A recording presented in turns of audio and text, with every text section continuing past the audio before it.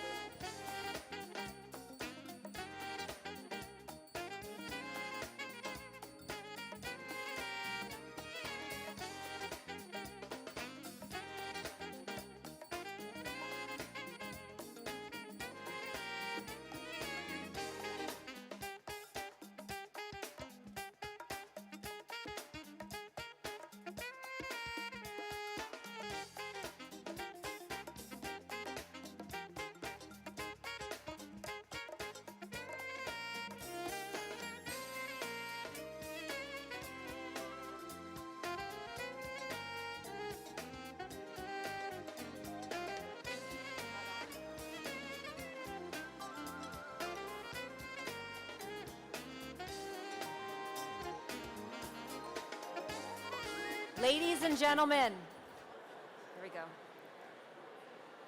Ladies and gentlemen, can we get your attention, please?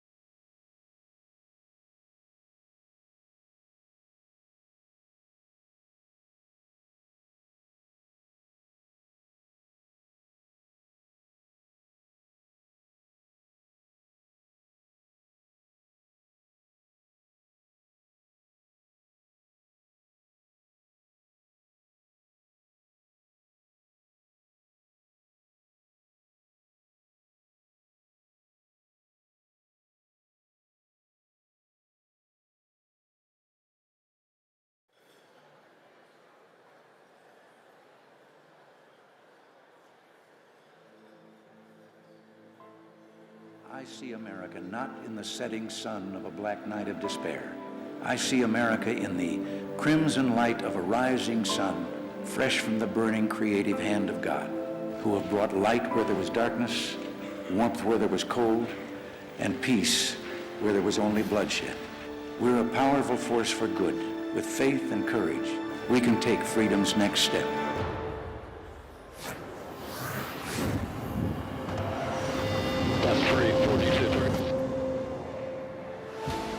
The United States of America has an advantage that no autocracy can match. Our combination of free enterprise, free minds, and free people.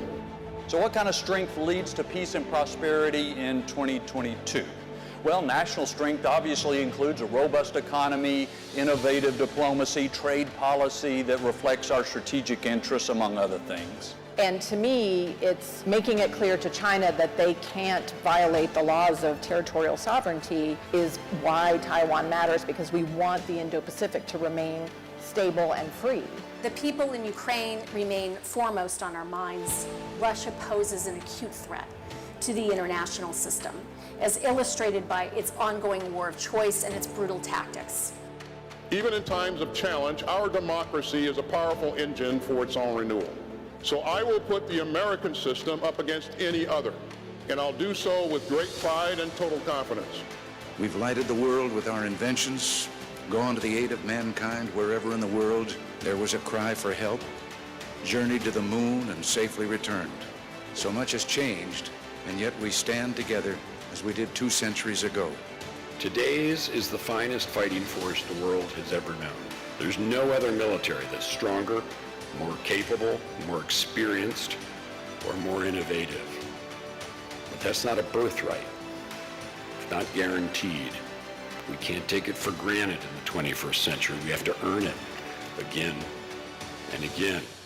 It is time for us to realize that we're too great a nation to limit ourselves to small dreams. I do not believe in a fate that will fall on us no matter what we do. I do believe in a fate that will fall on us if we do nothing.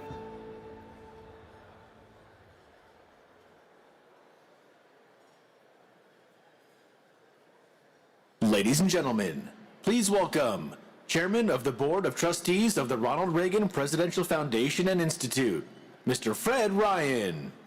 Thank you. Good morning. Good morning, everyone. Thank you. Welcome to the 2022 Ronald Reagan National Defense Forum. I'm Fred Ryan, Chairman of the Board of the Foundation Institute, and we are delighted to have everyone here this morning. I'd like to start our morning by welcoming Cadet Chief Master Sergeant Asira Tawalaki and Cadet Senior Master Sergeant Rebecca Hayes to lead us in the Pledge of Allegiance, as well as Captain Wayne McCrae, Regional Chaplain of the Marine Corps Installations West, Marine Corps Base, Camp Pendleton, for the invocation.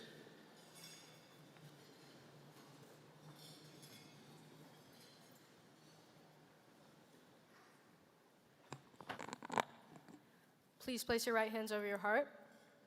Ready? Begin. I pledge allegiance to the flag of the United States of America and to the republic for which it stands, one nation, under God, indivisible, with liberty and justice for all.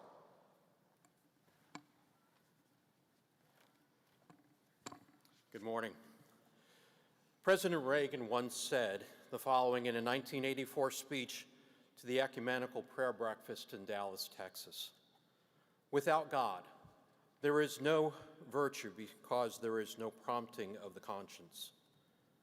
Without God, we are mired in the material, that flat world that tells us only what the senses perceive. Without God, there is a coarsening of the society. Without God, democracy will not and cannot long endure. And that simply is the heart of my message. If we ever forget that we are one nation under God, then we will be a nation gone under.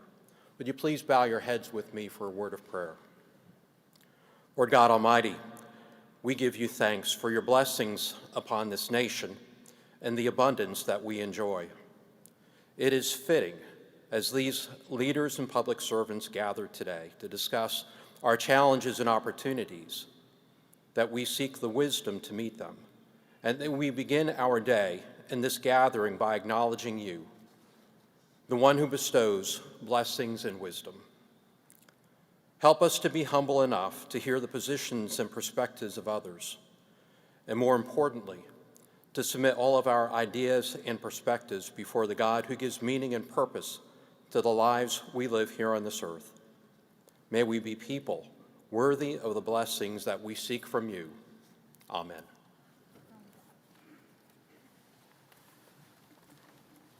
Thank you. Please be seated.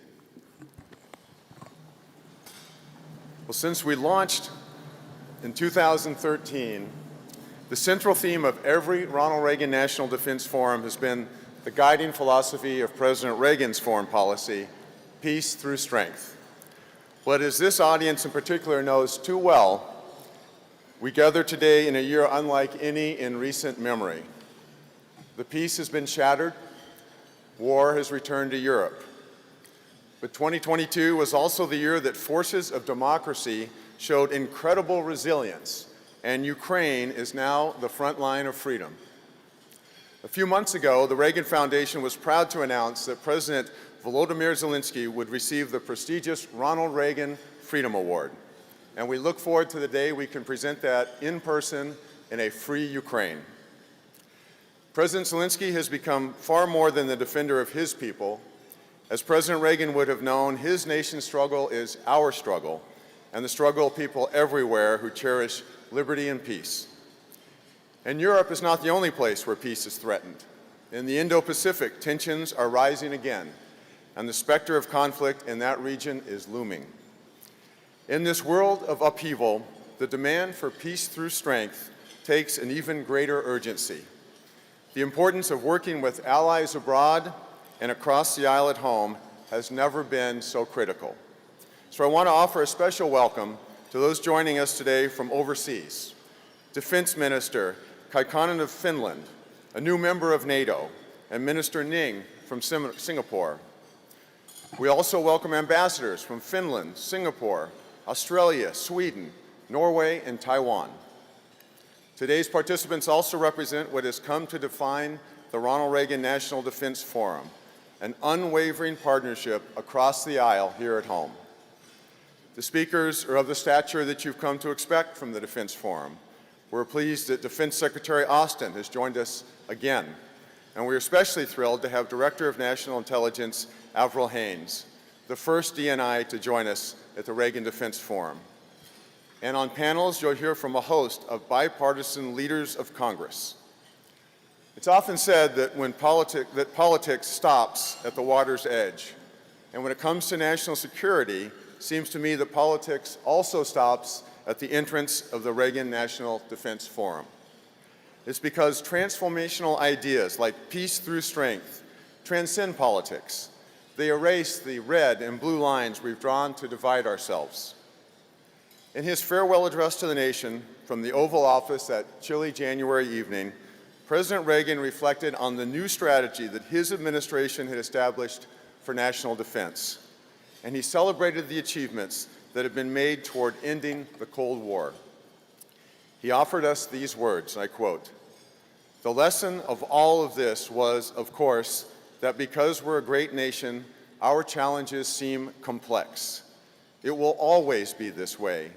But as long as we remember our first principles and believe in ourselves, the future will always be ours." Well, do Americans today remember these principles?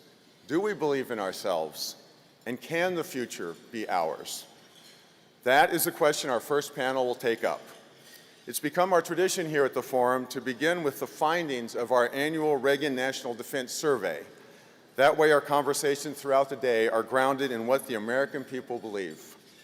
So please welcome our first panelists, co-chair of the Defense Forum and House Armed Services Committee Chair Adam Smith, Senator Deb Fischer, Microsoft Vice Chair and President Brad Smith, political strategist Karl Rove, and moderator Abby Phillip of CNN. Please join me in welcoming them.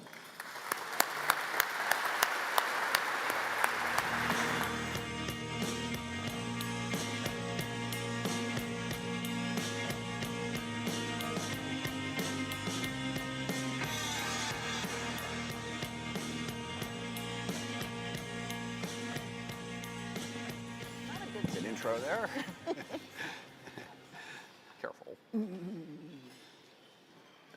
All right. Good morning, everyone. Good morning on this beautiful Saturday morning. It's a pleasure to be here with all of you and to be joined by these great panelists. We have a few recidivists here on the stage who've been a part of this panel before. Brad Smith, Chairman Smith, and Karl Rove have all been here.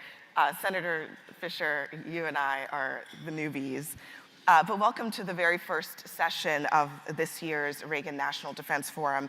In recent years, as Fred noted, the forum has opened up with a discussion of this year's survey and the views of the American public, just to give us some perspective on defense and national security conversations that will take place throughout the day.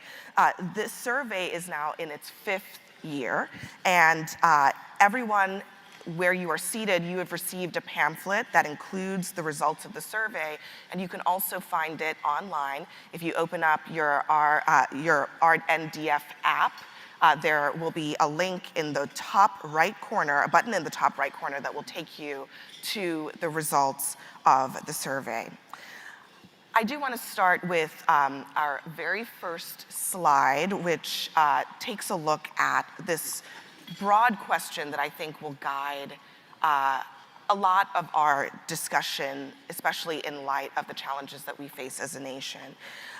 This question asks about whether the United States, the American people, want more engagement, less engagement, or it depends. And as you can see in the numbers, the number that says they want the US to be more engaged has really gone down dramatically in the years since we've been doing this survey, since 2019, and now it's only at about 40%. But Karl, as you've noted, that number, those people have shifted not to, they want us to be less engaged, but they've shifted over to the side saying that it depends. Yeah. And you've noted that that means, in large part, they are giving their political leaders a little bit of trust on this issue. It strikes me that as we sit here with Russia invading Ukraine, China eyeing Taiwan, that trust deposit is now coming due. And do you think the American leaders, political leaders at this moment, are adequately preparing the American public for what leadership on the world stage will need to look like in the coming years? Well, I hope you're right that the doubling of the percentage of people who say depends is an acceptable sign. I'm not certain I agree with that. It makes me nervous. What's interesting is we go from 50% saying more engagement 3 years ago to 40% today. That's a 10-point drop or a 20% decline in the percentage of people who say we want to be engaged. And as you say, they're not going to, less engaged. But being in depends may be a precursor to ending up in less engaged, unless our leaders make it clear to people what the stakes are if America withdraws from the world stage. And you see this in a lot of questions in the poll, where people have an instinct that America needs to be engaged, like in Ukraine, but there's also a hint, more than a hint in a lot of places, that the American people's attitudes are becoming slightly more neo-isolationist. I looked at the crosstabs on this. What's interesting to me is look at the sources of strength for the percentage of people who say we ought to be more engaged. It's men, it's people 45 to 64, 65 plus, in fact, 51% of people 65 plus say we ought to be more engaged. It's college graduates, post-college graduates, of which they're fortunately only a small percentage of the American population, 52%. But the less are Republicans at 39, and the young. If you are under the age of 45, particularly if you're under the age of 30, you're significantly less likely to say more engaged. And you may be in the depends category, or you may be in the less engaged. But I worry that this is a precursor that we ought to pay attention to, and our leaders on both sides of the aisle need to figure out how to address. At the same time that this trend is continuing, since everyone was gathered here at last year's forum, Russia did in fact invade Ukraine, and it really injected that issue into the forefront of the minds of Americans. And the survey this year asks about US support for Ukraine. And what we see in the survey is pretty robust support. Support for US military aid, support for US efforts to bolster Ukraine and bolster democracy abroad. And Senator Fischer, I wonder, as we are on the cusp of the Congress and the House side changing hands and Republicans coming into leadership after the midterm elections, do you expect that in Washington, especially on the Republican side, the Republican leadership will continue to demonstrate support for Ukraine, especially when it comes to military aid? The Biden administration asking now for $37 billion in additional aid for Ukraine.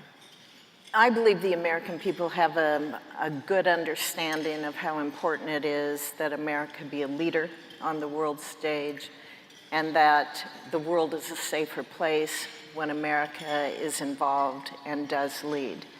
I think that is shown by the amount of support we see, bipartisan support, that we see for Ukraine. But I also think, back to the first question when it says, you know, it depends. It depends.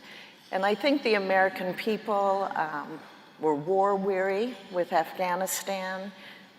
I believe that was a tipping point on how we had the withdrawal out of Afghanistan, and I think it made the American people question more. And how do we address that as policymakers? I think we have to be honest. I think we have to be more transparent. I've been pushing the department to try to declassify some of the material that we see on the Armed Services Committee every day, all the classified briefings that we go through, because I think if the American people understand the threats that we face, then they will be more supportive of what we need to address those threats. That's then reflected in the budget that we accept. It is what we put into NDAA, and the American people will have an understanding when the House and Senate Armed Services Committee want to plus up that budget because of the needs that we see out there and for certain programs, whether it's putting the study in for SLCM to keep that in the budget, or a B-83 gravity bomb, to have the understanding on why that is needed. Because deterrence, I'm a strong proponent of deterrence across many of the options that we present to a president in meeting the threats that we face. Deterrence is better than reacting after the fact. I do want to get to the budget questions a little bit later. We'll return to it. But to kind of bridge this gap between Ukraine and China, just in the last 24 hours, you don't have to be here long to know China is really what is on everyone's mind. And in some ways, how the United States public has responded to the Ukraine crisis has become a little bit of a proxy for the coming conflict with China. And Chairman Smith, I wonder, do you think, what is your view of whether the American people will be prepared to do what is necessary to deter or confront China if it comes to that down the road? Well, really, it's three things. And leading back to the first two questions. Number one, we cannot underestimate the 20 years of conflict between Iraq, Afghanistan, and what we used to call the global war on terror. America has been actively engaged militarily in the world in a way that most people in this country don't think was ultimately successful. We lost a lot of lives, it just disrupted it, and it sort of built in this feeling that America was too engaged in the wrong way in the world. Now, there's a lot that went into those decisions, okay? And it's easy in hindsight to say we should have done this or we shouldn't have done that. But I think when you're trying to figure out how do we get the American people to engage on a foreign policy and a national security policy that they can support, there's a certain amount of humility that every single one of us has to have in making that pitch. And that was 20 very, very difficult years. So we got to understand what our role is going to be in the world and emphasize that it's not even going to primarily be militarily. It's going to be about partnerships and alliances and development and diplomacy, that there are other ways to engage and bring the world together that don't just involve dropping bombs on people. And we need to make sure we make that balanced case, which is the second thing. We have to clearly articulate why we are engaged in the world. And I think that's the biggest problem. It's got different ideas over here. To me, it's crystal clear, which brings me to the third thing, and this is what Ukraine has done, is it has focused the mind. You know, prior to Russia invading Ukraine, a lot of the threat, as we got further and further away from 9/11, was sort of theoretical in the minds of most people. Oh, China's not going to invade Taiwan, Russia's not going to invade Ukraine. That's just, now it's real. So now we have an opportunity to make the case to the American people, this is why we need to be engaged in the world. Because we stand, and I know it's almost cliche at this point, a rules-based international order that builds towards greater peace, greater stability, and greater security, not just for us, but for everybody. And on the other side of it is Xi and Putin and Iran and North Korea and a lot of global terrorist organizations who want autocracy, who want violence, who want to do. We need to work cooperatively, not America first, not we're the ones who are going to come in here and tell everyone else what to do, cooperatively with a large group of nations to build a better future for the world. We need to make that case, and I think that's the depends part. It depends on what you're doing. So if we can make that case and get the engagement, I think we can build support. Yeah, I hate to be the worry wart here, but I agree with you. And take a look at this. In the poll, 82% of the American people feel that Russia is an enemy or something of an enemy. So we got 8 out of 10 people saying it's our enemy. And yet a third of the people say, you know what, we got enough problems at home, we shouldn't do more. And our leaders, I think you're right, need to make the case, not simply about, you know, big nations attacking little nations and upsetting the international order, but we've got to make it clear to the American people that the interests of the American economy, the American worker, are at risk here. Yeah, well, as you know, it's all about a narrative. That's what I'm going to tell you. If you're trying to win a campaign, you got to have a narrative. You know, this is what everyone says after you lose a campaign. Oh, we didn't have a narrative. So a lot of people are saying that right now. But that's it. We have to build that larger narrative. And in part because there's been things going on domestically that have slightly distracted us, as we're all aware, we have to build that narrative. I want to bring Brad Smith into the conversation on this Ukraine-Russia issue, because again, it's one of those moments where so much of what we are seeing happening on the ground in that conflict could foreshadow what is coming. And I know that Microsoft has been doing a lot of work on the ground in Ukraine, but also tracking a lot of the cyber activity and Russia's efforts to destabilize Ukraine, not just through bombs, but also through cyber incursions. Tell us more about what you all are seeing and what that can mean for other NATO nations, Poland, sort of almost a bystander in that conflict, but even the United States as we look further into the future.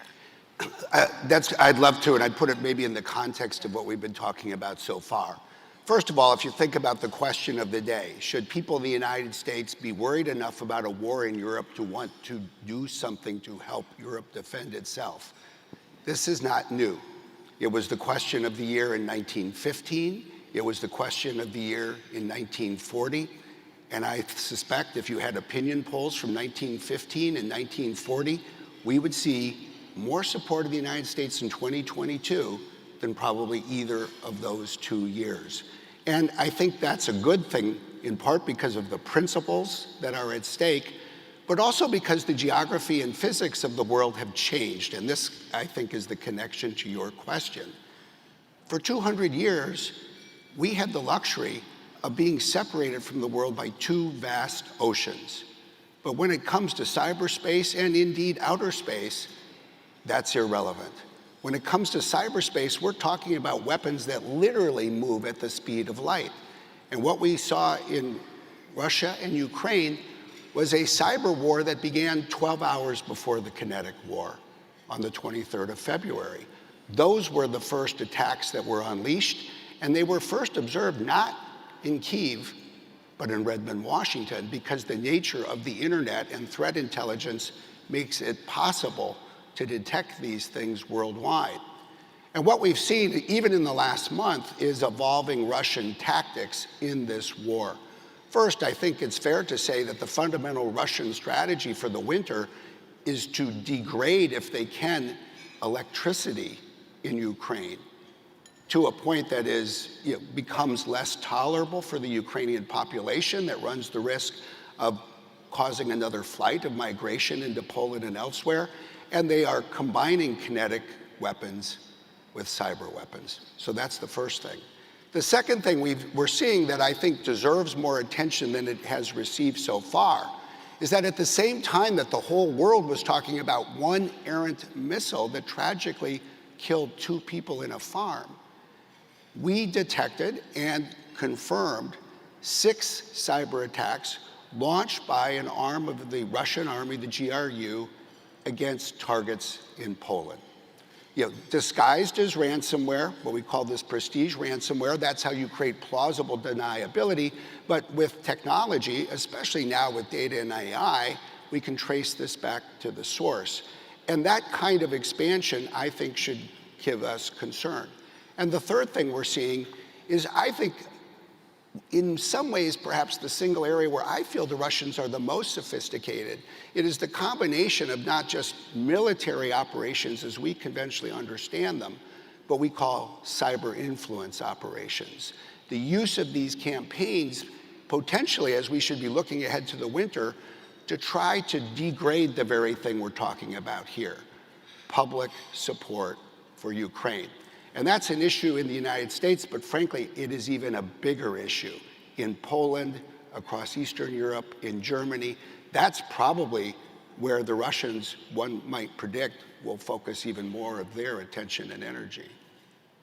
And Chairman Smith, do you have a view on the country's preparedness for some of those challenges? The type of warfare that we could be seeing, that is both military and also cyber in nature. The American public, at least according to this survey, seems to be aware of that growing challenge, and are policymakers responding? Yeah, I have a whole bunch of views on it, as a matter of fact. First of all, I mean, people tend to freak out that we're not prepared for things. I used to joke that when I first got in the Armed Services Committee, I thought that's what we did. People came over from think tanks in the Pentagon and described a threat to us. And you can be sure of several things. Number one, whatever we thought the threat was, we were crazy underestimating it. If you thought we were ready, there's no way we were ready. It was just like freaking people out. So I'm not a fan of that approach. Figure out what the problem is, and let's figure out how we can address it. But I think when you look at the military, and Mac Thornberry is here, and he was a great leader on this before anybody else was, recognizing the change in the nature of warfare, how important information systems and technology are, what they now JADC2, Joint All-Domain Command and Control Awareness, basically making sure all of our systems communicate, and those information systems that Brad just talked about are protected. We need better information systems. And then what you're seeing in Ukraine, you need better missiles, better drones, and better missile defense, and better counter-drone capability. We need to make investments in those technologies to be in a better position to fight the fights that are out there right now. That's the part most people agree with, but then we get into the whole debate over legacy systems. And by the way, I've got nothing against legacy systems if they are helpful to what we need to do right now. Okay? Just because it's old doesn't mean it doesn't work anymore. The older I get, the more I believe in that statement. But the point is, you need to look at what is the fight. And the fight, what we're learning in Ukraine is, again, got to have the best information systems, got to be able to get the information where it needs to go, got to be able to protect it, which brings us back up into space in a major way. And we've got to make those investments, and then missiles, counter missiles. And if you're building a lot of, well, final point. We used to have a very simple formulation, which was we have to be able to mass a whole lot of firepower in the place where we need it, which means big ships, planes. But now that firepower, as big as it is, as we've seen, is incredibly vulnerable to a very cheap missile, okay? So what do we actually need to build? We need to pivot to the asymmetric warfare that is now happening around those issues. And we are, I will say, and I think the Pentagon, through 3 administrations, should mention, I always think of Ash Carter as one of the first people who sort of had a vision of this. And incredibly sad his passing this year, but he was a real leader, and that continued through 3 administrations to try to make this transition to that type of warfare. But that's what we need to do to be in a position to deter the adversaries that we face. China being the big one. We've done the Office of Net Assessment has done a whole bunch of war games about how we weren't ready for it.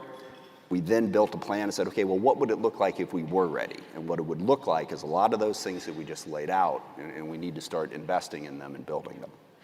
According to the survey, 85% of Americans say that cyber warfare is among their top concerns. So the concern is there. The interesting thing in the last couple of years, Senator Fischer, has been, I think Americans are experiencing, some things that might have seemed esoteric in the past, let's say a chip shortage, and experiencing it incredibly acutely. And just as we pivot a little bit to this issue of China, it's really highlighted how dependent we are on technology that is made elsewhere. And I know that on a bipartisan basis, lawmakers passed the CHIPS Act, and there is a fair amount of bipartisan praise for that. But I think my question to you is, what's next? What else can be accomplished on a bipartisan basis that addresses a broad range of concerns, not just about military readiness, but about our economic readiness to compete with China? I think it's extremely important that we recognize that our adversaries didn't take a break when we did, and I'm speaking about our military readiness because that is a focus for me. They didn't take a break. We didn't make the investments. They kept investing. The Chinese have some good stuff, but they're making better things faster. And we continue to be behind. And we are not making the investments. Yes, the theater of war is going to change. And it puts, I think, more of a challenge on this country to be able to address what we will be seeing in the future. And when you don't put the funding into research, don't put the funding into making sure that you can move ahead on plans faster, we fall further and further behind. We've all heard the Chinese say they're going into Taiwan by 2027. But we have things that can be able to mitigate that. That may not be ready until 2030. The Chinese aren't just going to do military, as you said. They are an economic strength power. Other countries are worried about that, as everyone should be, on what can happen. We saw when Lithuania, for example, they've made some overtures to Taiwan. Well, what did China do? They had a de facto embargo on Lithuania then and caused economic upheaval. When we look at Ukraine, when we're looking at a country that, about 45% of their economic vitality has dropped because of this war, that is just as important. It is just as vital for that country to be able to fight back or work with allies to be able to get through that in this long war that we are going to see in Ukraine. So I agree, we have to establish and keep strong relationships with our allies. We need to be able to step up and provide what's needed. But I think many times it's easier to look past the basic military needs that we have in this country because we feel that warfare will change. My point is, yes, warfare will change, but we have to have the basic military needs met. The politics is at the doors of the Reagan National Defense Forum, but it is actually a kind of bipartisan agreement, at least in the last 2 years, that Congress has given the Defense Department more than the Biden administration has asked for. We've worked really well on that. With the House Armed Services Committee, with the Senate Armed Services Committee, there's been, I think, a good working relationship, a good partnership to be able to address those needs and maybe put a little more pressure on the White House, on any administration. That is our job. That is our job, to be able to work with any administration that comes forward and push back when need be.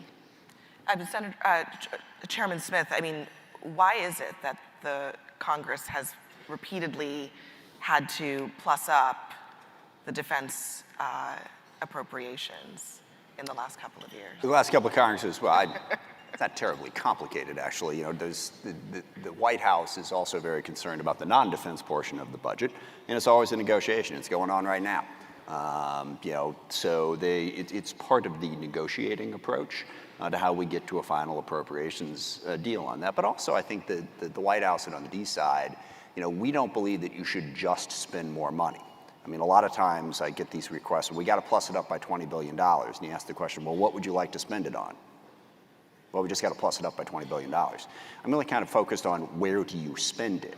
Because you can spend money in a way that is not positive. I always quote, there's a VC that I've worked with who said, he has not yet met the organization that can't have its budget cut by 10% and get better at what it does.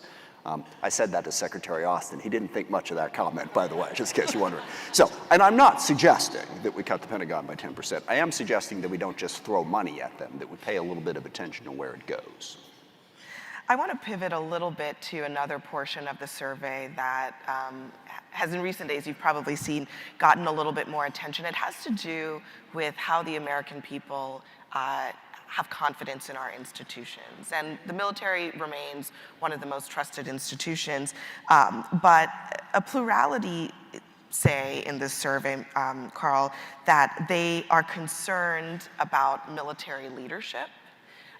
Republicans largely drive this, concerns about so-called woke ideologies. This was actually asked in the survey. And, you know, as I read this, I mean, as a political journalist, it's not new to me, this idea, but it was striking to me how it has penetrated into at least some sections of the American population, particularly Republicans. But my question to you is this real, or is this just a reflection of partisanship that suddenly about a third of Americans say they're concerned about woke ideologies penetrating military leadership?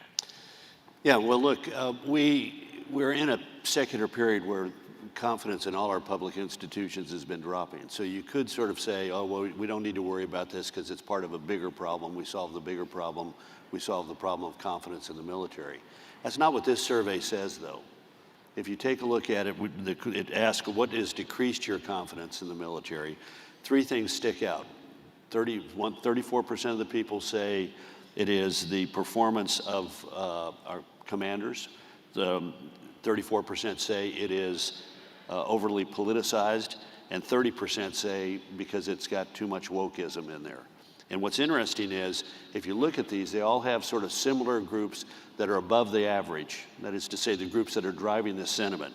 Men, people age 45 to 64, Hispanics and Republicans all say that it's performance of our military commanders and our political leadership. Overly politicized, men, 45 to 64-year-olds, 65-year plus, postgraduates, and Republicans, starting to see a pattern here. Woke, men, 45 to 64, everybody, 65-year plus, college graduates, postgraduates, and Republicans. So we've got an element out there that's saying, in essence, we like the military, but we've got growing concerns about things that are diminishing our confidence in them. And this needs to be addressed by policy leaders, in my opinion. It needs to be addressed by policy or politics? Well, look. Should be policy. Yeah, it should. Well, what is the policy prescription to fix that?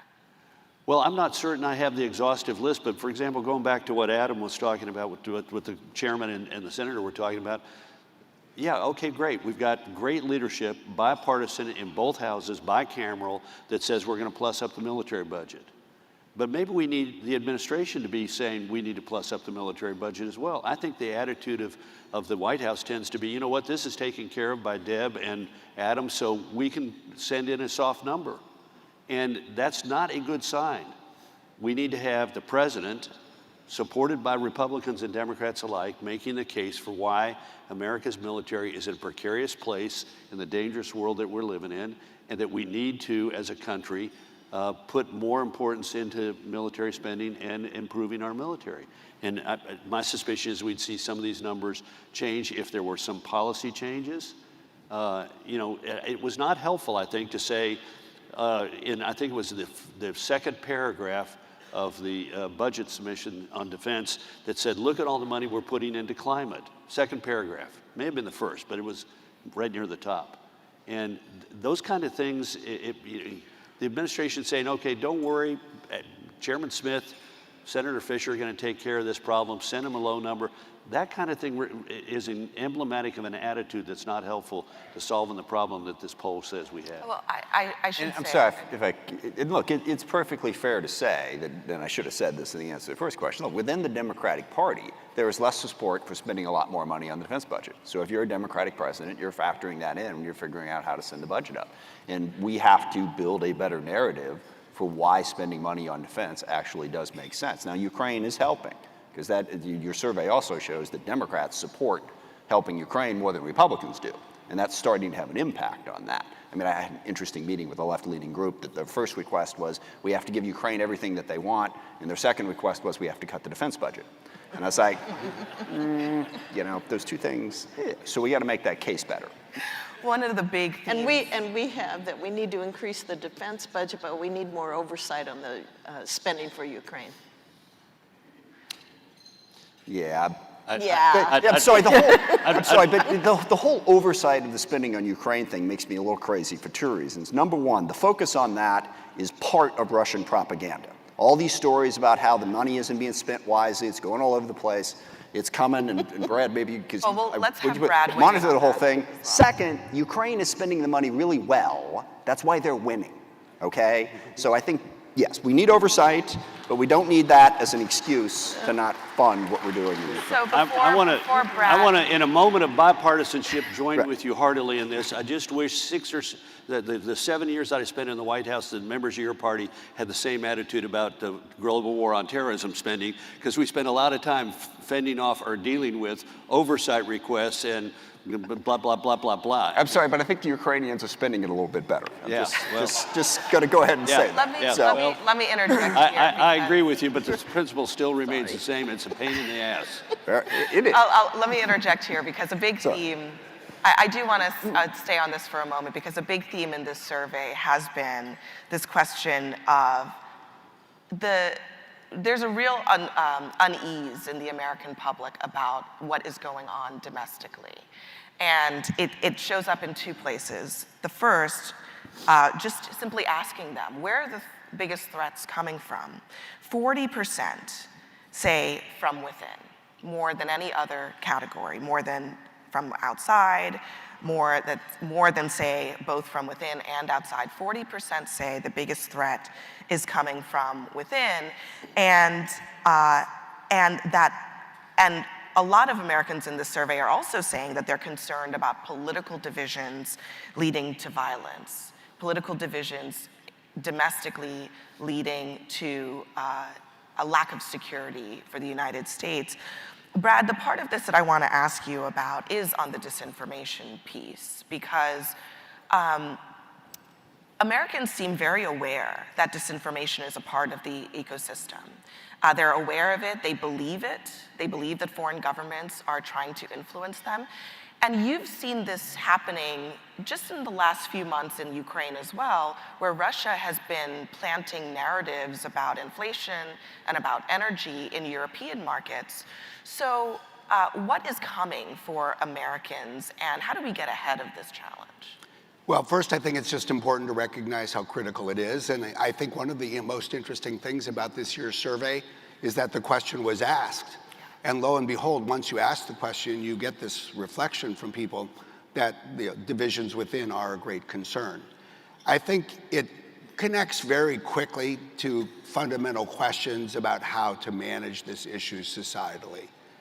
In a democracy, I think that the role of the government is inherently limited whenever you're talking about the free debate that you need a country to pursue. And I think for lots of good reasons, people have oftentimes just as many concerns about the role of tech companies as they do about the government itself. And so I look at it and say what we need to do, I'll just approach it from our industry's perspective, is two things. One is stay true to the values that have long been important here, namely free expression, and a recognition that censorship is not the answer. Instead, the answer to ideas that we think are bad or information that we think is flawed, I think is always to provide people with what we hope are better ideas and more and better information. And this then connects directly with what I think we're doing, certainly as a company, where you see the sector start to go. The biggest risk, in my view, is the feeding of divisions within from cyber influence operations from without, specifically the Russians and the Chinese, to some degree the Iranians, but the Russians are the most prolific. The Chinese have the greatest capabilities in this space. And just as in some ways, the first step in defending against all what I'd call traditional cyber attacks is to detect them. We are and need to hone our ability to detect these kinds of, say, Russian and Chinese cyber influence operations. And one of the great lessons, I think, of 2022 was, in some ways, perhaps historians will say, the single most important thing that the United States government did was release its intelligence so that people in Europe would be forewarned about what was coming. And in the same way, we have the opportunity to take our intelligence and our threat detection, and just as we attribute a ransomware attack in Poland to the Russian military, identify, report, and attribute these kinds of efforts to, say, the Russian military, the Chinese government, and the like. And then we at least have a foundation for a media-savvy and informed debate. And that will never solve every problem, but I also always think it is the fundamental foundation in every democracy for trying to keep the public together. And as Chairman Smith was referring to, this debate over oversight on Ukraine funding, it strikes me is very much driven by a lot of online conversation, by a lot of cable news conversation. And I don't know if Senator Fischer, you want to jump in on that, but do you think that that in the new Congress, that issue of wanting to curtail Ukraine funding is going to dominate? I think the challenge before us as policymakers, first of all, is to involve our colleagues in more classified briefings, in trying to gather more information so that they are informed and they don't buy into a lot of noise that's going on out there. Secondly, I go back to the fact that we have to be more transparent with the American people so that they can filter through the barrage of information that they receive, and that they then are better able, more capable of discerning for themselves what the truth is on information. It's not going to, I don't think it's going to change minds on one side or the other for us to sit up here and say, this is what you should believe, this is what is happening.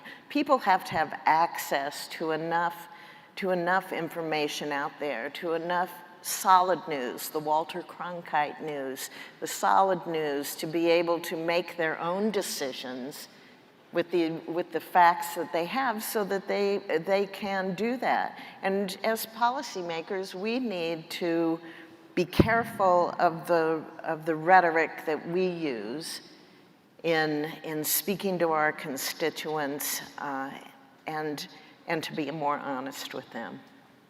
Chairman Smith, do you expect that the NDA will be approved this year and that there will be an omnibus spending bill approved this year as well? Yeah, again, just one quick thing on the messaging piece. Brad hit it quite well. We need to get our message out there, and that sort of brings me back to that original point about we need to tell our story. And I think one of the things I'm really worried about, and Mac and I worked on this a lot when he was chair as well, the Smith-Mont Act. That's an inside joke, I won't get into that. But we've got to get our message out, okay? And I think what happens, during the course, and the Russians are doing all this and the Chinese are doing all this. I really agree with the senator and Brad on this. It's like when you're running a campaign, they're running TV ads against us. They're doing those. Okay, well, we have money and we have access to that too. Let's get our message right, and then let's get out there and let's start doing it. I think we have been slow for a variety of different reasons to develop and deliver that message as to what is our narrative about U.S. engagement in the world and the vision we have for that. And I think we need to be a lot more aggressive about putting it out there, and that is the best way to counteract what Russia and China and all other people are doing. To answer your question, yes, we will pass the NDAA. And I ask because, yes. Because the kind of broader questions about whether these funding decisions should be deferred into the new Congress, that is going to be weeks. We need to do our job, and this is a source of enormous frustration for me, so I'll try to, but we need to pass the defense bill, and we need to pass the appropriations bills. And there's all these insane conversations going on about, well, why don't we do that? Okay, it's great. Pass the defense bill, pass the appropriations bill. And you can do all that other stuff over there if you can, but if you can't, let's just do those two things and get them done. We are planning on filing the bill on Monday. There are a fair number of people who are trying to stand in the way of that, but as the Lord is my witness, we will file the bill on Monday, and we will vote, and we will pass it this week, one way or the other. And we need to do... And we need to do the same thing on the appropriations bill. I'll just make one point that I've made to a lot of people. I think part of what gets us in trouble is we wait so long to start. And this is like my mantra for the last couple of years. I think it's a Sound of Music thing. The beginning is a very good place to start. And when you say, well, we can't sit down and negotiate because we don't know about this and we don't know about that. Well, that's why you're sitting down to negotiate. So you can get to the point where you do know about this and that. We wait and we wait and we wait and we do press releases and we do all this other BS. Sit down and start talking and start working it out, okay? And then you'll work out, you got 100% of things to work out. Okay, here's the 20 that you don't think you're ever gonna be able to work out. Well, get the first 80 done. And then you can focus on that 20.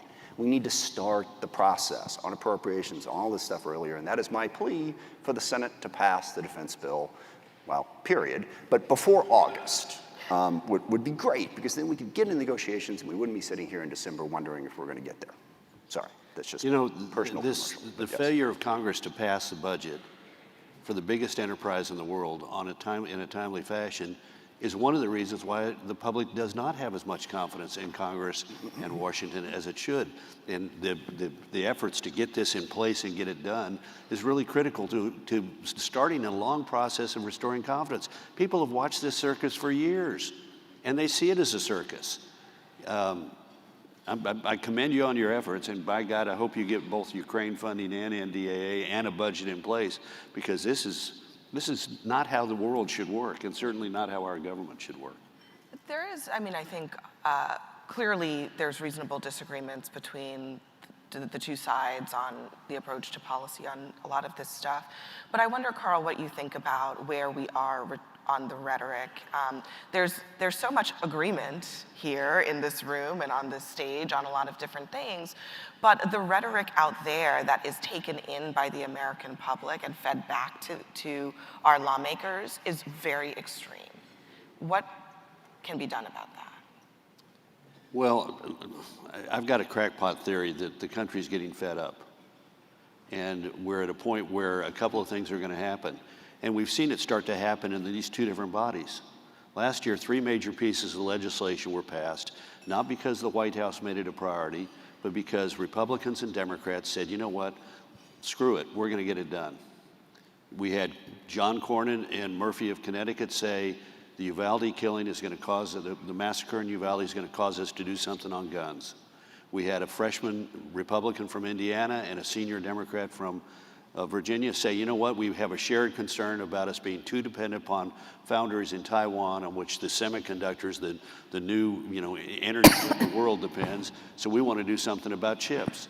And then we had the Republicans and Democrats on the Senate Transportation Committee say, we got to reauthorize the Highway Trust Fund as we do every 5 years. And while we're at it, why don't we see if we can't agree upon a reasonable amount of money for long-term investment in infrastructure that will make our country stronger economically. And all three of these things happen not because the White House said these are priorities and the president gives an address and we send our legislation up. It happened because members of Congress said, you know what, we're done. We're done with trying to get on cable news. We're tired of the food fights. Let's get something done. And I think that's happening. I think the other thing that's happening is, it's whether we know it or not, it's 1959 or 1960.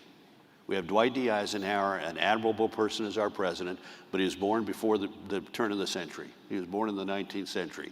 And the American people said in that year, thank you, appreciate your leadership for our country, but we want to pick one of these 40-year-olds who's a veteran of the Pacific Theater, Richard Nixon and JFK, and for the next 32 years, we were governed by the greatest generation.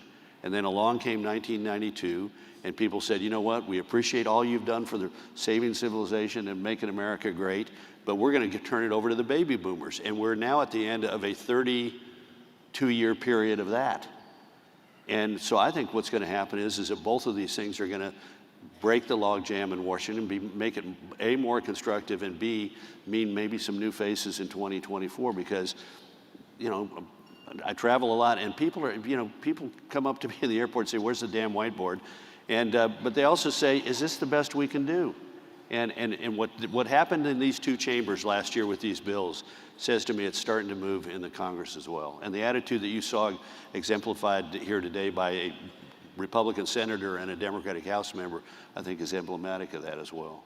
I'm sorry, I just say, I agree with most of that. President Biden deserves a lot more credit for all that stuff that happened. That's the only thing I'll say. I think having a president who is a legislator, who believes in getting things done, really helped. Yes, all those other people helped too, but don't think we can dismiss the White House for all the legislation that got done in the last 2 years. I think President Biden, he signed the bill, so he gets credit. But I remember he did a lot more than just sign it. I remember how many times he said, don't move the infrastructure bill because I want to get Build Back Better, and the House and Senate moved the infrastructure bill in spite of it. It is interesting to have a debate about who should get credit rather than who should get blame. I mean, That's that is true. a step in the right direction. I'll take it. I think that's miracle, yes. steered in a positive direction. I do want to refocus us a little bit back to the sort of overarching theme for, I think, a lot of the conversations today. We've got a war in Europe, but a looming conflict in Asia. And I think a big question for all of you, and you can marinate on this in your individual ways, is as we sit here today, do our political leaders have the ability to mobilize public opinion and political will to actually face the challenge that is coming, which would be a conflict with China? So, Senator Fischer, my question to you is, given all the divisions that are in our society, do you believe that when the moment comes and an American president, whoever that is, has to go to the American people and say, this is what we need to do to combat China today, whether it is force or transferring weapons or doing something else vis-a-vis Taiwan, that they would be able to do it? I'm a pretty positive person, and I believe in the American spirit, and so I think we would be able to, but it just can't all of a sudden come out of the blue. We just can't look at the American people and say, China's bad, we need to do this. That's why we have to message.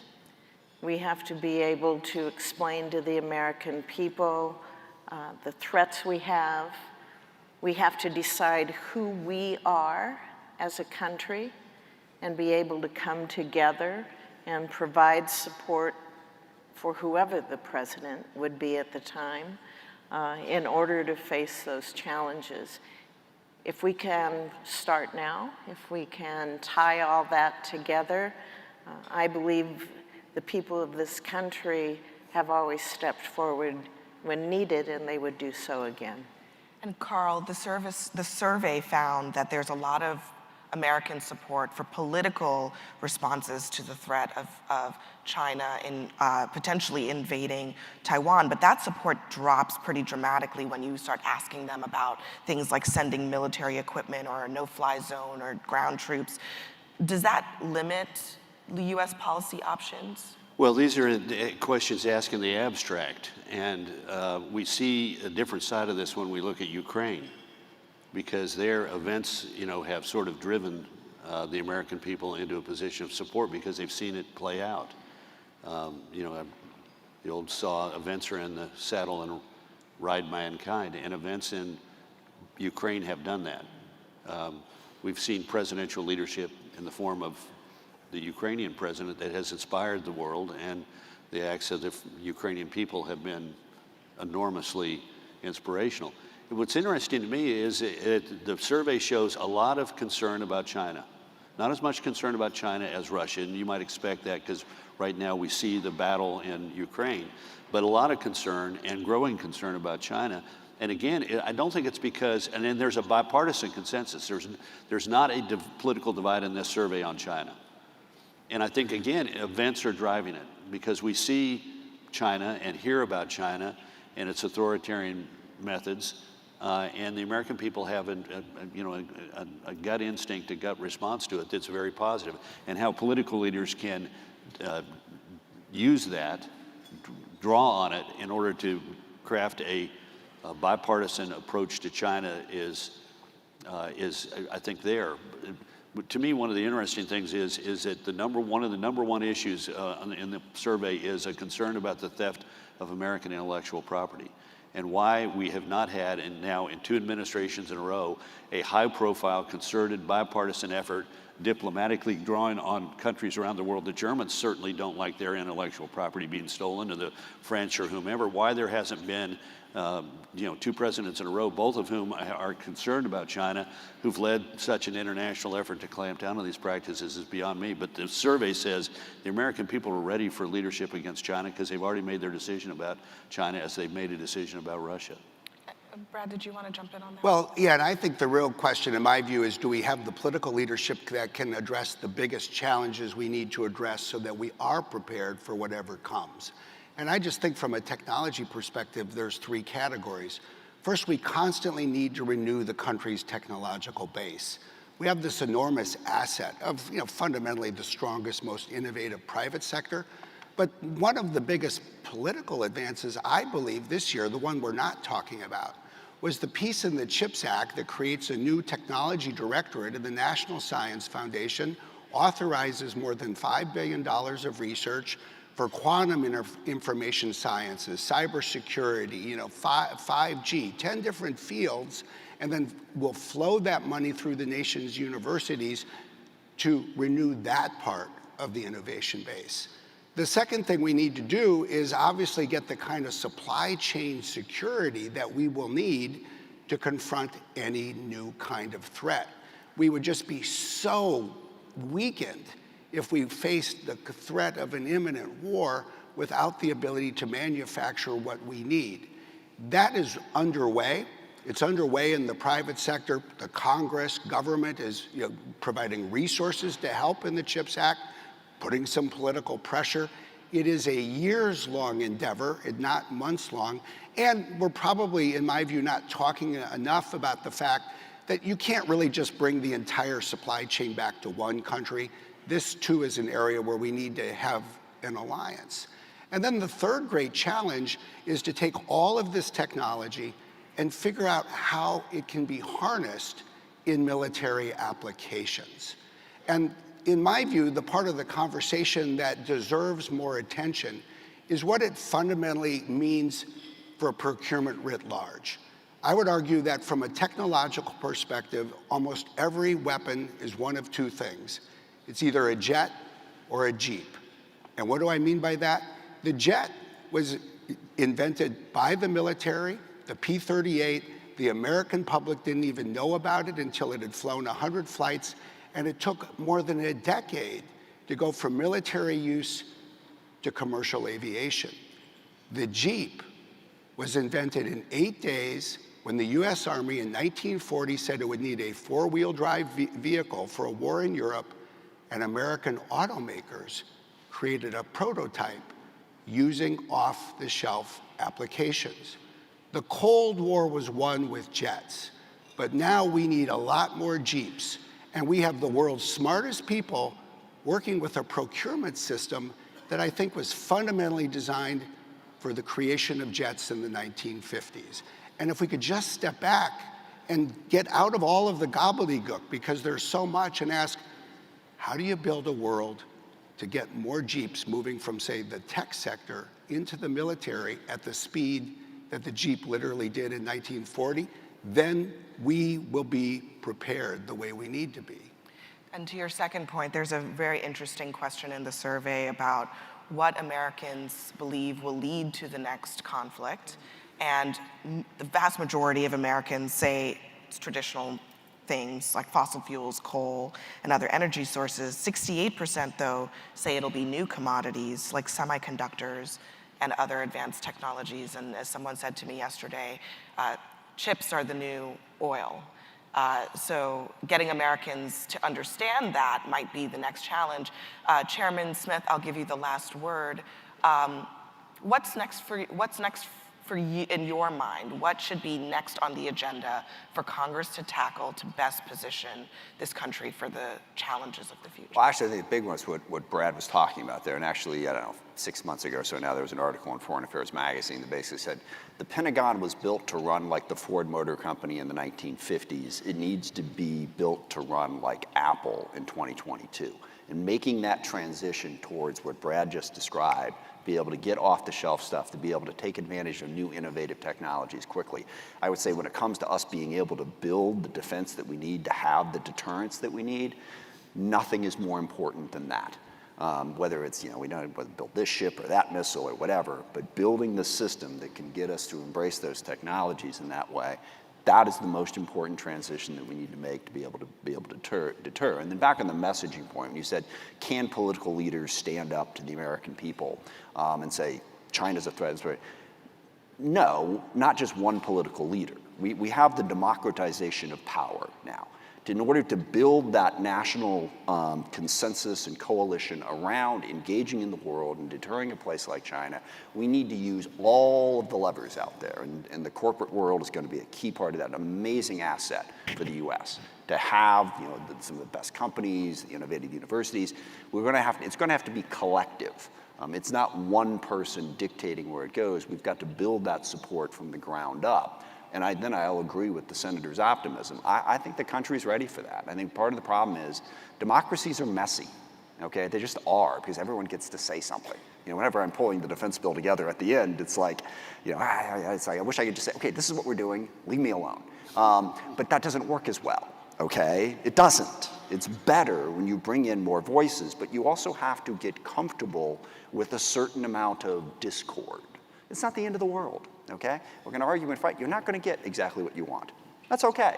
We're going to get through it. And I think we will. I do think that we have the ability to pull people together, that we have the leadership, not just in politics, but in the business world and elsewhere, to really build that consensus and play the role that I think the U.S. has to play right now. Well, thank you all for joining us for this great discussion. And there might be discord elsewhere, but not so much on this stage, for the most part. So thank you all very much, Brad Smith, Chairman Adam Smith, Karl Rove, and Senator Deb Fischer. Thank you. Thank you, Brad. Thank you. That was the most...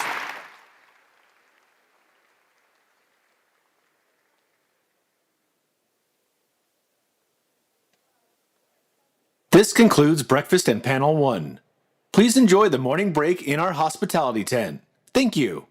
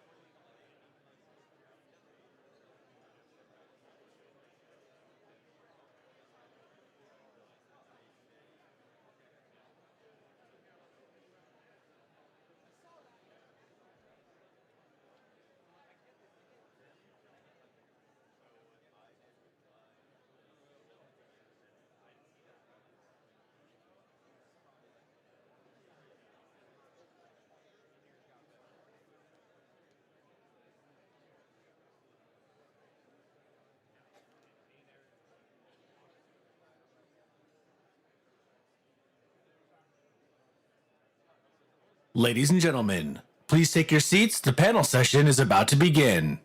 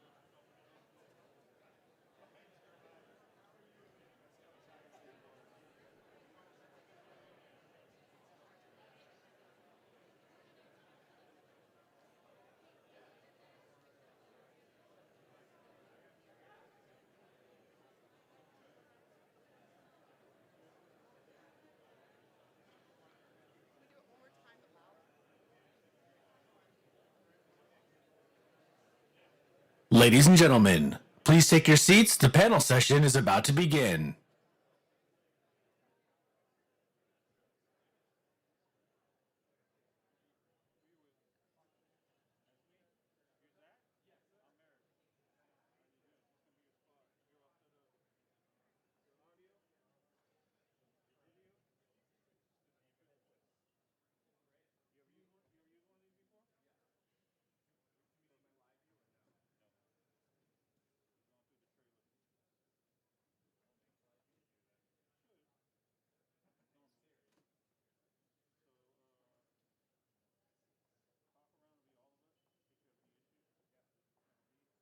Ladies and gentlemen, welcome to Panel 3, Restoring Strength at Home, Towards a Robust and Resilient Industrial Base.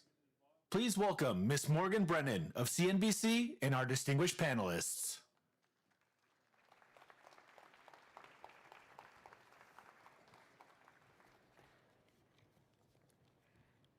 Well, good morning. Thanks for joining us here this morning. I will just jump right into it because we have a very meaty topic, I think, and many things to cover over this next hour. But first, just to introduce our panel, we have Secretary Alan Estevez, U.S. Undersecretary of Commerce for Industry and Security, Admiral Michael Gilday, Chief of Naval Operations, Secretary William LaPlante, U.S. Undersecretary of Defense for Acquisition and Sustainment, James Taiclet, Chairman, President, CEO of Lockheed Martin, and Senator Roger Wicker of Mississippi. Welcome to you all, and I think we'll start here with maybe just a few opening remarks from each of our panelists on this topic of a robust and resilient industrial base, and then we'll go from there. So, Secretary Estevez, let's start with you. Sure. Oops. See whether we get that better. Much better. A couple of points. My job at Commerce is on the export control side, which we call the defense side. So, I just put on these export controls regarding China that will slow China's ability to produce the highest end semiconductors for a period of time. They will figure this out. But what we've done is pretty comprehensive, and it will slow them down, which is important for our national defense. That is insufficient for what needs to be done. We need to play offense, too. So Senator Wicker, CHIPS Act, key in invigorating our sector there. That's one sector. There's other sectors where we need to invest. We need American industry, Jim, to play its role in innovating and developing the new technologies that we need to protect ourselves. And we need to develop the talent in America to do that. So we stop there and we'll go down and we can talk about those things as we go through. That sounds great. Admiral Gilday. Yeah, just a couple of comments leading off. First of all, with respect to coming out of COVID, I think that the degree of opaqueness that exists between the Pentagon down 395 and Crystal City is somewhat lifted. I think I see a much stronger relationship, a much more honest relationship with industry, specifically supply chain vulnerabilities. Those discussions are very, very healthy. We both have a lot at stake there on both sides, and so I see that. Wouldn't necessarily refer to it as teamwork, but I think honest conversations about those kinds of challenges that we face.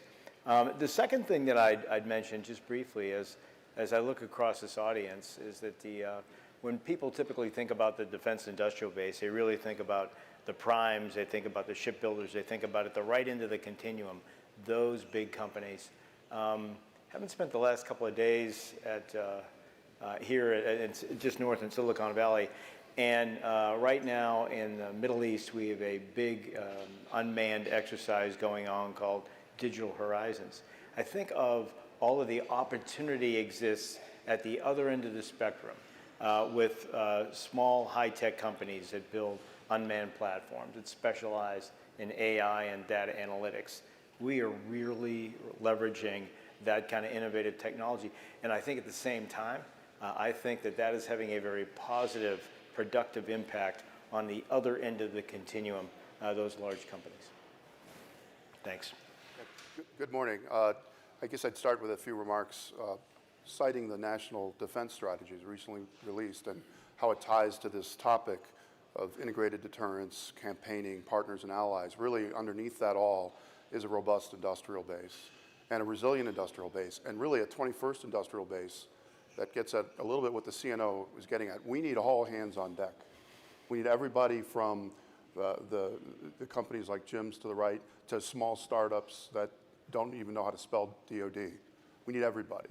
But we also need everybody not just to work on the front end or the back end, but to working on the design and development and the production together, going back and forth. That's where we need the innovation. I think that, that's where my head is at. So I think that we have a great opportunity now because we're being focused by the events of Ukraine and looking around the world. And I think there's a real technology opportunity to take modern design techniques, some call it digital engineering, with high-powered computing, and going back and forth with advanced manufacturing, including with small companies and startups, and getting into really economies of scale. And really not just to follow the industrial model of in series, but to do it all together. Okay. I have a feeling you, Jim, have a few thoughts on that. Yeah. Good morning, Morgan, and good morning to everybody here. Look, it's evident to everybody that we're in a geopolitical competition era, but it's great for me to hear our government leadership recognize that we're also in a techno-security competition, especially with China, but with others as well. And in the case of China, their leadership has identified that digital technology is at least as important as physical or Newtonian technologies to the future of defense. And with civil-military fusion in their system, they're including their digital industries in their defense enterprise more and more effectively. Therefore, I think it's really critical and timely that the relationship between the U.S. government industry that the CNO recognized just a minute ago really get driven home. And it's got to evolve rapidly for us to be able to compete with China and others. And the strategy of integrated deterrence that you mentioned, Mr. Secretary, really demands the implementation of joint all-domain operations. And to actually do that, we have to address our acquisition process, because the existing processes and organizations in acquisition in DoD are designed to address physical development technology cycles. Those run up to 10 years and some of them beyond because of the complexity of satellites, submarines, aircraft, et cetera. These processes and procedures are unsuited, though, for the more rapid development cycles in the digital world that you referred to, Bill. which could be 10 weeks or 10 months, but they're not 10 years. So to maintain our techno-security industrial lead, which we have today, against China, I think it's imperative for DoD to establish a parallel acquisition process to acquire those 21st century digital technologies that you talked about, Bill, that you need to deploy JADO. And that's really the theme that we're driving, is how do we get the small, medium, and large, especially the large, including them, digital leaders in the U.S. economy involved in the defense enterprise. Senator Wicker. Thank you. I think this is a good follow-up to our breakfast panel, and I'm sure it was designed that way. I can't resist making general comments that, of course, pertain to our industrial base. Chairman Smith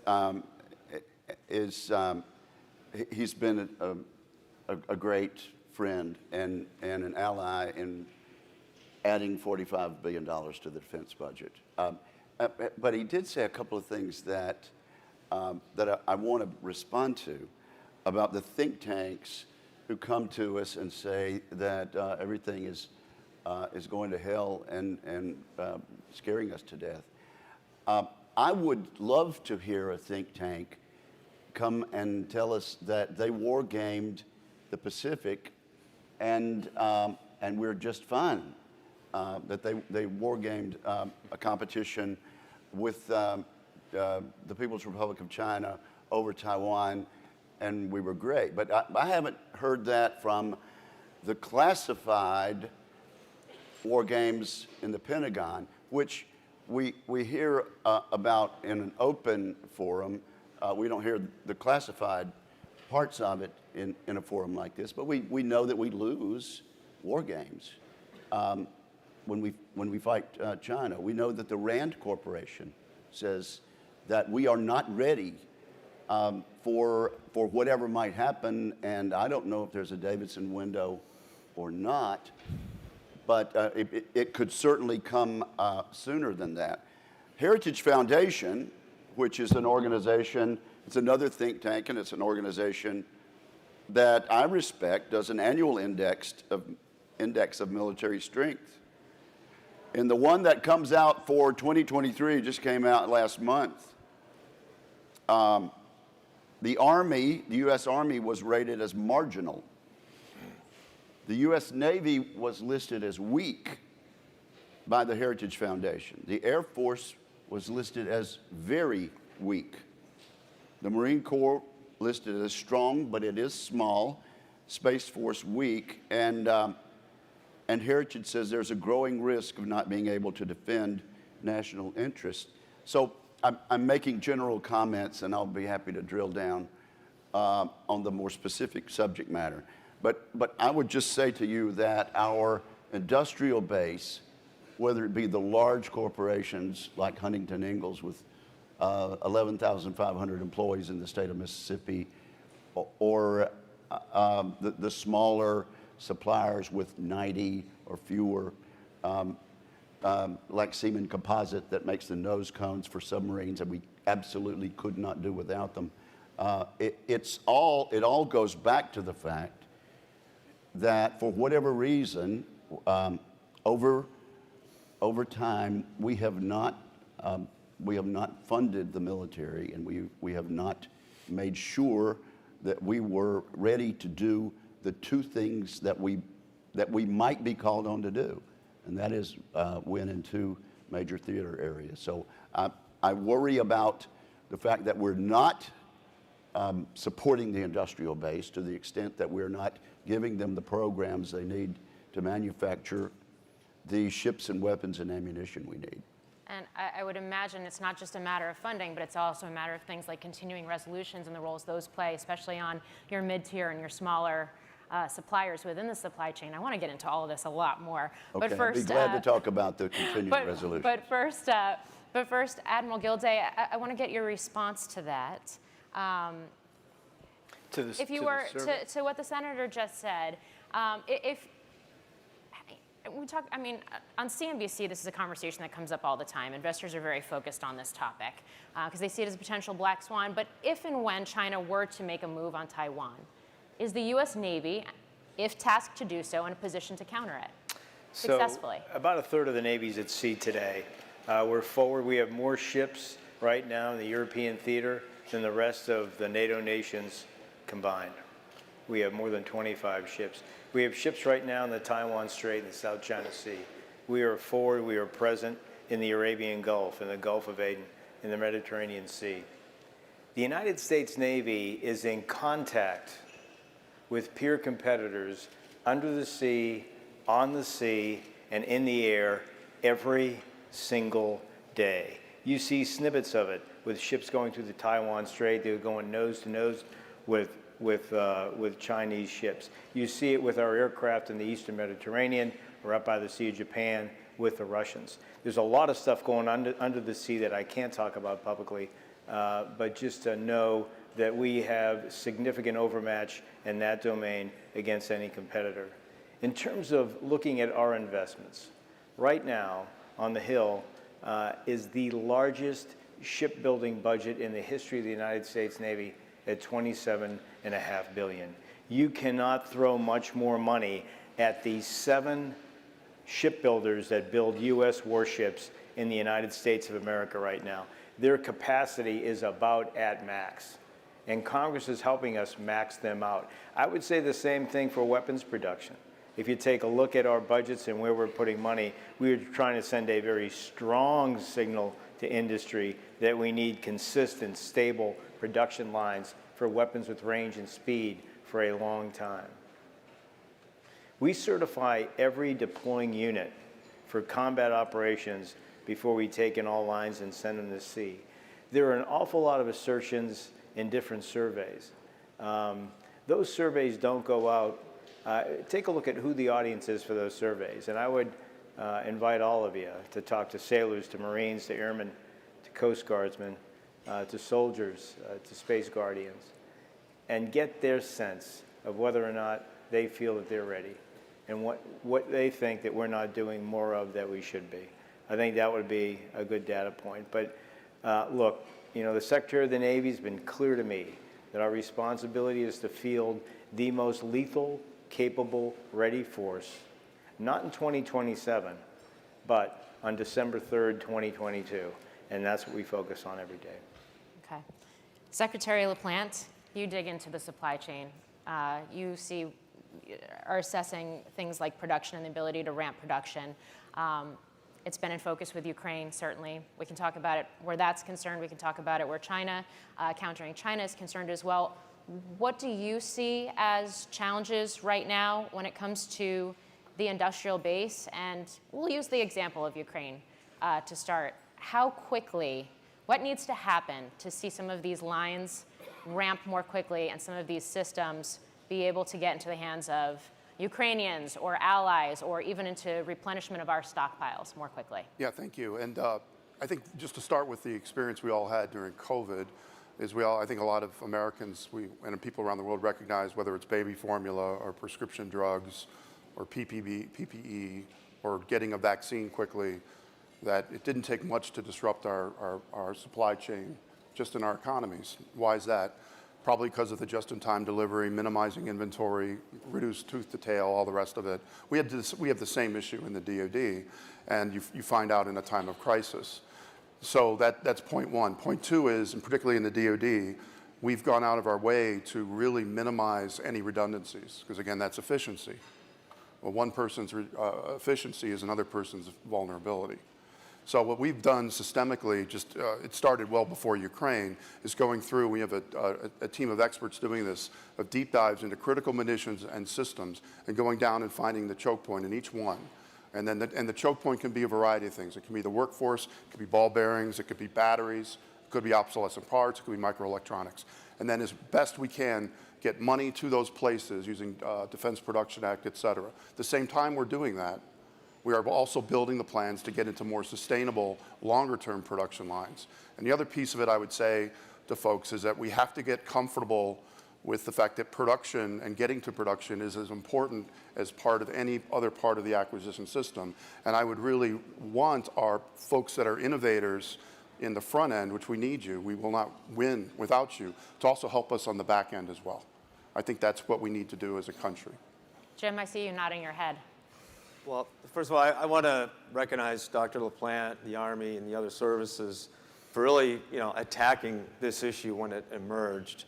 But it's a little bit at the battlefield hospital level, and you guys are fighting hard, and you're making great progress.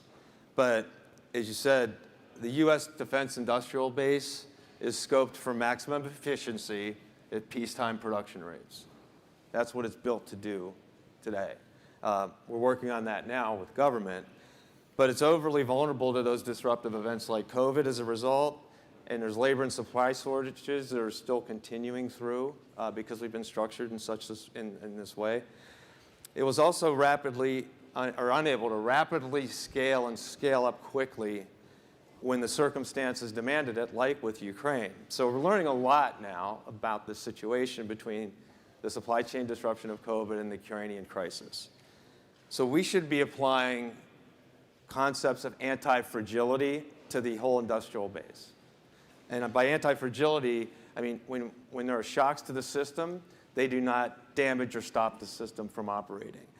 And some of the tools that I know that you're already employing in the DoD, multi-year procurement contracts for expendables, such as munitions, but it needs to go beyond that. A significant reduction in the single source suppliers of key components, because you won't have those emergencies in the ball bearing single supplier for that one part that you need. And then thirdly, procurement and maintenance of the tooling and capacity you need to quickly move 2 standard deviations above what peacetime production rates are in a reasonable amount of and short time. So those are some of the ideas that we can implement. And I know that the government's looking at now, but we're going to need to fund those. Resiliency isn't without cost. There'll be some cost to this, but we're learning so much in this experience that I think it's going to be a cost-benefit trade-off worth looking really hard at. Okay. I know there's a few people who want to jump in on this. Secretary Estevez, I will start with you. Sure, a couple of things. One, and I like what you were saying, Jim, but and we need to look at this as across the full American industrial base, not just the defense industrial base, because frankly, they're completely linked, right? We need to get away from reliance on adversarial countries as sources of supply. Again, the China problem, which, rare earths, neodymium magnets, and on and on and on. I could go on and on and on there. And we need to start encouraging buy America or buy allied. And if it costs a little more, okay, we need to encourage. And companies need to understand their supply chains, and they need to start thinking about how to diversify those supply chains. Right? If COVID didn't show that, Ukraine should have in spades. If Putin is doing anything good, he's helping NATO membership, and he's helping people understand the problems in their supply chain, including our European allies who are all over this right now. 2, we need to look at our own manufacturing capability, Bill, to your point. It's not just R&D, it's got to be production, and modernizing our production capability. That includes the organic production at DoD, but production across industry to digital and industrial capability, 21st century capability, more agile, more fluid. We're not going to be building F-35s that will run, right? So we need to figure out a better way to increase our production capacity in the United States. Admiral Gilday? I'll just make a couple of comments as a guy in uniform and thinking about this through the lens of what could we possibly do to allow industry to be able to surge when it needs to surge. And I go back to steady state production. You got to solve that problem first, and we haven't. And so I believe that from the services we need to give a steady, clear, consistent, and predictable demand signal to industry that needs to be reflected in our budgets. The sine waves are unhelpful. We've seen that in munitions lines out of Ukraine. What that ends up yielding, I believe, is more level-loaded production lines that are much more efficient. And the next thing I'd add is for the services, we also have to minimize changes to that production line when it's in progress. That leads to more time, it leads to more cost, and typically takes us off track. So I just add those tidbits to the comments that Mr. Taiclet made and the Secretary made. Senator Wicker, I want to get your thoughts on that, both in terms of budget and also in terms of the crafting of policy. the balancing of existing programs and a production ramp and what that means in terms of balancing legacy where it makes sense versus newer technologies and investing in newer capabilities, and how quickly we can make that I think we have to balance that based on the best information we have. Again, a lot of what was said at breakfast is absolutely true, but we're still going to need tanks, and we're still going to need missiles, and we're still going to need ammunition. Let me make sure everyone's clear. I'm on Admiral Gilday's side. He's been given a job to do, and he has to put the best face on what he's been provided. And Secretary Del Toro is here too, and I think he's the only secretary that actually spent a year in Pascagoula making ships. So I'm on their side. A few years ago, when we passed the first Ships Act, maybe we'll pass another one soon, every expert in uniform, admirals and generals around the globe, told us we needed 355 ships to compete. We finally decided to take them at their word, and we didn't pass a sense of the Senate. We passed a statute that was passed by the House of Representatives and signed by the President, saying that 355 ships in our Navy is the statutory requirement. It's been somewhat treated as advisory since then, but the Congress in that statute, and what I would have preferred to do is actually implement that in our authorization bills. China has 400 ships, and they're building them more and they're building them better. Some of ours are much more technically capable. But I want to give Secretary Del Toro and Admiral Gilday what the experts say they've needed. Now, with regard to the budget, I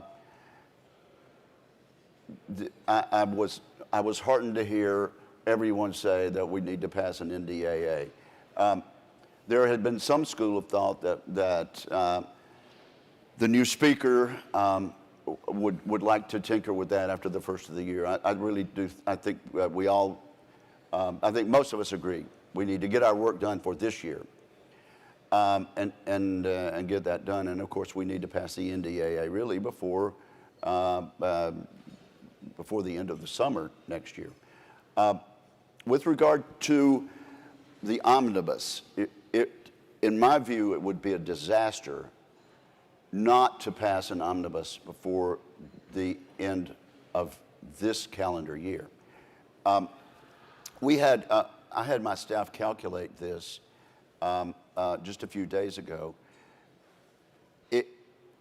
If we go on a continuing resolution, which is what we appropriated last year, we just do that again with a few anomalies, it is actually, Admiral, it is an $80 billion hit to national defense, not just $45 billion. So it would be an utter disaster and would send absolutely the wrong signals to Russia, send us wrong signals to the people who are our adversaries and looking at a possible challenge to us in the Pacific. In addition, there's such a small majority in the House of Representatives, there's a small Republican majority coming next year. I really think it would be very, very difficult for Speaker McCarthy to get an omnibus bill done after the first of the year. So it's incumbent on us, if we support national defense, and if we back the public in hoping that we can avoid a war with China and help our Ukrainian friends win, we need to pass an omnibus bill. It's not the way to do it. One other thing. I don't think Americans realize there's one person in the world who can schedule a bill on the Senate floor. There's only one person on the face of the globe, and that's the majority leader. I will say this for Mitch McConnell. we've had a hard time bringing bills to the floor, but under his leadership, when he was majority leader, we did do some minibuses and didn't leave everything to the end. But clearly, for whatever reason, Majority Leader Schumer has decided not to allow the appropriation bills to come to the floor against our best advice. I hope he's going to be majority leader again next year, and I hope in light of everything that's going on and the threats that might happen to us, we can come to a national consensus to go ahead and bring those bills and let the House and Senate work on them. But one person, and one person alone, schedules bills on the Senate floor, and that's the majority leader. Secretary LaPlante, the fact that we're even having this conversation, and we tend to have this conversation to some varying degree, unfortunately, rather regularly over the years, how do you navigate it, both in terms of continuing to fortify an industrial base from a DoD perspective, but also being able to bring on new technologies, new potential companies, create some sort of certainty in those for the ability to on-ramp some of these new technologies in an uncertain environment? Yeah, it's a great question, and I would just say, let's first talk about the progress that's been made. It goes back multiple administrations. This is a good thing. There's much more prototyping going on and experimentation. There is much more of a leadership push, just like the CNO being in Silicon Valley the other day. There's so much more of a leadership push to reach out to these non-traditionals, all that. So I think we're at a point where we've got to get this into the mainstream and we've got to get it to scale. And so this is where my head is, and as I've been watching this, and maybe it's overly influenced by Ukraine, is I think we can get these modern techniques that are coming from the commercial world and the high-tech industry that are at this intersection of large data sets, AI, modern digital engineering, where you're really able to go back and forth in designs, and you'll produce a design that a human would never have produced. You look at the thing and you say, my God, who produced it? But you find out it's optimal because the algorithm produced it. Getting that with production together out into the field is the next big step. So we got to get the innovations and the new folks into the mainstream. Now you can ask the question, we often do, how do you do that with major platforms, right? Well, there was an example just last night with the rollout of the B-21. B-21 has an open mission systems architecture deliberately put in with standard interfaces such that there can be technology insertion for the next 40, 50 years, and it could be competed with small businesses directly from the government to inject it right into the open architecture. That's what we need to do, and when we have these open architectures, we got to use them. And we got to open it up to small businesses and to startups and say, hey, you want to get your algorithm into the B-21? Here's a chance to do a bake-off. So those are the things we need to do. Secretary Estevez, I want to get your thoughts on that, especially because, I mean, a key part of this is that industrial capacity needs a market globally, and that's part of, I think, what helps to add resiliency even in the face of maybe uncertain budgetary environments from a government or a U.S. government perspective. So a couple of things, and I'm looking at Ellen Lord and Mike Brown who are in the audience. And I was up in Silicon Valley with them the other day, also looking at technologies. I was also visiting some of the companies that I've impacted billions of dollars of their revenue by stopping them from being able to sell to China. So I thought it was important for me to go up and explain the national security implications of why we did what we did. But to Bill's point, you need to bring in the entire industrial base to have that innovative ecosystem. I mean, I was listening to some really cool stuff that I knew nothing about on technology, synthetic biology, for example, that, we need to start making investments in order to grow our own innovation ecosystem. My earlier comment, if I impede China here, that's 5 years maybe. I need to run faster on the offensive side, so I'm making that 5-year gap into a 10-year gap. And so that we as a nation, and we as a nation with our allies, can remain that far in front. Let me address the budget thing really fast, because since I'm in the Department of Commerce, people don't think about my budget as much. I know Senator Wicker does. I have these authorities to protect American companies and American people related to things like China cloud companies and China Software Connect, and I'm not going to go into the TikTok problem. But I have no money to do that because it's sitting on the floor of the Congress right now waiting. So I am doing this incredibly important job with borrowed manpower, trying to capture lawyers that are walking down 15th Street because they have a phone and they look like they might know something about this space. And that's not the way we should be doing business. We need to have budgets passed so that we can get on with our job. I want to pause here because we have a live polling question. So for our audience, I'm going to pull that up on the screen here. It's, the question is, many are concerned about how thoroughly integrated the American economy is with the Chinese economy. The U.S. government should prioritize, number one, encouraging U.S. businesses to move out of China. 2, adopting policies to support the U.S. industrial base to compete with China. 3, enacting sanctions on Chinese corporations threatening U.S. national security. Or 4, leave it to China to decouple from the U.S. economy. So if you want to weigh in on this poll and your thoughts, please do so now. We're going to continue the conversation. We'll come back to those results in just a few moments. But Admiral Gilday, I want to go back to you. I want to get your thoughts on how you're thinking about new technologies and new capabilities, especially given the fact that, and we're seeing this in industry, these investments in anticipation of it, the balancing of, I think, what the Navy currently looks like versus things like unmanned. Mm-hmm. So a lot of opportunities, and some of this has been touched on up here over the last few minutes. The fundamental problem is not attracting innovative, high-tech companies to DoD.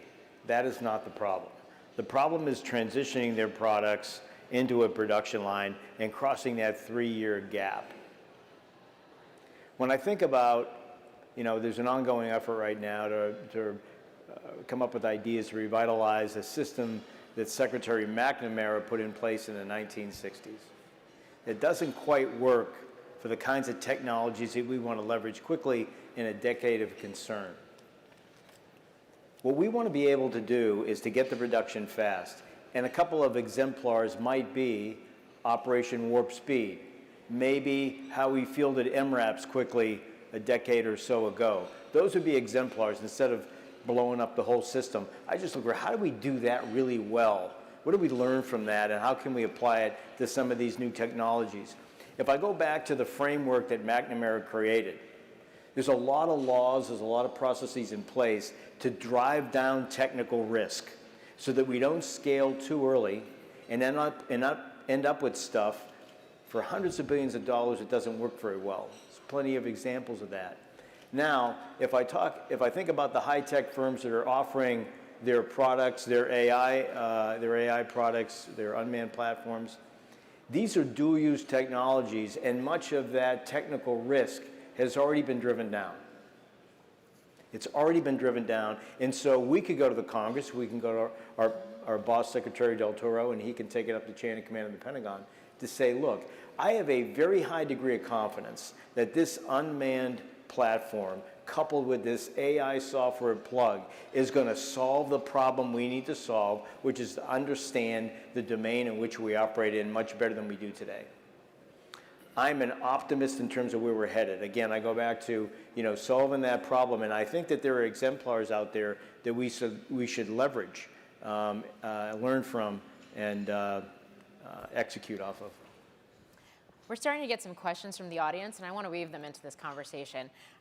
Jim, I'm going to put this question to you. What steps is the United States taking to strengthen our supply chain by deconflicting it with potential adversaries? And I put that question to you because as we're having this conversation about supply chain, I would imagine that we're seeing a company like Lockheed Martin and many other companies I've spoken to take a deeper, closer, more rigorous look at just how far down that supply chain goes and where different aspects of it actually come from. Sure. Well, there are regulations about where to source for defense articles, and we apply and adhere to those regulations. However, when you get 3 or 4 layers of suppliers down, they will be sourcing from distributors, small parts, microelectronics, rare earth elements, magnets, as you mentioned, Alan. Those come in pools. It's hard to figure out where that commercial distributor that sells to the 4th level down supplier got that magnet material. It's a real test case, I will point out to you. And we had to figure out that it happened. It took 15 years for someone to identify that that was going on. Wow. And then we were able to resolve it, but one way to resolve it is to go to Allen and get a waiver, because either we don't know where that article ultimately comes from, as commercial and in defense industry, or it's the only place to get it, which is the real risk. For semiconductors, the CHIPS Act was really important to our industry, our company, and national defense, and so we advocated heavily with the administration for that, because the semiconductors we need include the sub-10 or sub-6 nanometer chips, but most of them are much less sophisticated than that, and almost all of that production is moving to 3 places: China, South Korea, and Taiwan. And the real issue of a nightmare scenario, not for the defense industrial base alone, but for the entire economy, is China to withhold its sub-10 nanometer chips, for it to blockade Taiwan and intimidate South Korea in a way that none of them can export to the global economy anymore. It's the Russia play with natural gas. So we have to address microelectronics, semiconductors specifically, and not the most sophisticated, but all semiconductors. And then, as I think, Alan, you had already mentioned, rare earth minerals and critical raw materials. Because if those get shut off by 1 or 2 countries that could be or are adversaries of ours, the DIB will stop, but the larger economy may also slow down or stop. So those are some of the critical areas there. Senator Wicker, how quickly and how effectively can the government step in to help that process? I think we're going to we are moving quickly, and Commerce can verify this on implementing the CHIPS and Science Act. We were talking earlier about who gets credit for this, and there are also some town meetings, there's who gets blamed for this, because there's some people who believe this is industrial policy and we ought to be using trade policy or some other means that I don't think would be effective to get the semiconductors made in the United States. We're going to add a provision, I think Monday, or I think when NDAA comes out Monday, we'll have a provision that perhaps some members of the panel are familiar with. There are 3 Chinese companies that we very much want to prohibit their chips from being in our products because of national security concerns. The problem with that we've had to deal with is the layers of supply, 3rd and 4th level. It's hard to know.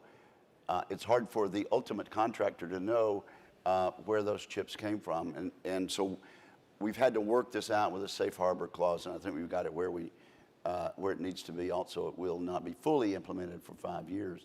But we are continuing as soon as Monday with the rollout of the NDAA again, trying to protect our national security from China getting our secrets, and at the same time not shutting down manufacturing because it's just impossible to comply with that.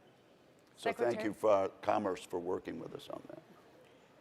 Secretary LaPlante, I actually want to get your thoughts on this discussion, especially when you talk about something like rare earths, just because it's coming up right now. It's a tricky one, right? Because we don't do very much in terms of mining here where rare earths are concerned. So much of that does happen in China, and what doesn't happen in China gets sent to China for the refining process, almost all of it, actually. So when you think about the resilience of the defense industrial base, and when you think about this kind of decoupling that's happening and the fortifying and ensuring of companies like Lockheed Martin to be able to get those products they need, how do you navigate that?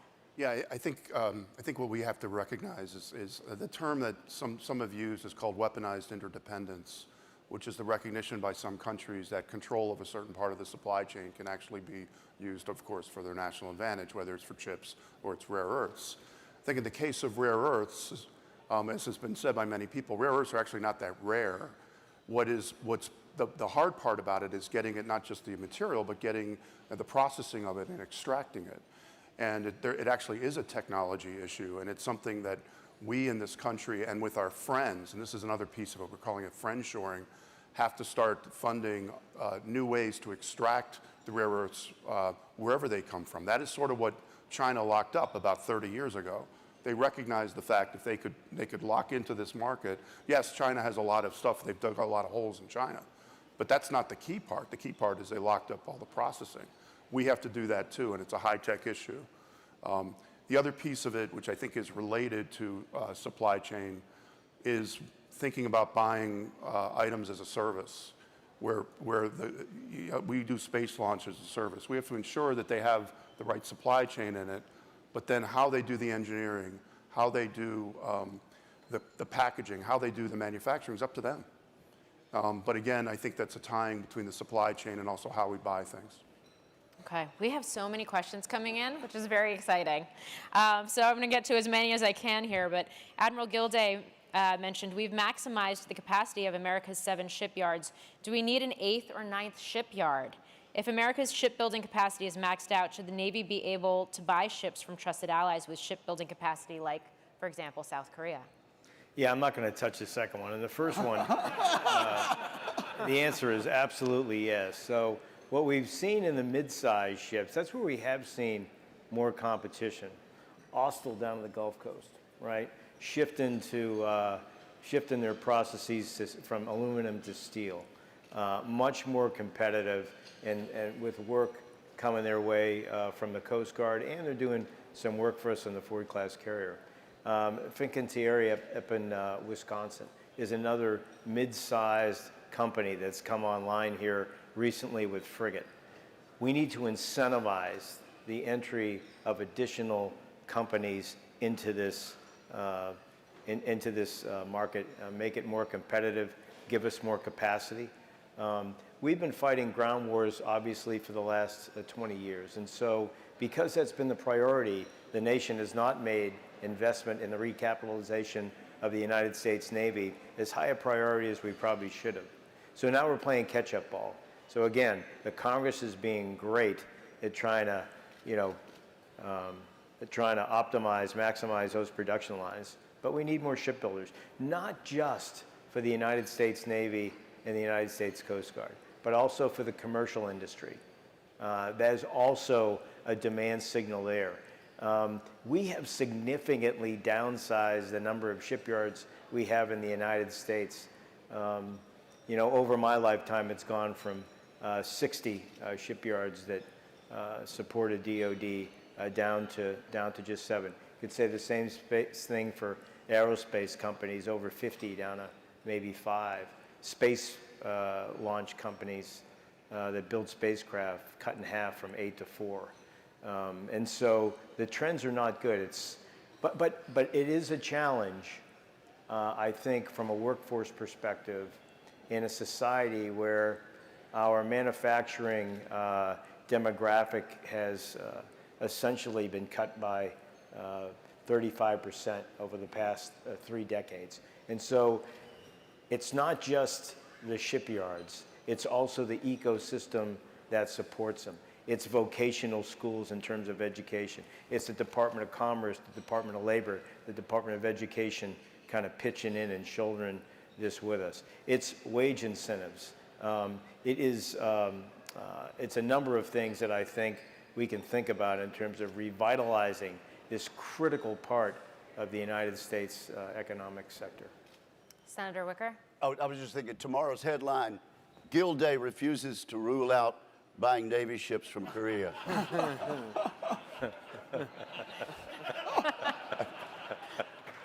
I actually agree with everything else he said. Oh, boy. Thanks, Senator. Okay, so let's run through a few more questions. We have about 6.5 minutes left here, so I'm going to do my best. How can government better signal to corporations their needs from the industrial base? Who would like to take that? Well, let me give a shot at it. I think this was mentioned earlier by the CNO, and we hear this term demand signal all the time. And what really is meant, as I understand it, is whether it's to a board of a corporation or a small business that's got investors, they have to see the business case. The business case has to close. Now, they know that they're not going to bat 1,000, but they want to bat something, some type of low batting average. And we got to give them the evidence, and it's got to be credible that they can do that. Part of it is these multi-year contracts. I think it's part of it. But the other piece of it, it gets to the production. And again, not to make everything about production, but if they can see the business case that this item, this technology, this technique, this service can actually scale, and even if it can be spin off into the private sector and the public, and you can see a plausible business case, even if it's a 1 out of 5 chance, that's what they need to see. And we have to think of it that way and provide them that evidence. And if we can't provide the evidence to ourselves, then maybe we should think to ourselves, maybe we're not setting up the right conditions.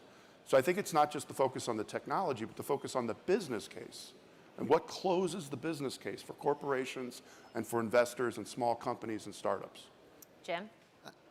I really want to emphasize what Secretary LaPlante is speaking to here, because all companies in a free market economy do have to have a return on investment, whether it's, as you say, the smallest startup all the way up to tech companies we're working with like Verizon and Intel and Microsoft. We're working with them because they think ultimately there's a business case there for them.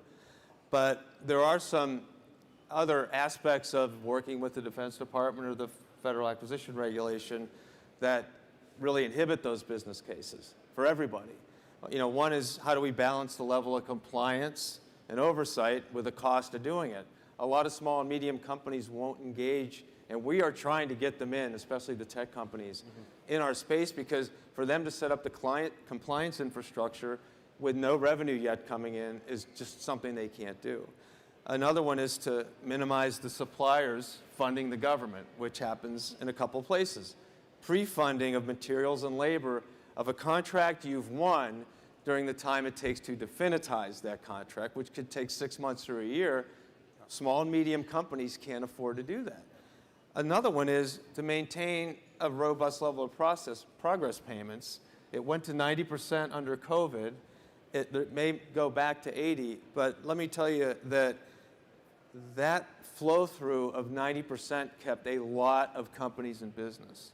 And I would recommend maintaining the 90%, but requiring those of us as prime contractors who receive it to flow 100% of that 90%, or that incremental 10%, to our suppliers.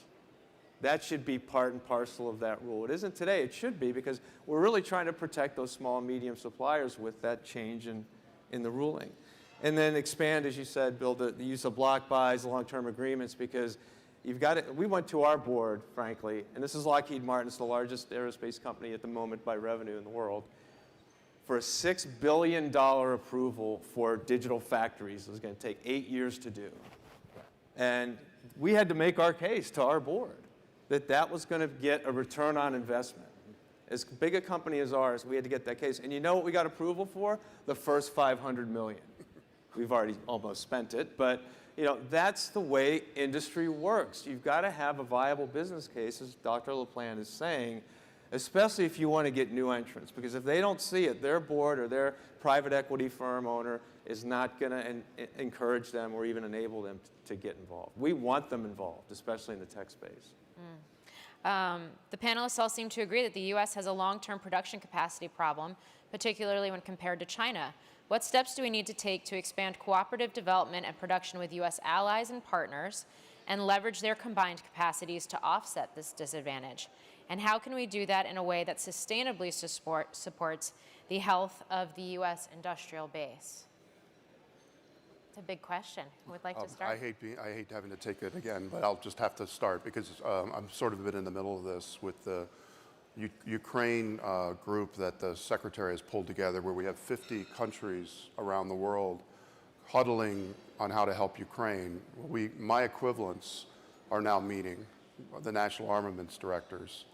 And what we're talking about, and we're trying to figure out, is much more co-production, where we have production in each other's countries, co-development, interchangeability between our different systems, and a lot more sharing of information. I think there is this recognition that we all are going to need to do this together in a country. Yes, jobs are important, but we're going to have to produce things for each other. And we have to be comfortable using equipment developed in another country in our own military, and vice versa.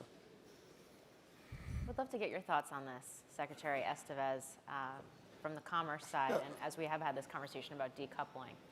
Yeah, a couple of things there. One, and Secretary Raimondo did a speech earlier this week in which she said, we're not really looking to decouple from China, but we're going to protect the technologies that we must protect for national security, full stop, bottom line. So promote what we can, decouple, protect what we must. For working with our allies on that, which I just got back from Europe myself, and a trip planned to Asia shortly. They're more than willing now, because of the actions of Putin, because of the temper tantrum that Xi Jinping threw over the straits in August when Speaker Pelosi visited. They're more than willing to start talking China with us, which is a good thing. So they also are looking, how do I diversify my supply chains? How do I get out where I have to get out? And I'm talking to a lot of companies too, especially the tech companies, and they are looking to where they have to go outside of China. Now, it took 40 years to get where we are. It's not going to happen overnight. But there's a wake-up call going on, and I think that's a great thing for us.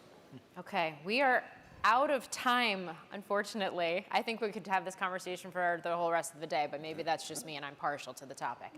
But I just want to say thank you to our esteemed panel, Secretary Estevez, Admiral Gilday, Secretary LaPlante, Jim Taiclet, and Senator Wicker. Thank you so much, all of you, for being with us and for your insights today. Appreciate it.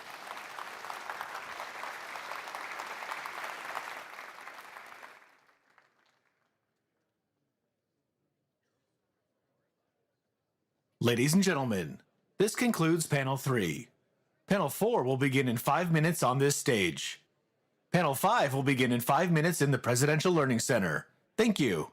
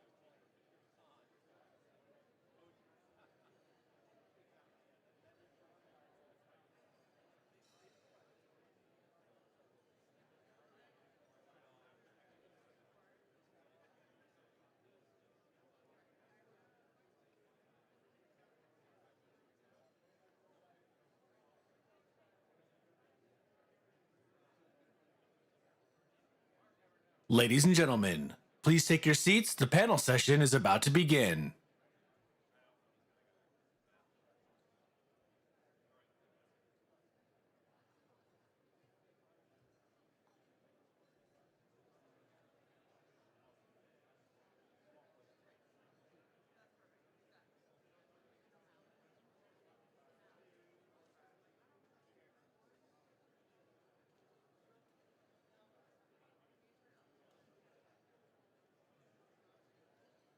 Ladies and gentlemen, please take your seats. The session is about to begin.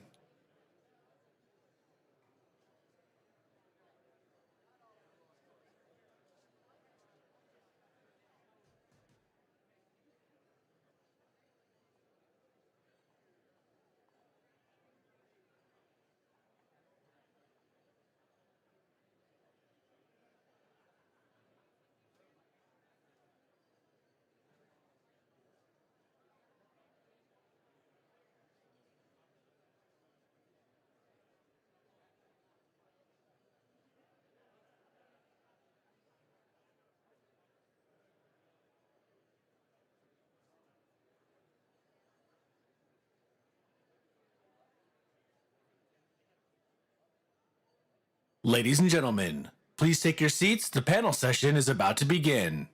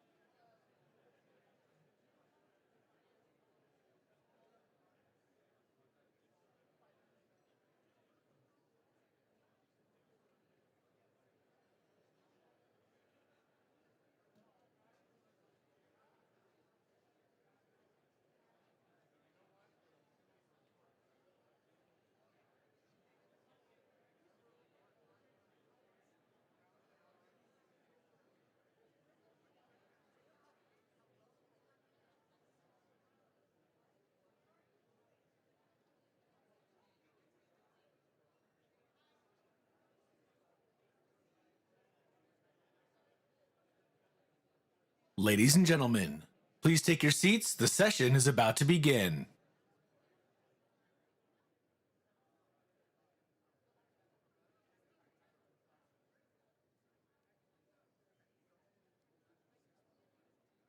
Ladies and gentlemen, welcome to Panel 4, Ukraine's Fight for Freedom, Russian Aggression and the Future of NATO.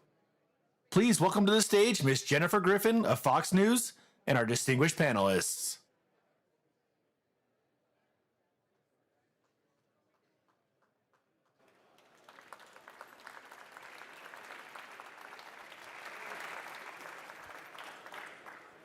Great. Well, thank you, everyone, for being with us here for this session. This is a really, really important session right now.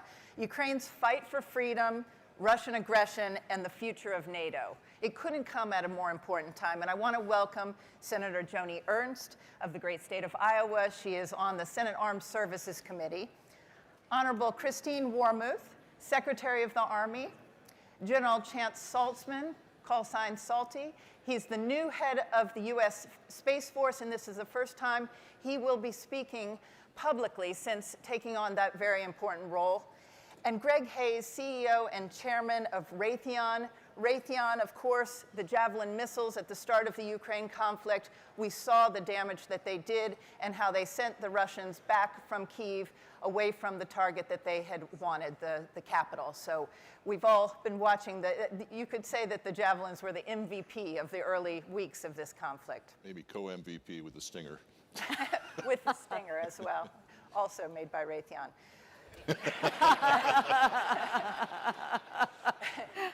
And I don't work for Raytheon. So we're coming to this discussion at a key inflection point.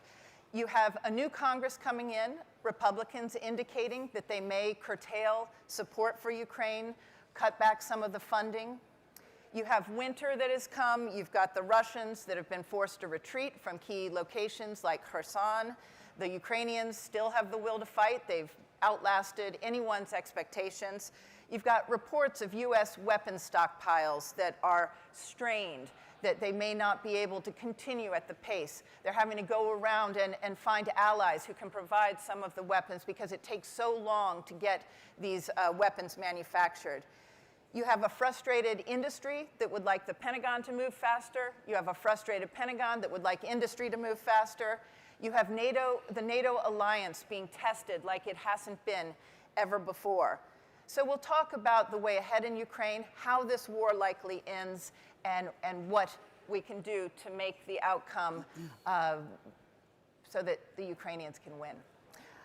Senator Ernst, I'll start with you. We're here at the Ronald Reagan Defense Forum at the Reagan Library. Ronald Reagan was very clear-eyed when it came to the Soviets and the threat of the Soviet Union. He passed huge defense budgets. He was aggressive in where he placed those weapons. He understood that Soviet expansionism had to be stopped. Vladimir Putin is acting very much like a Soviet leader.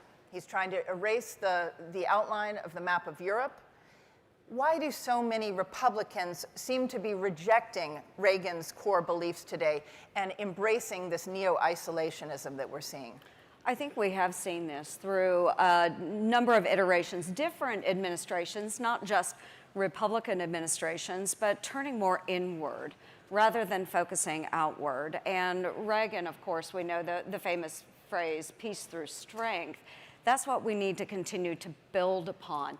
I think it's important for Republicans just to understand that if we are not engaged in a presence around the globe, if we are not pushing back on Vladimir Putin and Russia, that they will continue to expand. They may not stop with Ukraine.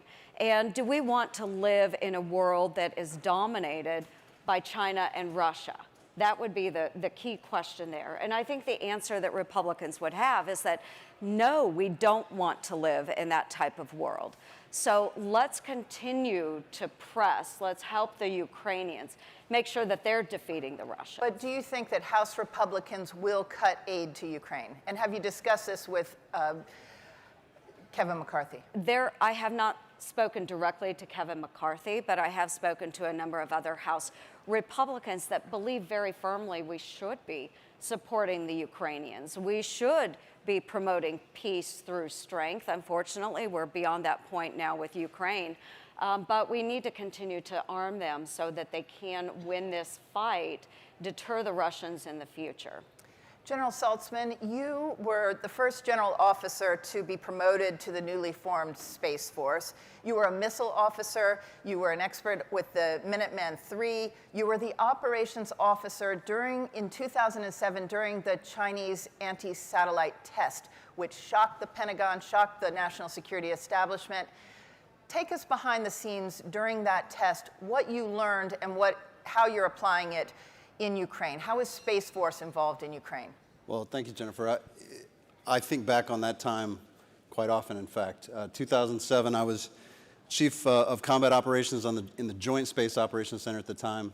And we had some insights that this test was going to occur, but we really couldn't bring ourselves to believe that in 2007 somebody would create a destructive event on orbit, because we had all come to understand the value that space was bringing to not just military, but economies around the world and people in general. When that event occurred, I think it was a bell ringer for the Department of Defense. Certainly my time in the Air Force, it was a bell ringer. And the entire space community saw a change that I characterized as a shift to a contested domain. You know, it had been kind of verboten to say space and warfighting in the same sentence prior to that event. And quite frankly, even after that event, it took a while to really cross that threshold. I think we're past that now. Two things have kind of been proven out watching and observing in Ukraine. The value of space. The last panel just talked about using satellite communications, the information distribution, the precision navigation and timing capabilities that space offers has demonstrated its value. So much so that both sides are engaged in trying to counter those capabilities and deny those advantages to the opponent. And so space is clearly a contested domain. It's really why you have a Space Force. We have, inside the department, elevated the discourse of space and the need to protect our capabilities in space by establishing that service, the Space Force. And so I think this modern war that we're seeing play out in Ukraine is just indicative of what we can expect in the future. And so the Space Force is engineered to try to organize, train, equip to prevent that. But back to what you learned during the Chinese anti-satellite test. You realized that China or Russia could blind the US. Explain what you saw and how you're protecting those satellites now. Well, you know, it takes years to develop the systems that we had put in place in 2007. And quite frankly, we had engineered the solution for the satellites in a way that said, listen, launch is so expensive. When we put these systems on orbit, we want to reduce the launch cost associated with the overall system. So let's launch big satellites that meet all these requirements, and let's do the launch as few times as possible. Well, that's not inherently resilient as soon as you have an adversary that starts to physically attack that system. If you can just take out a few satellites and radically degrade the capabilities, you don't have a resilient architecture. And so I think that was the start of the discussion, that we need to build a new type of space set of capabilities with resiliency baked in from the beginning. And that's been the transformation that we've undergone. Secretary Wormuth, what did you think of the Russian military on February 23rd? What do you think of it today? And how come you did not know these things before the war? Well, I think certainly what we thought of the capabilities of the Russian military the day before they invaded Ukraine and how we've seen them perform has been a pretty startling difference. I think the Russians themselves, frankly, have been surprised at how poorly they've performed and how poorly some of their weapon systems have performed. You know, I think we saw them obviously in Syria. You know, we saw them in Chechnya and Georgia, and I think there was a view that they had some pretty serious military capability, but they have not been able to bring it to bear in Ukraine, which is terrific. And they also, I think, you know, grossly underestimated the Ukrainians, their proficiency and their will to fight. I think a lot of what you're seeing with the Russians is the inability to really engage in combined arms warfare. And they're also, I think, very much paying the price that they don't have an NCO corps, you know, which is, it's very hard to have mission command when you don't have trust and you don't have a set of senior NCOs who can carry out what you're trying to do. And I think they're also seeing a lot of problems with discipline as a result of their lack of an NCO corps. So I do think we need to look hard at where we think the Russian capabilities are going to be in the future, because clearly, you know, I think we thought they were more capable than they were. But I also wouldn't underestimate the Russians' ability to learn lessons from their performance and to rebuild. You know, our sanctions regime will make that much more difficult for the Russians to do. But if you look at their performance over time, they do learn lessons. They learned lessons from their performance in Georgia in 2008. And we shouldn't be complacent that they will not try to reset and get stronger again. Greg, I remember when I was serving as a correspondent in Moscow in the late 90s, and it was revealed that during the Cold War, those parades that showed those missiles going across Red Square, they were actually balloons, some of them. Some of them weren't actually even missiles, and we were counting them one by one like missiles. As a weapons manufacturer, what do you see in terms of the Russian military? Was this an intelligence failure? Was this, what are you seeing in terms of their weapons stockpiles? And are we overestimating Russia's strength and ability to come back? And are we overestimating China's strength? Two very different answers, I think. If you think about the Russian military, and I think Secretary Wormuth said it very well, the fact is we understood the capabilities in terms of what systems they had, what stockpiles they had, and how they could deliver them. Where we misunderstood, I think, was their ability to execute. We also, I think, have so far degraded their ability to rebuild their war stocks that we're not going to be facing the same type of a Russian threat 3 years from now that we were a year ago. But clearly, the Russians have incredible capabilities, but they also have some incredible difficulties in terms of their precision weapons, not very precise, which is, again, something, as we evaluate strategically, you know, what the enemy has, when we look at precision weapons, I would tell you that the Chinese are far, far ahead of where the Russians are, and we, I think, are slightly ahead of where the Chinese are today. But clearly, it's something that we need to be focused on, is the capabilities of the Chinese are increasing every single day. Hypersonics is probably the best example, where we still have to catch up. And General Saltzman, that brings me to space, because you've said that space makes the U.S. military more precise. Explain how Space Force comes in terms of precision weaponry, and why the Russians might be suffering, but the U.S. is learning from what they're seeing in Ukraine. Yeah, you know, I hesitate to use the word indispensable, but it does kind of feel like that sometimes, because I've watched in the Pentagon over the years, the force structure that we've put in place for all the services counts on the fact that there will be space capabilities contributing to it.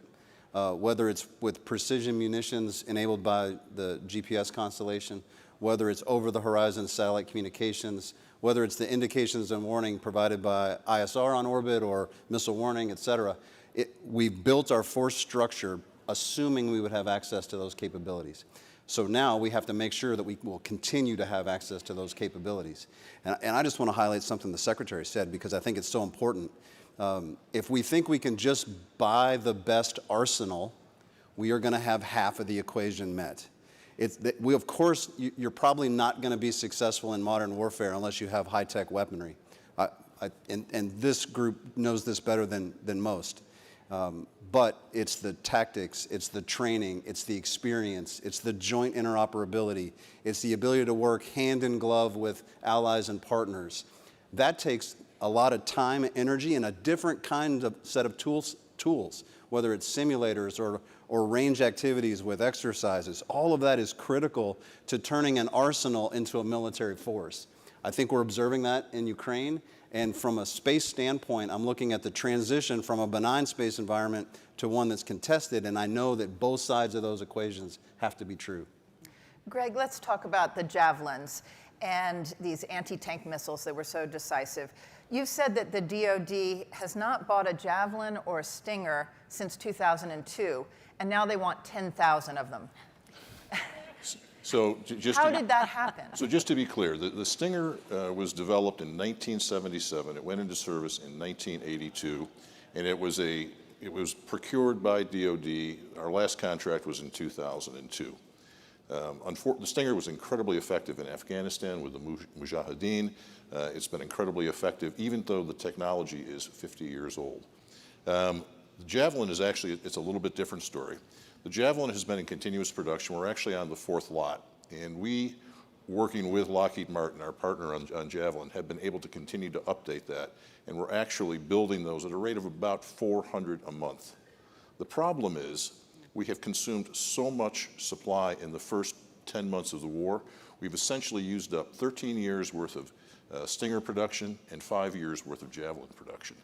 So the question is, how are we going to resupply, restock the inventories? Secretary Wormuth, are you concerned that the stockpiles are getting low? What are you seeing from your perch? Well, I think, it's really important to focus on the fact that actually, thanks to Congress and the tremendous support that they've given through the Ukraine Security Assistance Initiative and the supplementals, we've actually pushed $6 billion worth of contracts out to industry to help us with replenishment, which is going to, I think, enable us to not only continue to supply Ukraine, but also to replenish our own stocks. So, just in the last month, for example, we've given contracts to Raytheon for 6 batteries of NASAMS.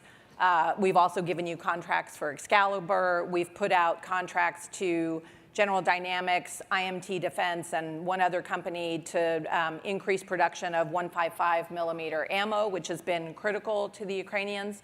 So I think, we've really been working closely with industry to both increase their capacity and also the speed at which they're able to produce. And we're trying to work with industry to the point Greg made To the extent that there are particular components that are sort of choke points, if you will, we're trying to help with sourcing those to try to be able to move things more quickly. So I think certainly we all would like to have greater stockpiles than we had in the last several years. The Army, I think, saw this coming a little bit, and we had been investing more in our ammunition stocks even before the Russians went into Ukraine. But I do think we've done a lot to put money on contract with industry to increase production of these systems. Whether it's, we also just did a $430 million contract to Lockheed Martin for HIMARS.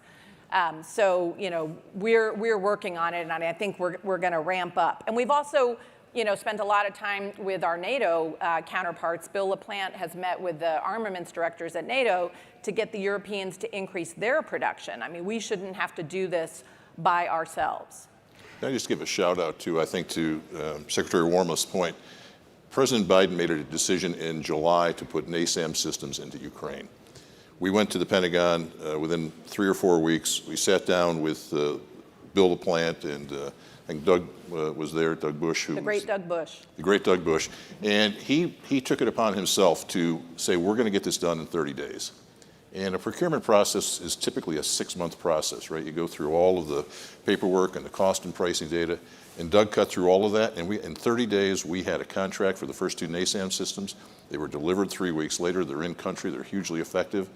And I would say we have found ways to cut bureaucracy that I never thought was possible. So really a shout out to LaPlante and to Doug and to Secretary Wormuth for everything that you guys have done, because we can do this. But let me follow up on the NASAMS, this advanced air defense system that Ukraine needs to defend itself from the incoming long-range missiles, the standoff weapons that Russia's firing.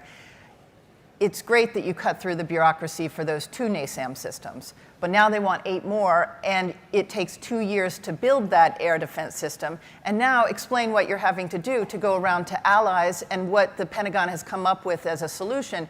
But it is a little unnerving to think that you can't, and then it takes 6 months of training for the Ukrainians to use the advanced air defense system. So explain how that works. Well, keep in mind, the NASAMS is something we're in joint production with the Norwegians, and it does take time. We have not had it in current production for a while.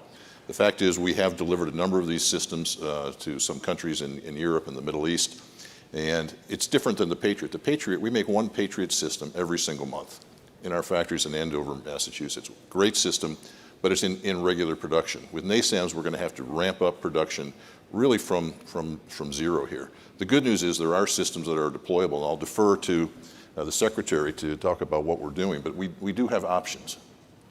Secretary. And I would also point out, not only do we have options, and we've given the Ukrainians Avenger, we also, just at the last Ukraine working group, several of our NATO allies made commitments to provide systems that they have. So I think, you're going to see the Spanish giving air defense systems, a couple of other NATO members, and some other allies and partners around the world. So I think, again, we are trying to do everything we can, but we're also, part of an alliance that's all in on this. And I think our allies and partners can help us with some of these systems. And I would also say, I've been really pleased that, the Norwegians have helped with the NASAMS training. In many cases, we've been really compressing the training programs. My understanding is traditionally training for NASAMS is, several months, and we've shrunk it down to about a month. So that's something else, that's another variable, if you will, that we can adjust. Senator Ernst, how concerned are you about these dwindling stockpiles? And are you worried about what it means in terms of if something were to happen in Taiwan? What are you seeing from your situation? And what I hear from constituents, they do bring this up, and we as members of Congress are concerned about that. But fact of the matter is we need to continue supporting in whatever manner we can and encouraging our defense industrial base to continue to develop systems, to procure them, even use from allies and friends. I think that there are many options available to us. But again, going back to the point that we need to continue to support Ukraine. Very, very important. There are other measures that we can bring forward.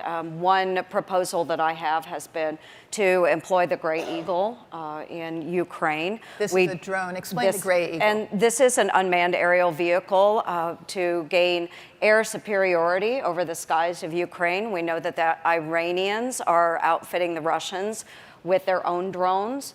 And so we can overmatch in this area, and I think it's very important. So there's a bipartisan push in Congress to do this. We have excess capability in our supply without pulling away from Indo-PACOM or CENTCOM. So we can employ this capability, and it will give us the ability to maintain a dominance over the eastern part of Ukraine. Very important. But the Biden administration doesn't want to provide the Gray Eagle, and you've written a letter to them, a bipartisan letter with Joe Manchin. What's the response, and why don't they want to provide these drones that could fire 4 fires at the same time and are so lethal? Well, we have various pushback coming from the Biden administration, but I will go back to the fact that we do have excess capability here. This is something that we can employ right now, today. We export this technology to other countries. We can certainly use it in Ukraine. I think it is the smart thing to do at a time when the Ukrainians need it. General Saltzman, talk about the Starlink and Elon Musk's Starlink, how crucial it's been there. Why doesn't the U.S. and the Pentagon have a Starlink system that they can provide to Ukraine?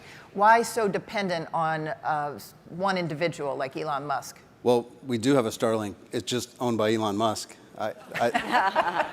which is a little cheaper for us. So I think that's all goodness. Listen, again, back to the value of space capability. I think that's been shown in clear terms here. Commercial augmentation of what is traditionally military capability, also proving its worth. Therefore, we have to be able to think through how do we make things more resilient now, knowing that the full resilient architecture through the acquisition process takes a little time to put in place. So how are we getting more resilient now? Well, commercial augmentation is definitely one of those avenues that we're approaching. Out at Space Systems Command, we've established the Commercial Services Office to lower the threshold. It's kind of a front door to help industry come in and show us where they have ideas, where they have capabilities that can help us build resiliency now through commercial augmentation. Starlink is just one of those examples. It seems like on the battlefield that you could save yourself 10 years of R&D by allowing Silicon Valley and some of the defense contractors who have weapons that are ready to be tested but haven't been fully tested. What needs to happen to cut through the red tape to get those weapons on the battlefield and to use this opportunity in Ukraine as an R&D advancement for the U.S. military? Secretary Wormuth? I would say, I've been very pleased, frankly, since becoming Secretary of the Army about 1.5 years ago at how much faster we are acquiring and developing systems and how much more closely we're working with industry, not just our big primes, but also some of the Silicon Valley companies. And one, Congress has been giving us a number of different authorities that allow us to move more quickly, and I think that's been very helpful.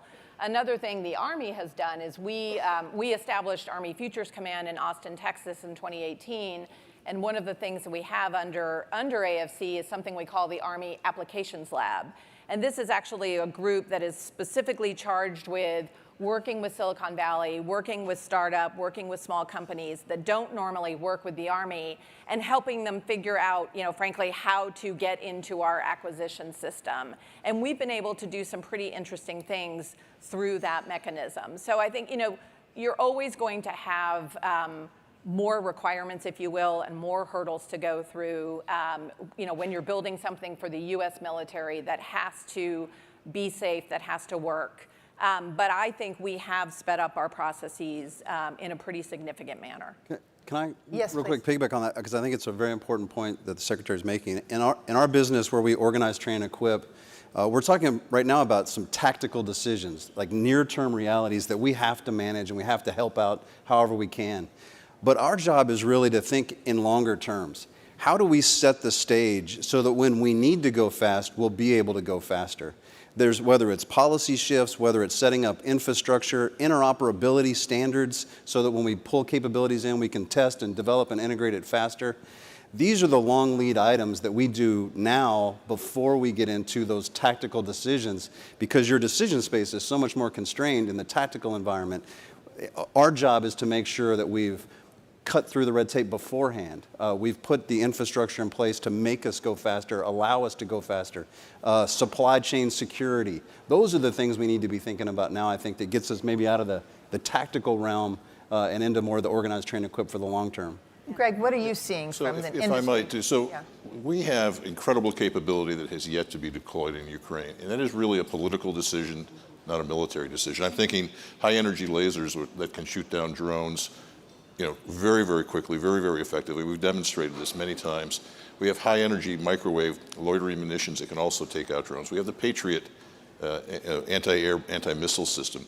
We've got a lot of capabilities, and the question is, at what point are we going to be comfortable enough to put this capability into Ukraine that it's not going to escalate the conflict with the Russians? And I think there's a political decision. It's not a military, it's not a capability decision. And it's, again, we stand ready to take any step we can to help, and we're just waiting, I think, for the signal. And yes, and Jennifer, I'd like to add to that as well, because I have had industry leaders that will come into my office and they will say, listen, you give us the set of problems to address. We, on our dime, will develop those capabilities if you will employ them in Ukraine. They said, we can do whatever in 90 days. So we have to take a lesson from that as well. We have industry that wants to move quickly. They want to develop, sometimes on their own dime, not the taxpayer's dime. Why would we not take advantage of that in a time like this? Secretary Wormuth, you're representing the administration here. Is the goal to win in Ukraine or to make sure simply that Ukraine doesn't lose? Does the U.S. want to win in Ukraine? I think what the U.S. wants to do is to put the Ukrainians in the strongest possible position to be able to defend their sovereignty and be able to engage with the Russians from a position of strength. So, we are looking, it is, given what is at stake, I think, in Ukraine, not just for the Ukrainians, but for NATO and frankly for the entire free world, it's in our interest to give them what they need to defend their territory and push the Russians out. And so we are looking, each of the requests they make, whether it's for Gray Eagle, whether it's for Patriot. I'm not in the Situation Room anymore. My job as a service secretary is to man, train, and equip and provide ready forces. But I think, we are looking very carefully at things like survivability. Is a system like Gray Eagle, for example, going to survive in the very uncontested air environment that you have with the kinds of Russian capabilities? We've got to look at things like tech transfer. I think there are, sometimes very legitimate concerns about what happens if a system is shot down and gets into the hands of the Russians. We've got to look at how available is it? How quickly can we get the Ukrainians trained on it? A system like Patriot is, not uncomplicated. I've gone out and seen my own Patriot batteries, and those are pretty complex systems. But I think we want to put the Ukrainians in the position of strength where they have leverage so that they can take the political decisions about where they think they need to go next. If I could yes, jump please, in as well. Please. So, and this is from our political standpoint, and I know a number of wonderful senators. Roger Wicker is here, thank you. He's been a great supporter of Ukraine as well. When we're looking at these sets of problems and the type of capabilities that we can employ in Ukraine, there are challenges, whether it's the survivability of the Gray Eagle, but certainly if we're in a contested environment like that and they're using the S-300 to shoot down a Gray Eagle, that allows us then to target those S-300s. That's an incredible advantage for us. And as far as the technology, again, we can outfit a Gray Eagle with technology that's already being used in 30 other countries. So I think there's a push and pull between the administration and Congress and trying to get the Ukrainians what they need, not just to match the Russians, but to overmatch the Russians. And I have had this stance for a very long time that For heaven's sakes, we should be pounding the bloody hell out of the Russians through the Ukrainians so that they can't pop their head back up and come back in another 5 to 10 years. That's my stance, and I think so many of us feel very strongly about this. If we're not helping the Ukrainians win and win decisively, what happens next with Taiwan? What happens next in another hotspot around the world? America has to regain its leadership, and we have to be very firm in that commitment. Let's go to the poll slide from the survey that deals with NATO and views of NATO, because the findings were pretty interesting and maybe surprising to some political leaders in terms of how much public support there is actually for NATO right now. So if you have that slide, the question was about the views on NATO, and there was a 60% favorable rating in the new Reagan National Defense Survey. Finland and Sweden joining NATO, 71% approval. Support for US responding with military force if Russia attacks NATO ally in Europe, 72%. And Ukraine has applied for NATO membership, 61% support NATO membership for Ukraine. What does this polling tell you, especially when you hear about talk of withdrawing support for this effort in Ukraine? What does this tell you, Senator? I think there is a very loud minority. I think that most Americans believe in what we are doing because they see the value in freedom. They understand that. But there are a few talking heads out there that are very loud in their message. And it goes back to this culture of angertainment that's out there. I heard that from Kat Kamek the other day. She's great. So Kat had said that word, angertainment. And it really stirs and invokes an emotion in certain people. But the vast majority of Americans and our American public see value. They just want to know that we as a Congress and as an administration are watching those taxpayer dollars, using them judiciously, and making sure that we are promoting freedom and our values where we can with democracies that exist around the globe. Secretary Wormuth, put into context the amount of money that's being spent and sent to Ukraine right now and how much that is compared to fighting a war later. That's a great way to frame it, frankly. Like I said, Congress has given the administration several $billions. As I said, we've already pushed $6 billion out to industry, and there's a whole additional amount of money that's been given for humanitarian aid. So we are investing obviously a tremendous amount in supporting the Ukrainians. But I think it is, this is a case where we are avoiding being penny wise and pound foolish. We have got to stop Russia there, and it is very much in our interest. If this war were to widen, and that is certainly a concern that everyone has been paying attention to, and with the explosion in Poland just over the Ukrainian border recently, I think that put a fine point on the possibility of how this could turn into a war with NATO. That would be unbelievably costly. I mean, just look at the humanitarian outflows of refugees leaving Ukraine and the strain that that's put on the European economy.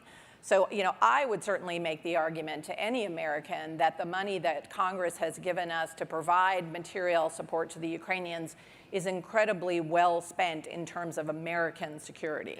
And what would have happened, Secretary Wormuth, if President Trump wanted to pull all U.S. troops out of Germany? What would have happened if Russia invaded Ukraine and all U.S. troops had been pulled out of Germany?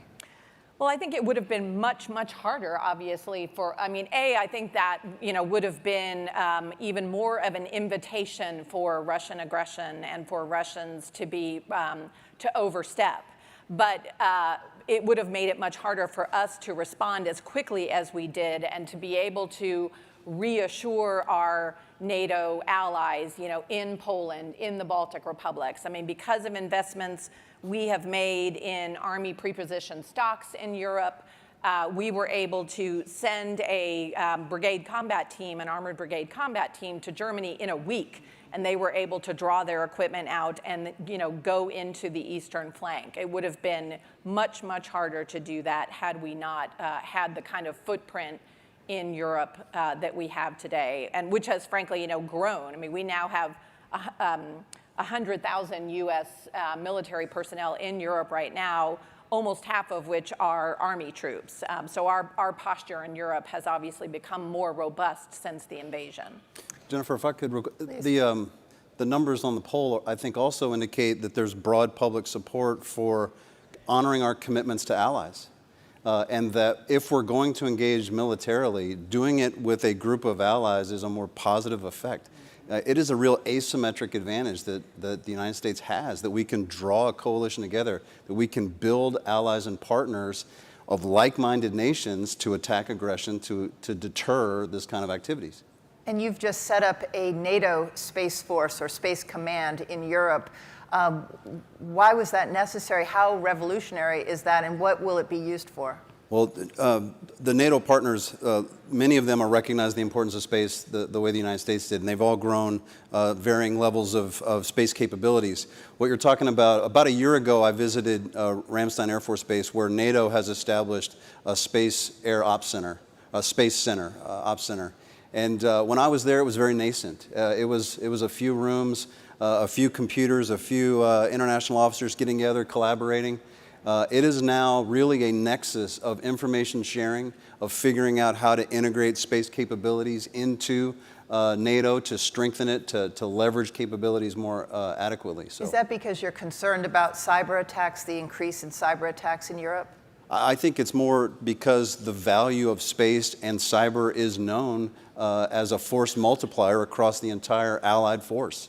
And because of its importance, we have to take it seriously. We have to be talking about it. We have to be doing all the groundwork, lay the foundation so that we can be effective if we're called on to use it. And what did you see on the eve of the invasion of Ukraine in terms of cyber attacks? What was happening?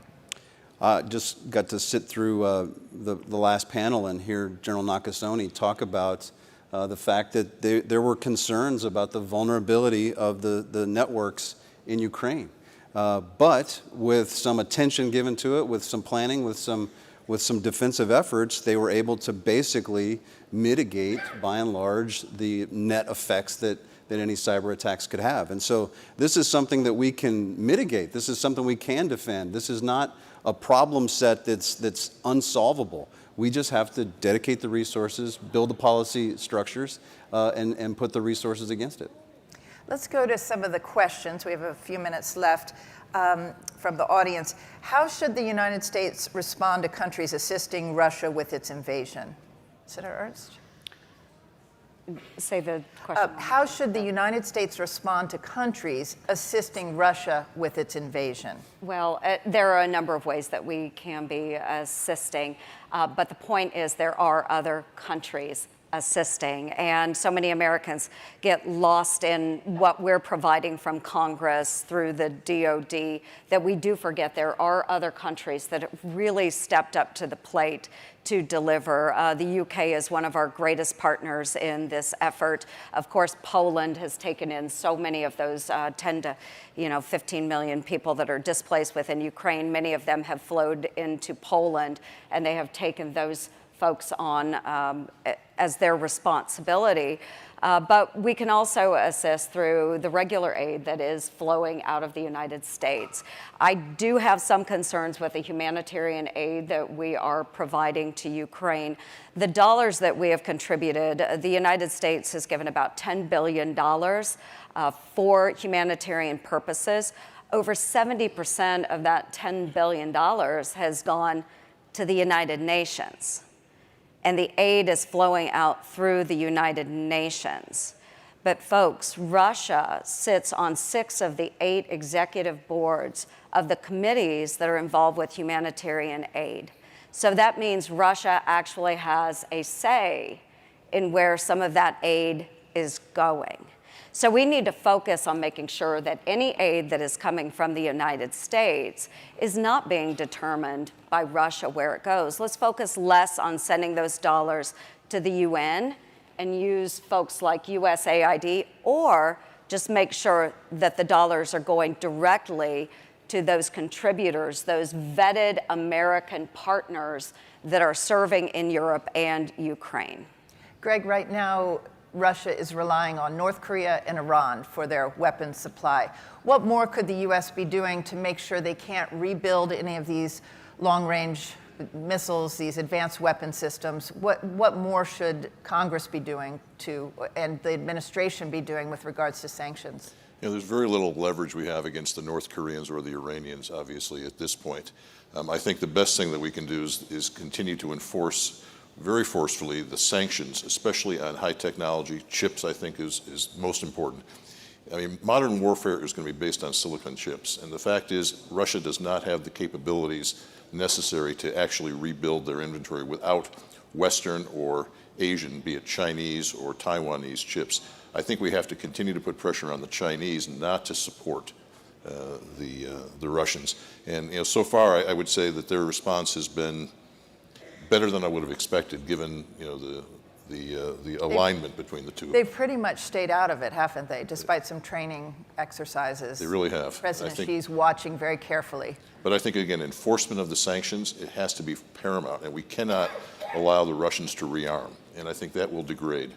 Absolutely. There's a recent report by the Mitchell Institute for Aerospace Studies on this is an American research firm that said, in a war with China, the U.S. Air Force would run out of advanced long-range munitions in less than 2 weeks. Greg, why is the most powerful nation on Earth so short on precision-guided missiles? Well, there's a lot of reasons for that. You know, part of it is supply chain. Part of it is the fact that we spend a lot of money on some very exquisite, large systems, and we do not spend or focus as much on the munitions necessary to support those. I think if you were to talk to Admiral Aquilino, who is Indo-PACOM, he would tell you he needs more of everything, whether it's SM-6s or SM-3s or AMRAAMs. And the fact is, we have not had a priority on fulfilling the war reserves that we need to fight a long-term battle. And I think, you know, it's something that we're talking to the Poles, who just bought F-35s, and they bought only enough missiles for about a 2-week campaign. And every one of these of our allies that are buying F-35s, exquisite systems, great engines. We make the engines. Lockheed makes the aircraft. But nobody's buying the weapon systems necessary to engage for anything other than a very, very short-term battle. And I think, if anything, the Ukraine situation has taught us is we need depth in our supply chain. We need depth in our war reserves, much more than we had ever expected. And we need to get it out into theater. And I think, you know, we talked about, Secretary Wormuth talked about the ability to arm the Europeans. We need to do the same in Indo-PACOM.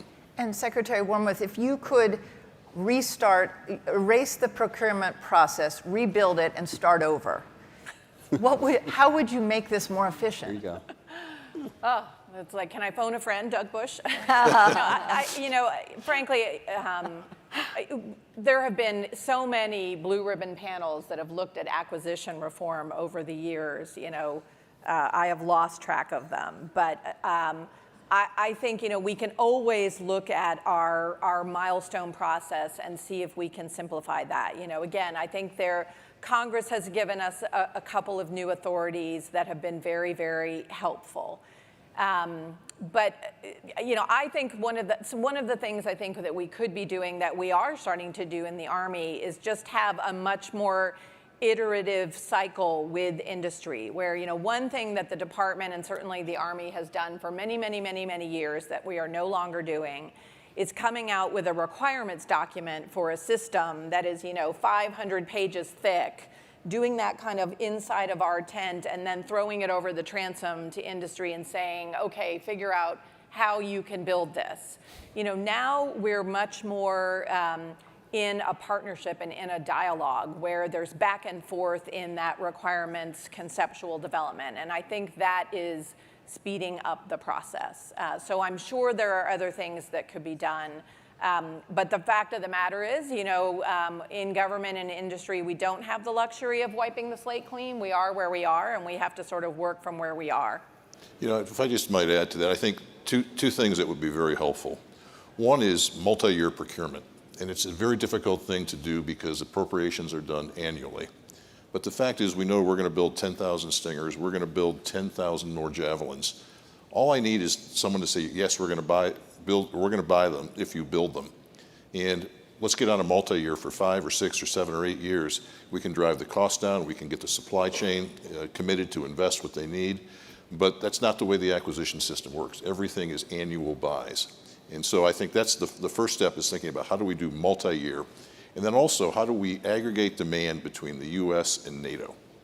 And again, the NATO countries, they need the same weapons systems, the same missiles that the US. It's all about interoperability.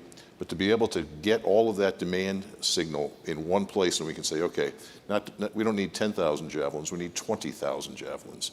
That's a very different investment profile. But we just don't have a system today that allows us to do that. But if I'm not mistaken, I think that there is a multi-year procurement authority in the current NDAA that's pending. And I think that would be very helpful. Mm-hmm. And thanks for that point. It's very important we get an NDAA done this year. So yes, this year. Why is it always down to the wire for this NDAA? That's a great question. That's a really great question. So, the House had the NDAA done earlier this year. The Senate, we had our committee work done and ready to go onto the floor earlier this summer, and yet it has languished. And I am not sure. I think this is a great question for Majority Leader Chuck Schumer on why we have waited until the very end of the year to do one of our most important pieces of work in Congress. It always seems like the defense budget is held hostage at the end of the year. Yes. Yeah. We have a couple minutes left. I'd like to go down the panel for final thoughts, but also to throw out there, is it a realistic goal for Ukraine to fully reclaim all territory, including Crimea? What's at stake? Secretary? Well, again, I think what's at stake is, the liberal, world order and the concept of freedom and territorial sovereignty. And, we just can't stand by and let a situation take place where an authoritarian power arbitrarily decides that a country doesn't really exist and go in and violate its borders by force. So I think the stakes are very, very high. And again, I think, what we're focused on, the administration, Congress, is giving Ukraine, all that we can give them to make them as well positioned as possible to push the Russians out and to be able to leverage from a position of strength. That's really what we're focused on. General Saltzman? Hard to say it any better than the Secretary just said it. We're in an era of great power competition where these conflicts matter on the broader scale, as the Secretary mentioned. Where it's a fight for a narrative. It's a narrative to maintain a rules-based order. It's a narrative that says stability on the global scale matters, that aggression can't be tolerated because of its destabilizing effect on any number of human endeavors. And so these seemingly far-off conflicts matter because all of these activities are so intertwined and all of these nations are so intertwined that we can't afford to just sit back and let it happen. Greg? Yeah, I think President Reagan said it 40 years ago. We will have peace through strength, and defending democracy against autocracy is not easy. It's not just national treasure, it's also the mindset of the American public that we have to wrap our mind around. We are the arsenal of democracy, we are the defender of democracy around the world, and we have to take that seriously. And I think we have to take the lessons from Ukraine, which are many, and integrate that into our thinking for the next decade. Senator? Absolutely. This is a tipping point on the resolve of the American people and how far we want to go in defending freedom. Certainly, I'm not advocating for putting our military men and women on the ground in Ukraine, but I do think it's imperative that we are supporting the Ukrainian people and that we are defending sovereign nations around the globe that are democracies and good partners to us. So I think it's very important that we continue this fight, enabling this fight. And to the point, peace through strength, and also in this wonderful venue that we have today in honoring Ronald Reagan, he had also pointed out that if we are not willing to engage, we will see those types of regimes start to dominate around the globe. And really, is that the kind of world we want to live in? And lastly, what about those who say they want to focus on China? They really think China's the real threat, and we're spending too much money in Ukraine, too much effort in Ukraine. What would you say to those people who want to focus on China now? We can walk and chew gum at the same time. And we have incredible military leaders that will do a very delicate balancing act, and we will employ and deploy where we need to maintain peace. And of course, President Xi is watching. Yes. Thank Hello. you, panel. Thank you very and listening. And listening. Thank you. Thank you. Thank you very much. Thank you.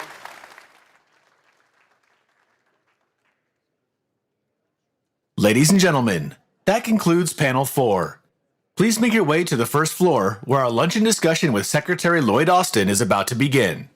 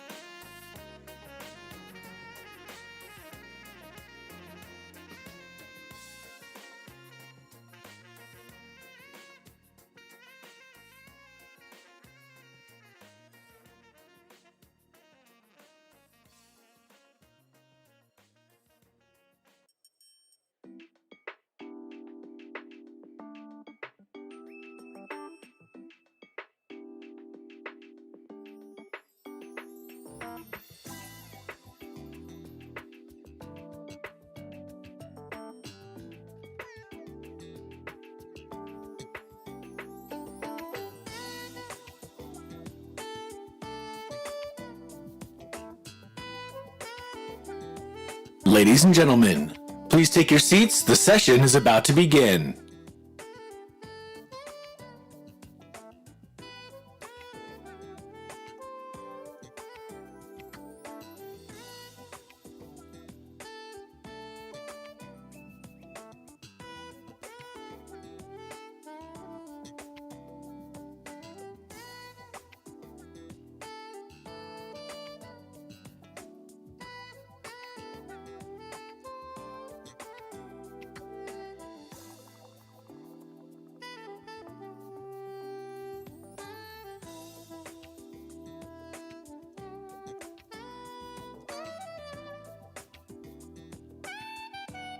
Ladies and gentlemen, please take your seats. The session is about to begin.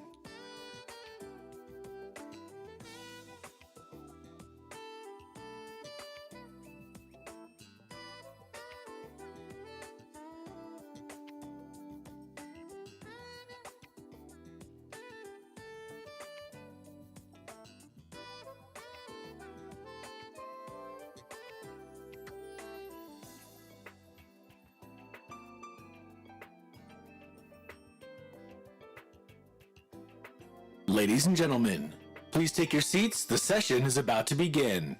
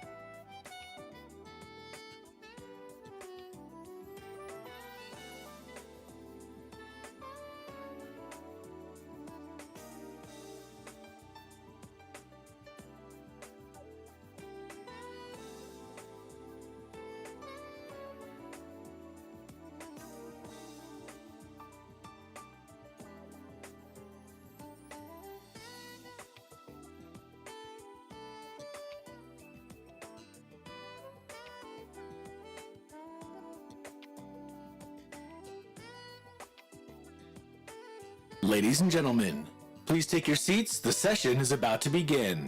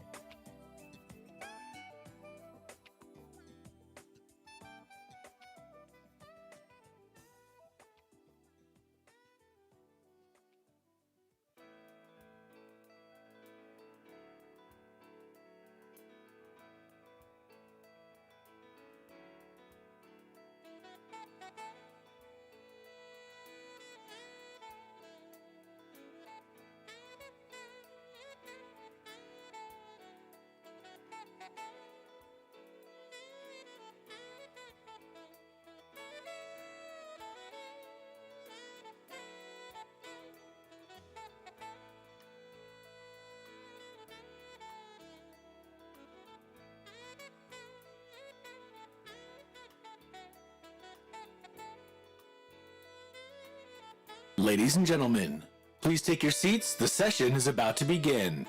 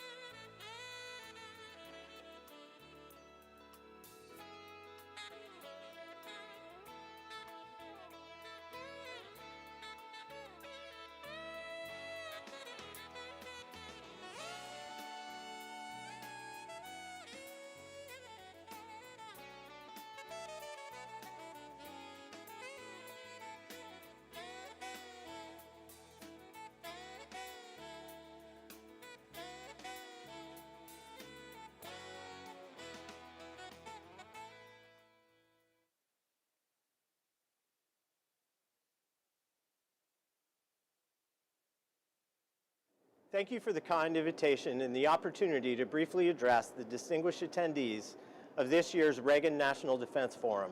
I'm Captain Darrell Cardone, Commanding Officer of the USS Ronald Reagan. And I'm Rear Admiral Buzz Donnelly, the commander of Task Force 70, as well as Carrier Strike Group 5. And we're the proud leaders of USS Ronald Reagan and Ronald Reagan Carrier Strike Group, America's only forward-deployed carrier strike group and aircraft carrier. The Ronald Reagan recently completed trilateral maritime operations with our Japanese and Australian allies in the Philippine Sea. And since leaving port in May of this year, USS Ronald Reagan and our Carrier Strike Group have operated with our allies throughout the region, including Japan, Australia, Republic of Korea, Republic of Philippines, Canada, and the United Kingdom, as well as several of our partners that we share throughout this region. This demonstration of combined resolve highlights our credible combat capability and our common commitment to the security and stability of the Indo-Pacific, and our willingness to support the status quo and to prevent anybody who would change that by force. Our ship's motto, spoken by President Reagan himself, is peace through strength. And the 5,000 plus sailors aboard our nation's flagship embody this time-tested military philosophy every single day. And we're ready to carry out this mission every day, as well as every night. Our constant forward presence ensures that we are presenting America's forward-deployed, credible combat capability. That combat capability is supported by over 5,000 sailors and Marines who share a common professionalism, commitment, and dedication to duty. With them, along with our support ashore, we maintain the lethality, survivability, and sustainability to meet any challenge in the Indo-Pacific. And you can rest assured that these brave men and women will fly, sail, and operate in the open seas and skies of the Western Pacific, consistent with international law, and maintain the peace and stability of this dynamic region as the United States Navy has done for decades. On behalf of the crew aboard the USS Ronald Reagan and Carrier Strike Group 5, who daily protect the peace and embody our nation's strength, we sincerely thank you for attending the Reagan National Defense Forum, for your contributions to our national security, and for joining us in carrying forward President Reagan's legacy.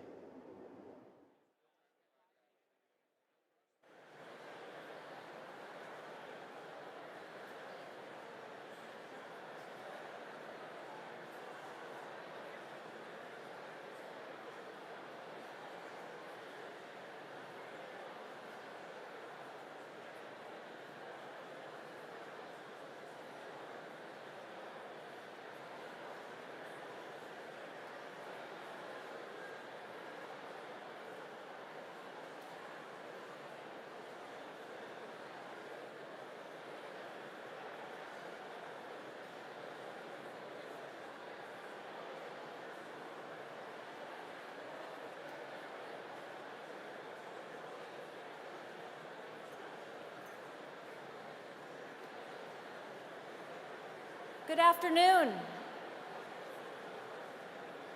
If we can get your attention, thank you. That'll work.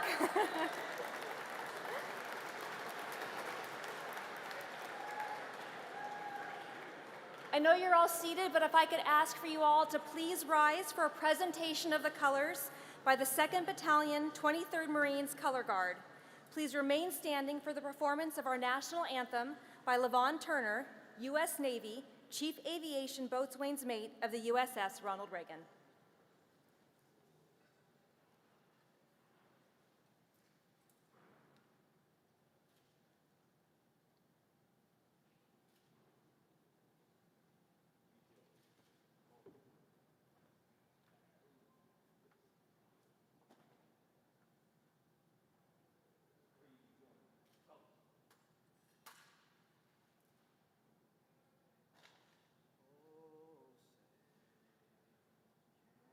You see by the dawn's early light what so proudly we held at the twilight's last gleaming, whose broad stripes and bright stars through the perilous fight, o'er the ramparts we watch, we're so gallantly streaming, and the Rockies' red glare, the bombs bursting in air, gave proof through the night that our flag was still there. Oh, say, does that star-spangled banner yet wave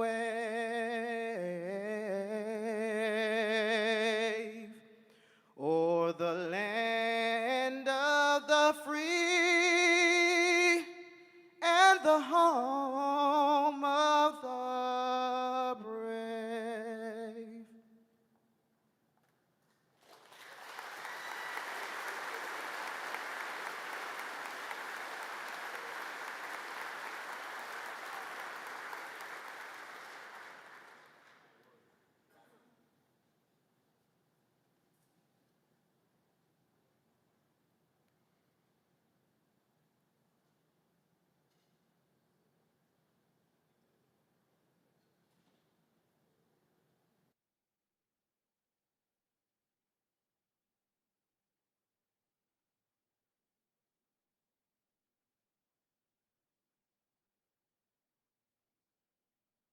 Please be seated.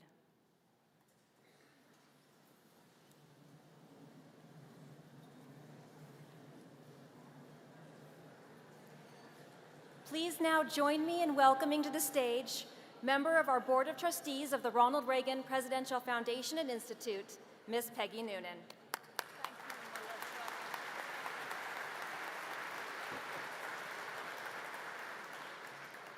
Thank you, Melissa. Thank you to all of you for being with us last night and today, including early in the morning. Many of you traveled very far to be with us, and we appreciate it.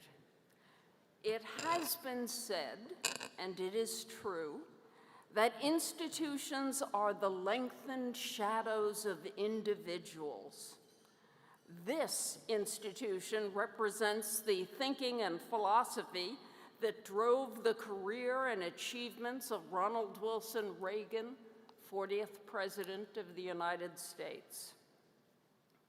It's no accident this institution, the Reagan Foundation and Library, is settled here in Simi Valley. If you get time, if there's any break today where you can walk around, you'll see there's a serenity in these rolling hills and a lot of scenic drama, too. Ronald Reagan's old friend John Ford, the first great genius of American cinema, shot films in these environs near here at Crash Corrigan's old ranch. It was Ford's work that gave many Americans, perhaps even most, a picture in their heads of what the American West looked like long after it had changed. He was later given the Medal of Freedom for that great gift to us. The beauty in Simi Valley is of a particularly expansive and rather American sort. You can look one way and you see the mountains. You look the other way and it's the sea. More than that, there's a sense of confidence, naturalness, and solidity in this place, and that is very much in line with the nature of the man it celebrates. People tend to remember Ronald Reagan as an optimist. That's what they call him, the great optimist. I'm not sure, having known him, that that is precisely true. He didn't always expect the right, sweet thing to happen in any given circumstance. He was quite ironic about the chances the nice thing wouldn't happen.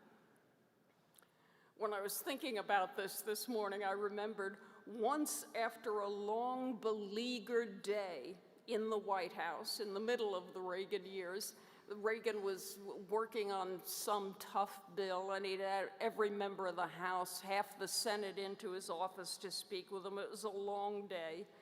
At the end of that day, someone brought his new puppy into the Oval Office to meet the president.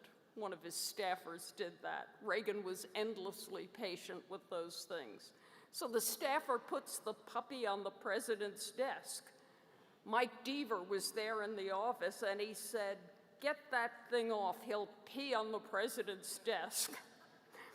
Reagan said, "Why not? Everybody else does."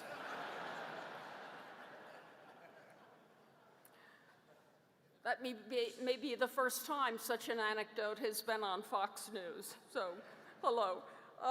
Those are not precisely the words used, but you get the gist. Anyway, it wasn't optimism with Reagan, it was confidence.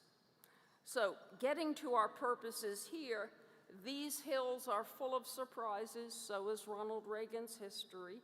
He gave great and profound attention from the beginning of his public life to the national defense, and he certainly gave it in his presidency.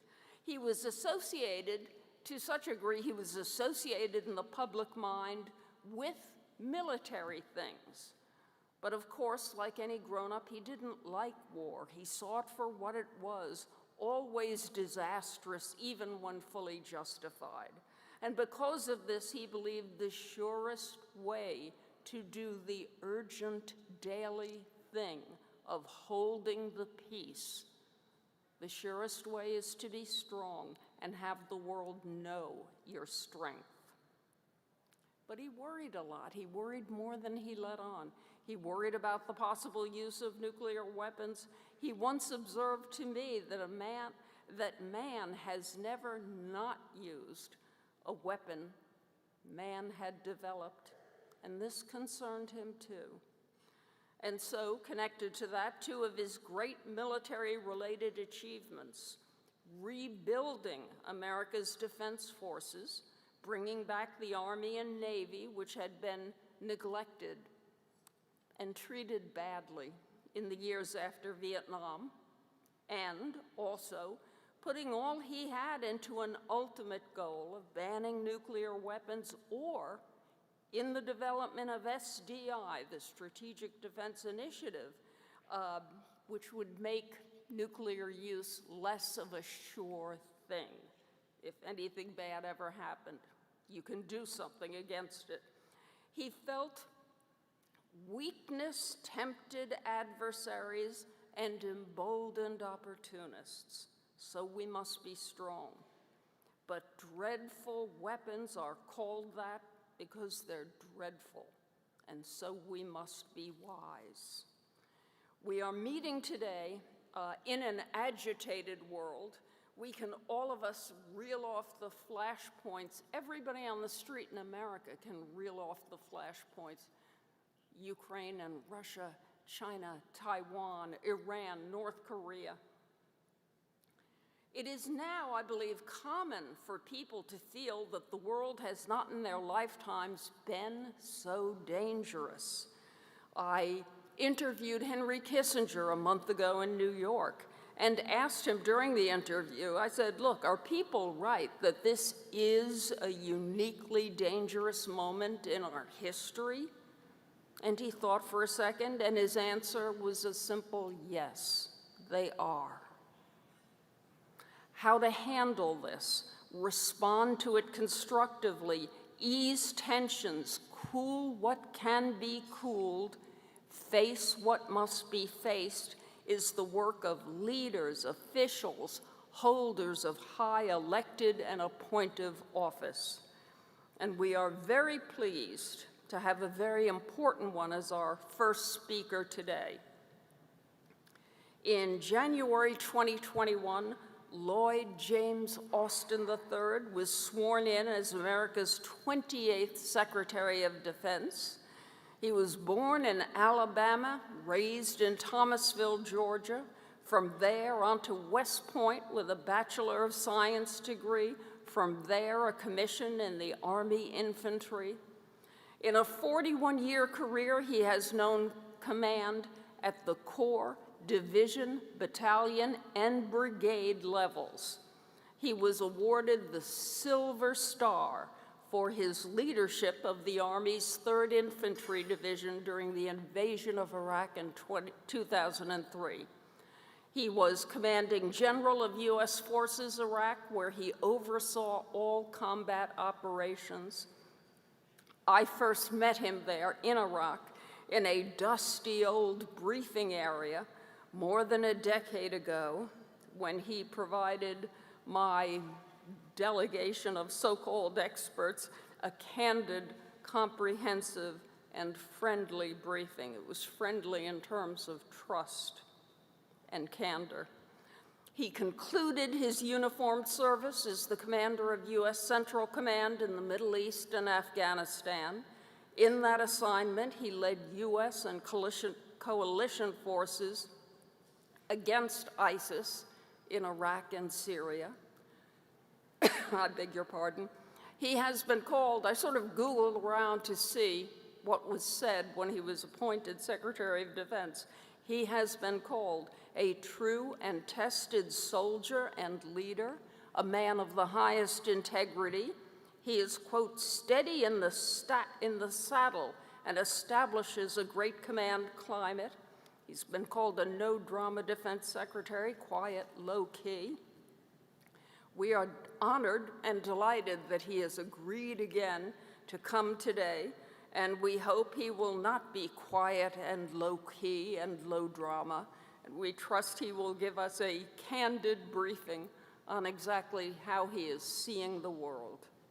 Please welcome Defense Secretary Lloyd Austin.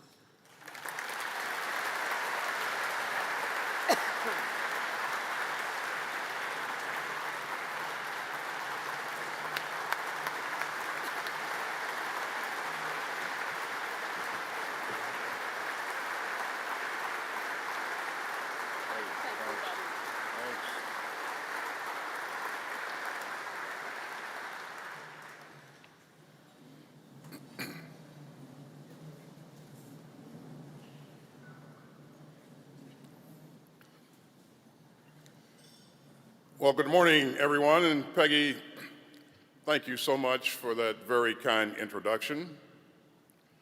The Reagan Foundation, an institution, has been a great host, but you know, it feels a little unfair to be expected to give a speech after Peggy Noonan. And as you pointed out, Peggy, the last time that we saw each other was actually in Iraq in a dusty conference room in the palace at Baghdad. So this indeed is a bit nicer, and I'm delighted to be here. I'm delighted to be here with an outstanding delegation from the Department of Defense, including Secretaries Wormuth, Secretary Del Toro, and Secretary Kendall.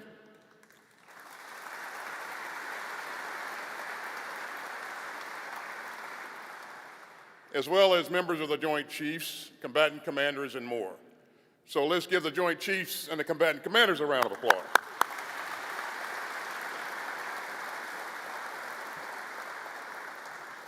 We also have a distinguished bipartisan delegation here from the United States Congress.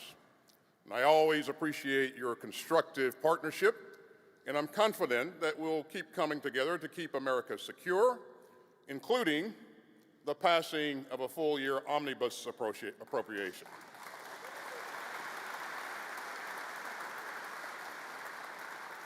And I look forward to working with you in the coming weeks and in the 118th Congress. I'm honored to see ambassadors and defense ministers from allied and partner countries, so welcome. Now, it's already been a very productive trip to California. And yesterday was a proud day for our country and the United States Air Force. I was in Palmdale to participate in the historic unveiling of the B-21 Raider, and that's the long-range strike stealth bomber that will soon be the backbone of the Air Force bomber fleet. The B-21 was developed over 7 years by our partners at Northrop Grumman. So it was a really proud day for Kathy, and very well done, by the way. And it shows that we're clear-eyed about what it's going to take to keep America secure in the 21st century. You see, the B-21 is an extraordinary display of combat power and a major advance for American deterrence. And making this bomber required harnessing the driving forces of American innovation and ingenuity, and drawing on both free minds and free enterprise. And ladies and gentlemen, only one country on earth consistently delivers that combination, and that's the United States of America.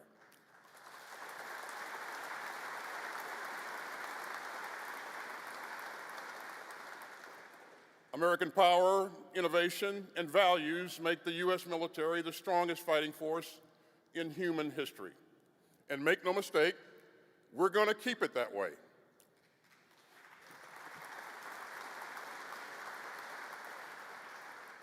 And so our job is simple. We don't lose focus because of polls or politics. The U.S. military is here to fight and win our nation's wars. And we will always work to deter conflict whenever we can.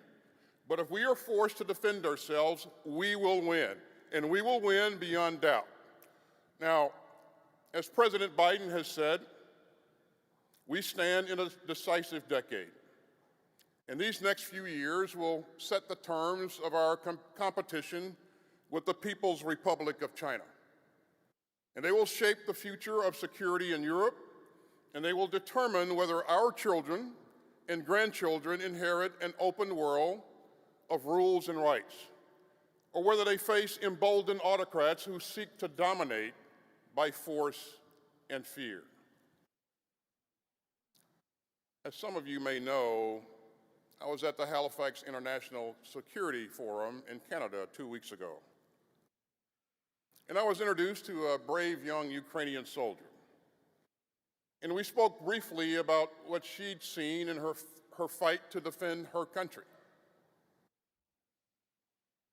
The next day, I saw that young soldier again.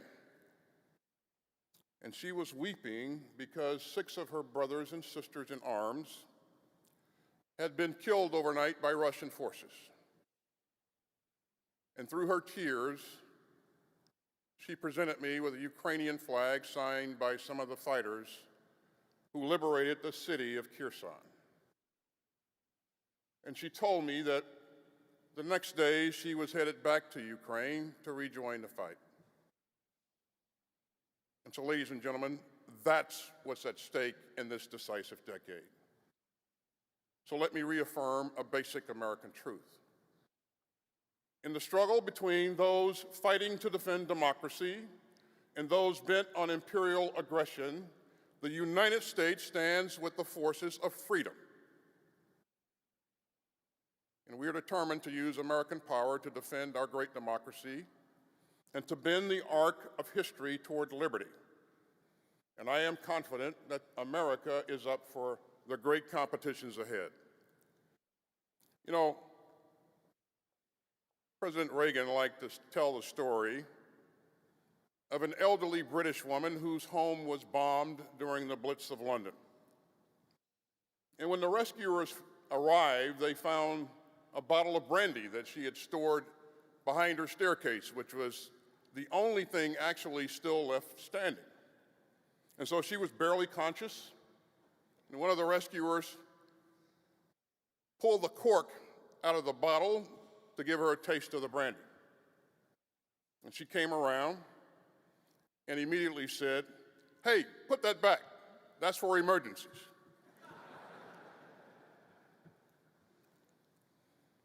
Now that's the spirit that we need. This is no time to hold back our resources or our resolve. To meet this moment, we're going to need help from Congress, industry, and more. And I hope that you will join us in this mighty task. to shape this decisive decade. We're driving hard to further strengthen America's deterrence. And we're taking on the generational pacing challenge posed by the People's Republic of China. And we're tackling the acute threat of Putin's Russia and defending the rules-based international order that keeps us all secure. And we're going to do all of this the American way, by drawing on the full force of American innovation and American industry to ensure that we get our warfighters what they need before they need it. And at this hinge in history, we're carrying forward the great American tradition of strong, principled global leadership, alongside our stalwart allies and our valued partners in the service of human freedom. So let's start with American deterrence. It lies at the core of the national defense strategy that guides the department. We've got the right strategy and the right operational concepts, and they're driving us to make the right investments for our warfighters.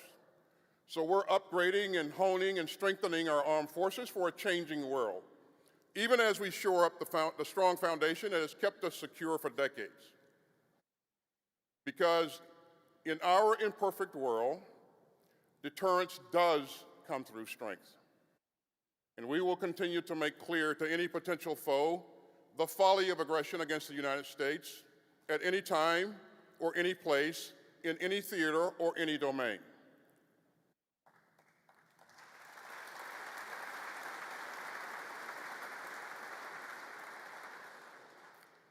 So in our deterrence means air power. So in our fiscal year 2023 budget, the department has requested more than $56 billion for air power, focused on the F-35 and the F-15EX fighters, the B-21 bomber, mobility aircraft, and manned systems. And American air power helps deter conflict every day, from joint exercises with our Indo-Pacific partners to aerial drills with our allies to protect NATO's eastern flank. Deterrence means sea power. So we're investing in the new construction of 9 Battle Force ships in our Columbia-class ballistic missile submarines. And just last month, one of our Ford-class nuclear-powered carriers made its first transit to Europe. Deterrence means long-range fires, like the HIMARS systems that have been so crucial to Ukraine's self-defense. Long-range fires will be vital for contingencies in the Indo-Pacific as well.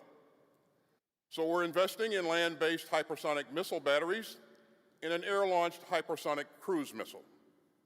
And the USS Zumwalt will become the first Navy platform to field hypersonics.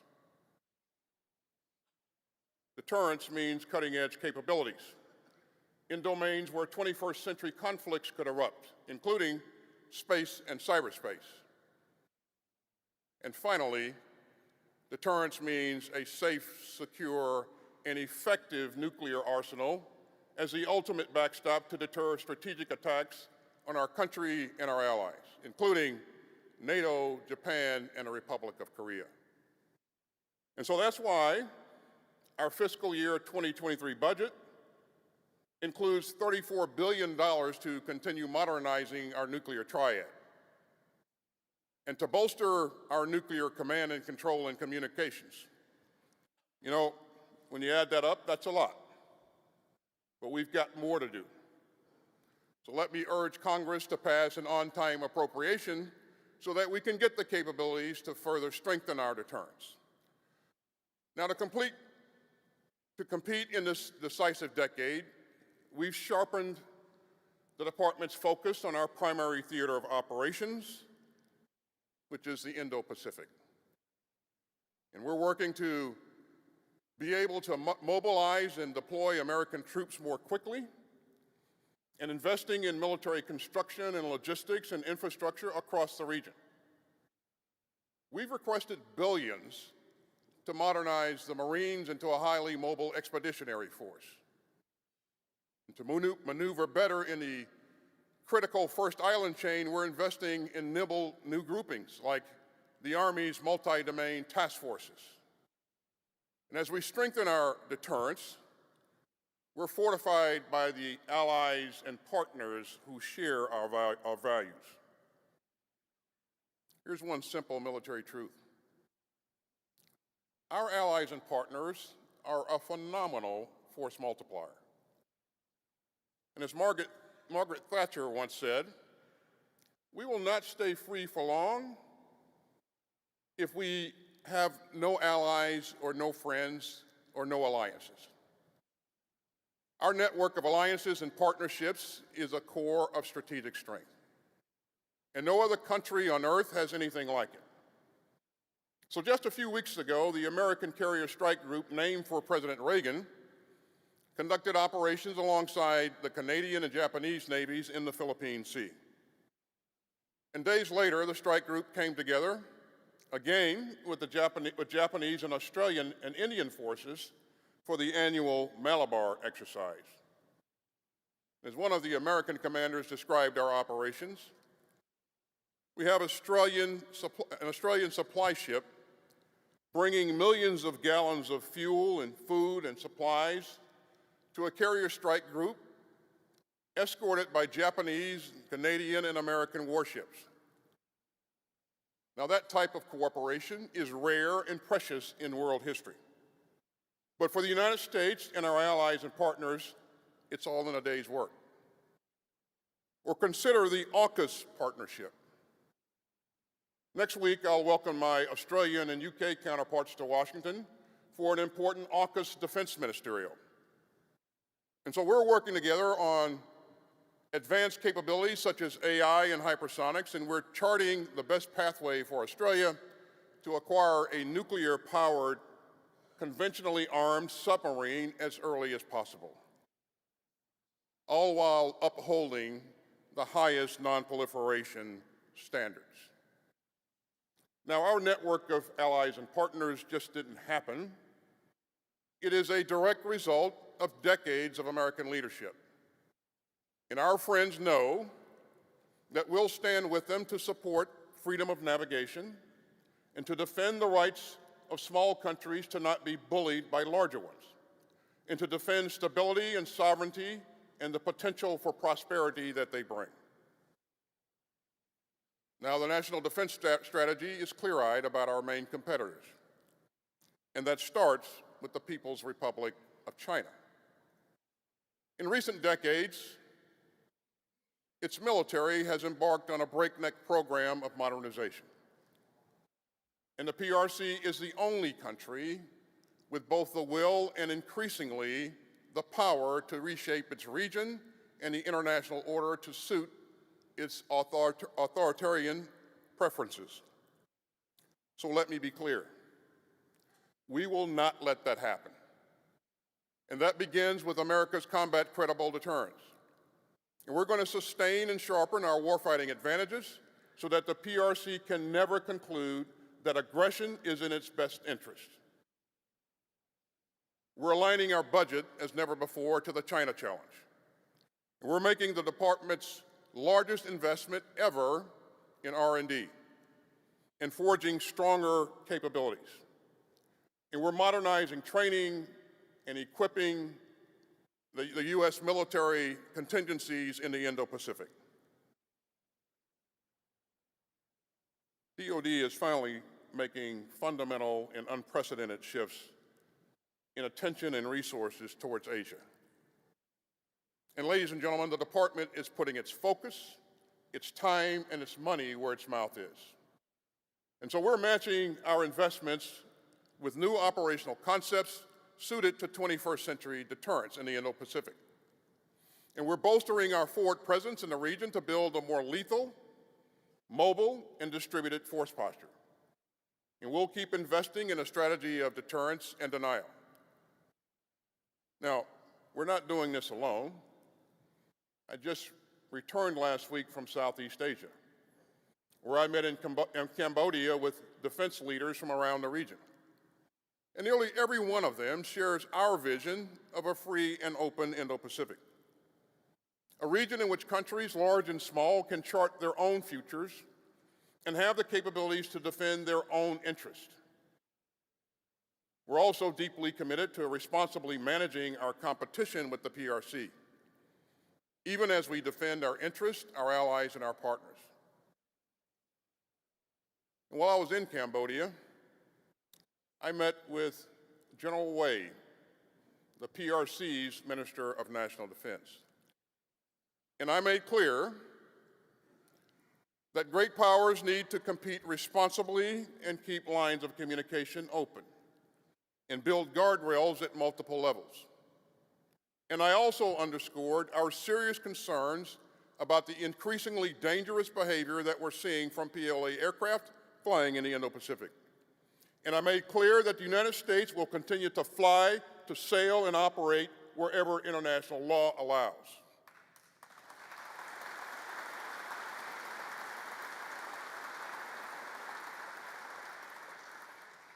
You know, great powers must choose responsibility over recklessness. Great powers must communicate with candor and respect the hard-won system of international laws and alliances and norms and agreements that has made us all more secure and prosperous since the end of World War II. You know, we can't take that open and stable order for granted. And that's one key reason that the world has come together to condemn and resist Russia's reckless war of choice in Ukraine. And this decade will be decisive for security in Europe as well as in Asia. But let's be clear about what we've seen in Ukraine. Russia wasn't provoked. Russia wasn't threatened. Russia wasn't attacked. Instead, one man chose war. And Putin's war is not the result of NATO expansion. It is the cause of NATO expansion. And now, because of the Kremlin's longing for a vanished empire, Europe faces its worst security crisis since the end of World War II.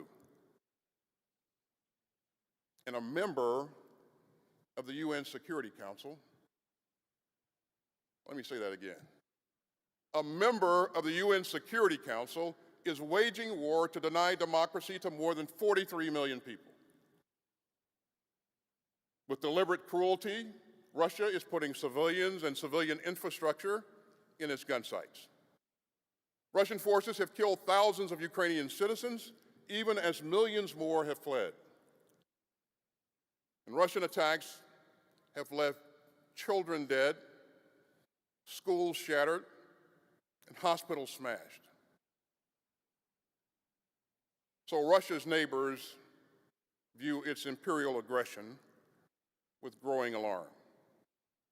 And Putin's war of choice has given everyone on earth a preview of a world of tyranny and turmoil that nobody would want to live in. And Russia's assault on its peaceful neighbor has shown every country on earth the dangers of disorder. And so that's why so many countries of goodwill have raced to get Ukraine the capabilities to defend itself, including some 50 members of the Ukraine Defense Contact Group that we created and led. And it's why our united and resolute NATO allies have bolstered the alliance's forward defenses and reinforced its eastern flank.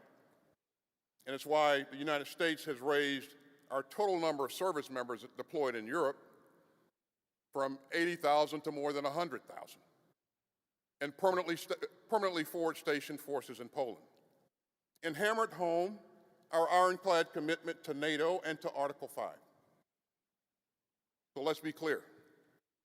We will not be dragged into Putin's war, but we will stand with Ukraine as it fights to defend its citizens and its sovereignty. And we will stand strong with our NATO allies, and we will defend every inch of NATO territory.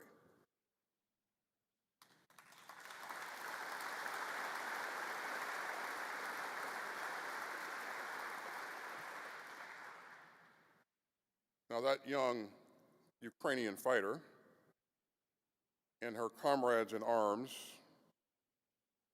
have shown the moral and military power of a free people roused to its defense.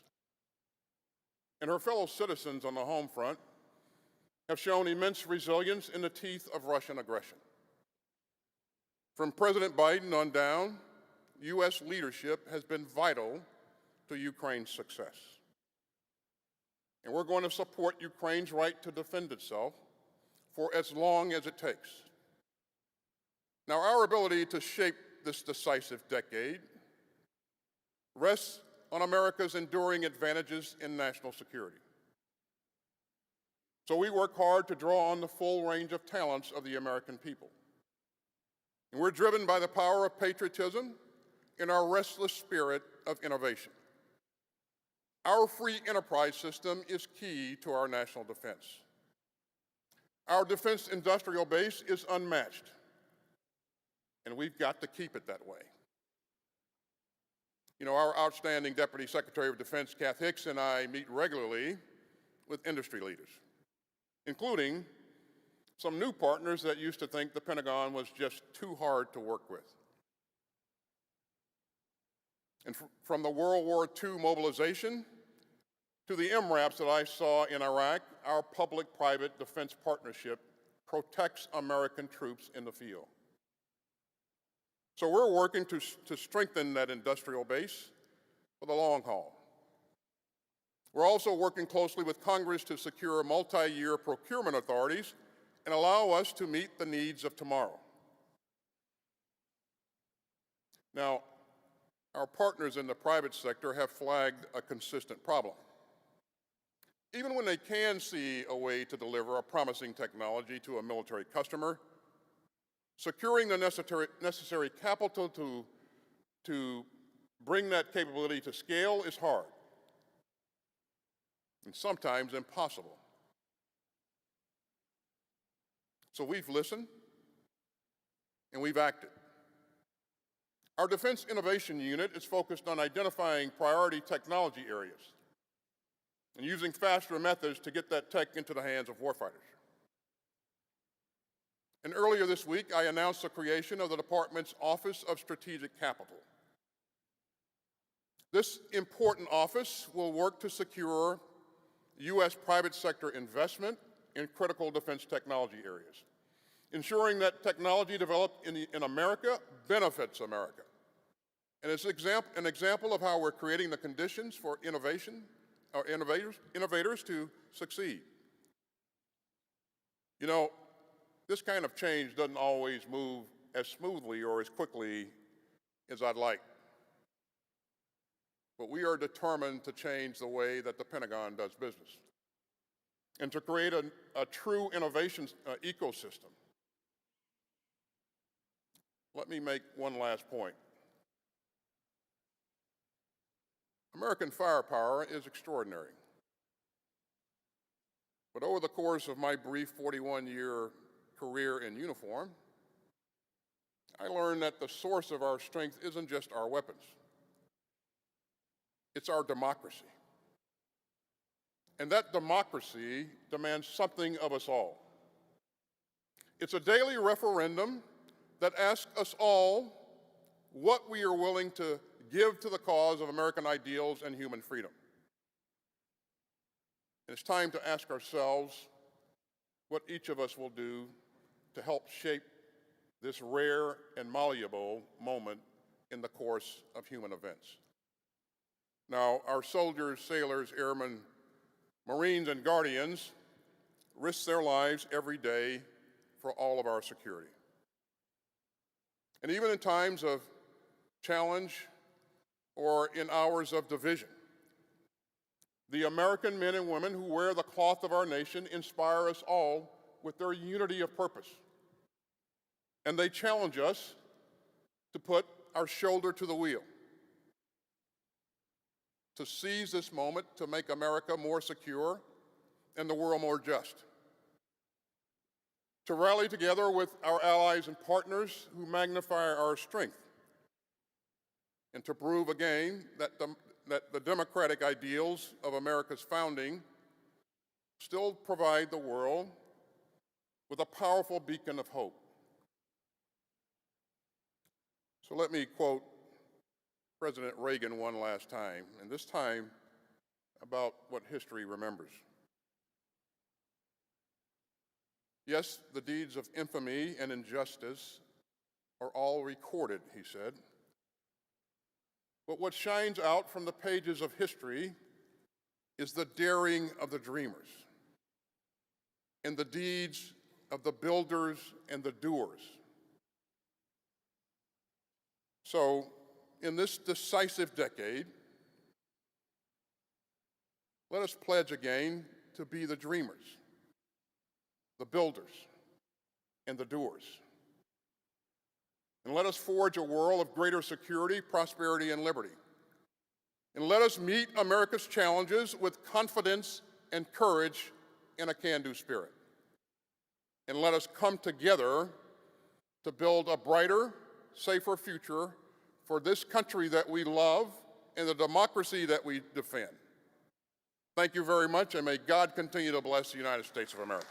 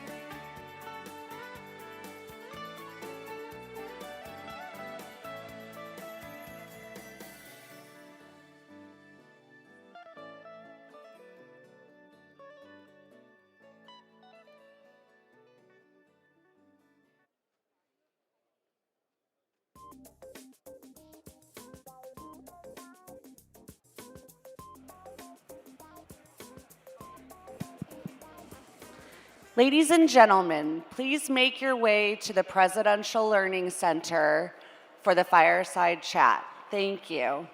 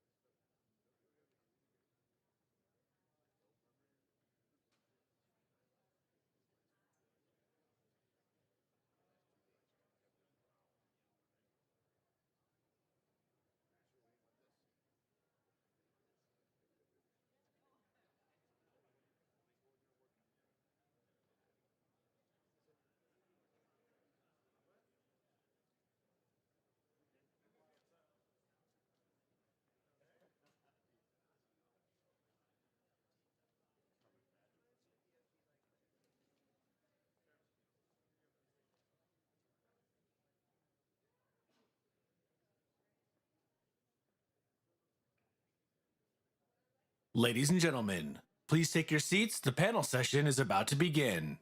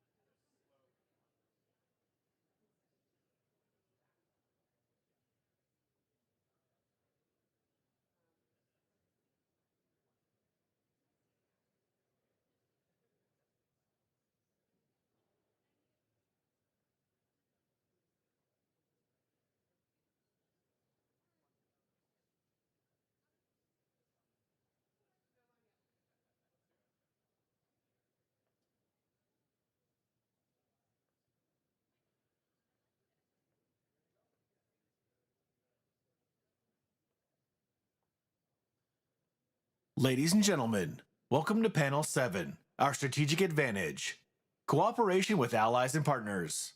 Please welcome Olivier Knox of the Washington Post and our distinguished panelists.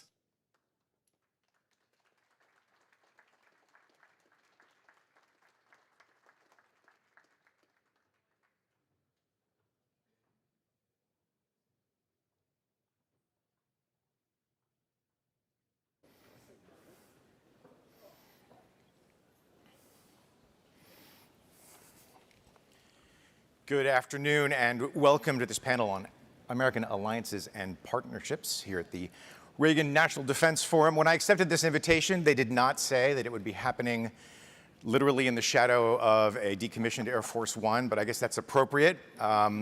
What more globally recognized symbol of American power and also a conveyance for getting American leaders to important summits and gatherings? It seems like an appropriate symbol for this collection of people. Please remember to submit any and all questions you have for this panel via the RNDF app. I can vouch for the fact that it works. I submitted a question earlier today. With that, let's get to know this distinguished panel. Senator Lindsey Graham, Republican of South Carolina. Yes, sir.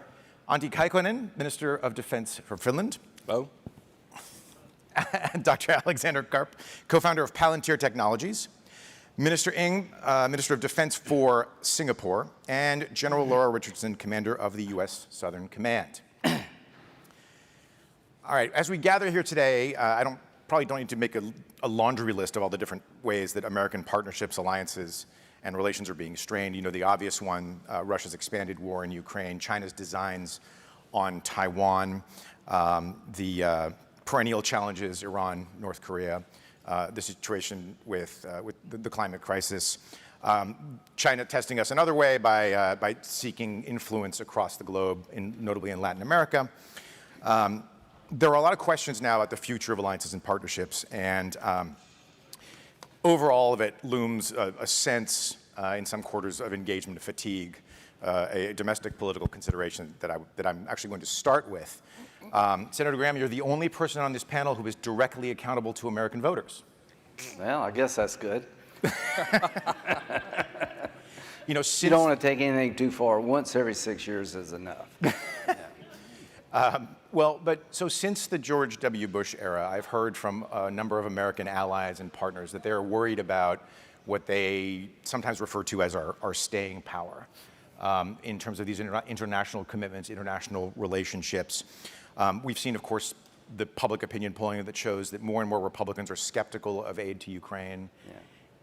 When it comes to that dynamic, is the system blinking red, or is this sort of business as usual? What's your general sense of that? Well, I think it's kind of business as usual. There's alliances before and after Trump.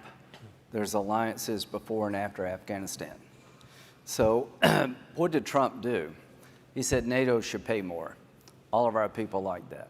So if you're going to have an alliance, you got to prove to Americans going forward there's value in the alliance for you, that you're not the only one fighting and dying, you're not the only one spending money. So the Republican Party will hold on Ukraine. Kevin McCarthy is going to be, hopefully he gets to be Speaker, but I think you'll find bills to make the aid more transparent, account for the weapons. You'll be finding efforts by me and others to get Germany and other allies to do more, because it's easier for me to go back home and say, listen, if you don't think Ukraine's important, you're missing the boat, because China is watching everything we do, and Taiwan's really important because all the chips in the world pretty much are in Taiwan, and we need to change that. So the idea of burden sharing, Trump has brought to the table. America first, I think, is other people should do more, we should not go it alone. Isolationism is fool's gold. It is fake security. I'm in the, internationalist wing of the party. We're going to be fine, but we're going to have to understand that the public, not just Republicans, are asking us questions. All this money we're spending and everything, can we get other people to do more, and are we getting a good bang for our buck? And I think those questions should be asked, and we should have a better answer.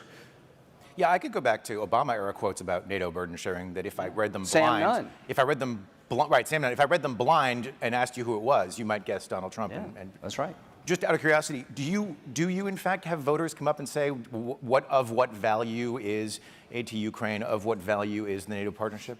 Yeah, I mean, I do town halls, and number one, I said, if you're coming to my town hall, there's two things we have in common.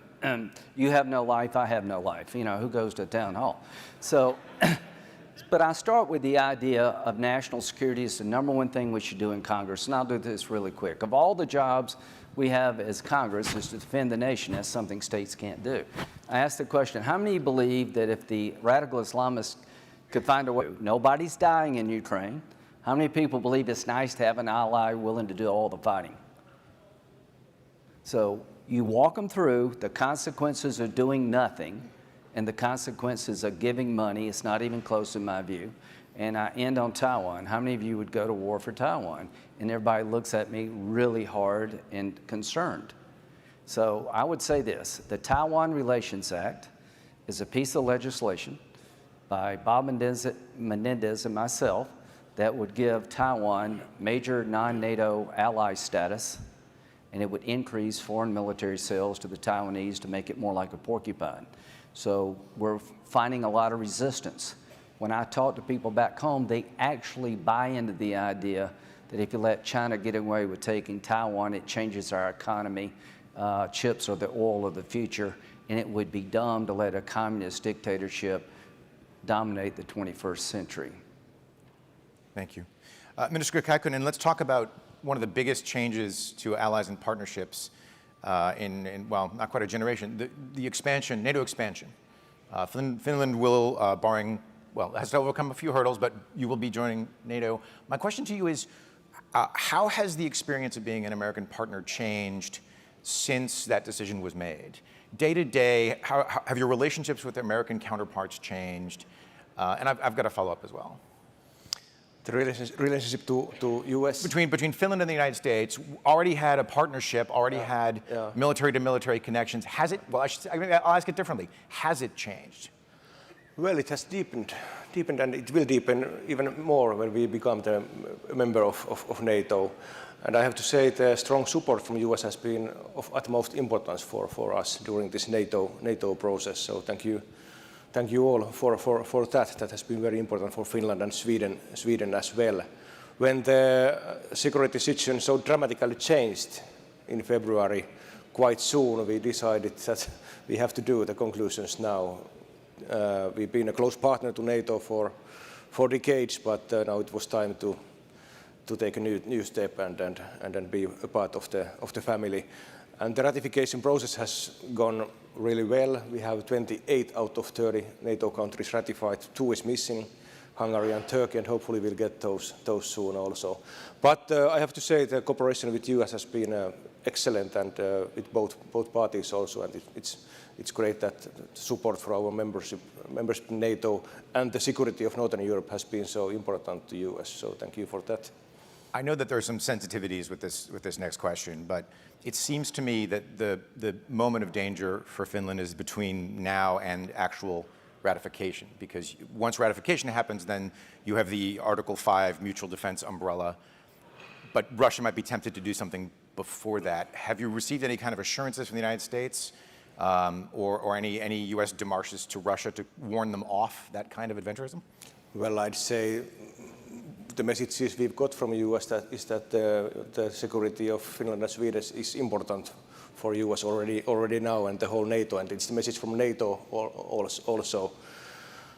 So, and for example, United Kingdom has been also very active in some other major NATO countries, and we've had more military exercises with US and more military presence during this ratification process, and it has been also important. But actually, yes, we do have a long borderline with Russia, but it's calm and peaceful in the border. So clearly, Russia's military focus is in Ukraine at the moment. So we don't feel that there is any immediate military threat from Russia. But we want to look in a longer perspective, and we believe that decision to join NATO is good for us. But actually, we have a capable military forces, and we believe that joining NATO is good for NATO as well. So it is a win-win situation. Thank you. Dr. Karp, love your thoughts on this moment in public sector, private sector cooperation. I feel like following the war in Ukraine, if I open up my newspaper, I see satellite images produced by a private sector firm. When I read about communications in Ukraine, I see private firms coming in and shouldering a lot of the burden. How has this conflict, if it has, transformed that relationship? Well, you know, I think this is I'm a reformed philosopher, and which, you know, I won't bore you with the academic, but before February 24th, I think the narrative among our adversaries, and certainly even among some of our allies, and you know, when I've talked to them, a lot of our business outside of America, was something like, well, you in America, you love liberty, you produce great films, but in fact, the adversaries are as good as you are on military, and they're willing to do things you're not. And I think the February 24th and what's happened in the Ukraine, involving technology in ways some can't really talk about always in public, has changed the narrative around war and America to it's the liberty-loving, tech-building people of the West, especially of America, who produce products that are so superior that the non-freedom-loving people need to shiver a little more than they have in the past. And this is crucial for the West and all of our allies who primarily love the freedoms and liberties we have, to show our adversaries that, in fact, we are superior at modern warfare, which I would define as tech-enhanced kinetic attack weapons. So software-enhanced. The fact that software is eating the world is horrifically important for businesses, most of our businesses in the private sector, but it's particularly advantageous for America because America is the best at building software. And the fact that we can build weapons, software-enhanced weapons that really make our adversaries quiver, as Senator Graham said in a more articulate way than I could, that prevents war. And now, what does that mean for the tech sector? You know, you're seeing a lot of tech companies who once thought the way to support the U.S. military was to first hand technology to our adversaries, and this has shifted. There's more of a unity of we are going to support the U.S. government, not just crazy Palantir and their crazy, batshit crazy CEO.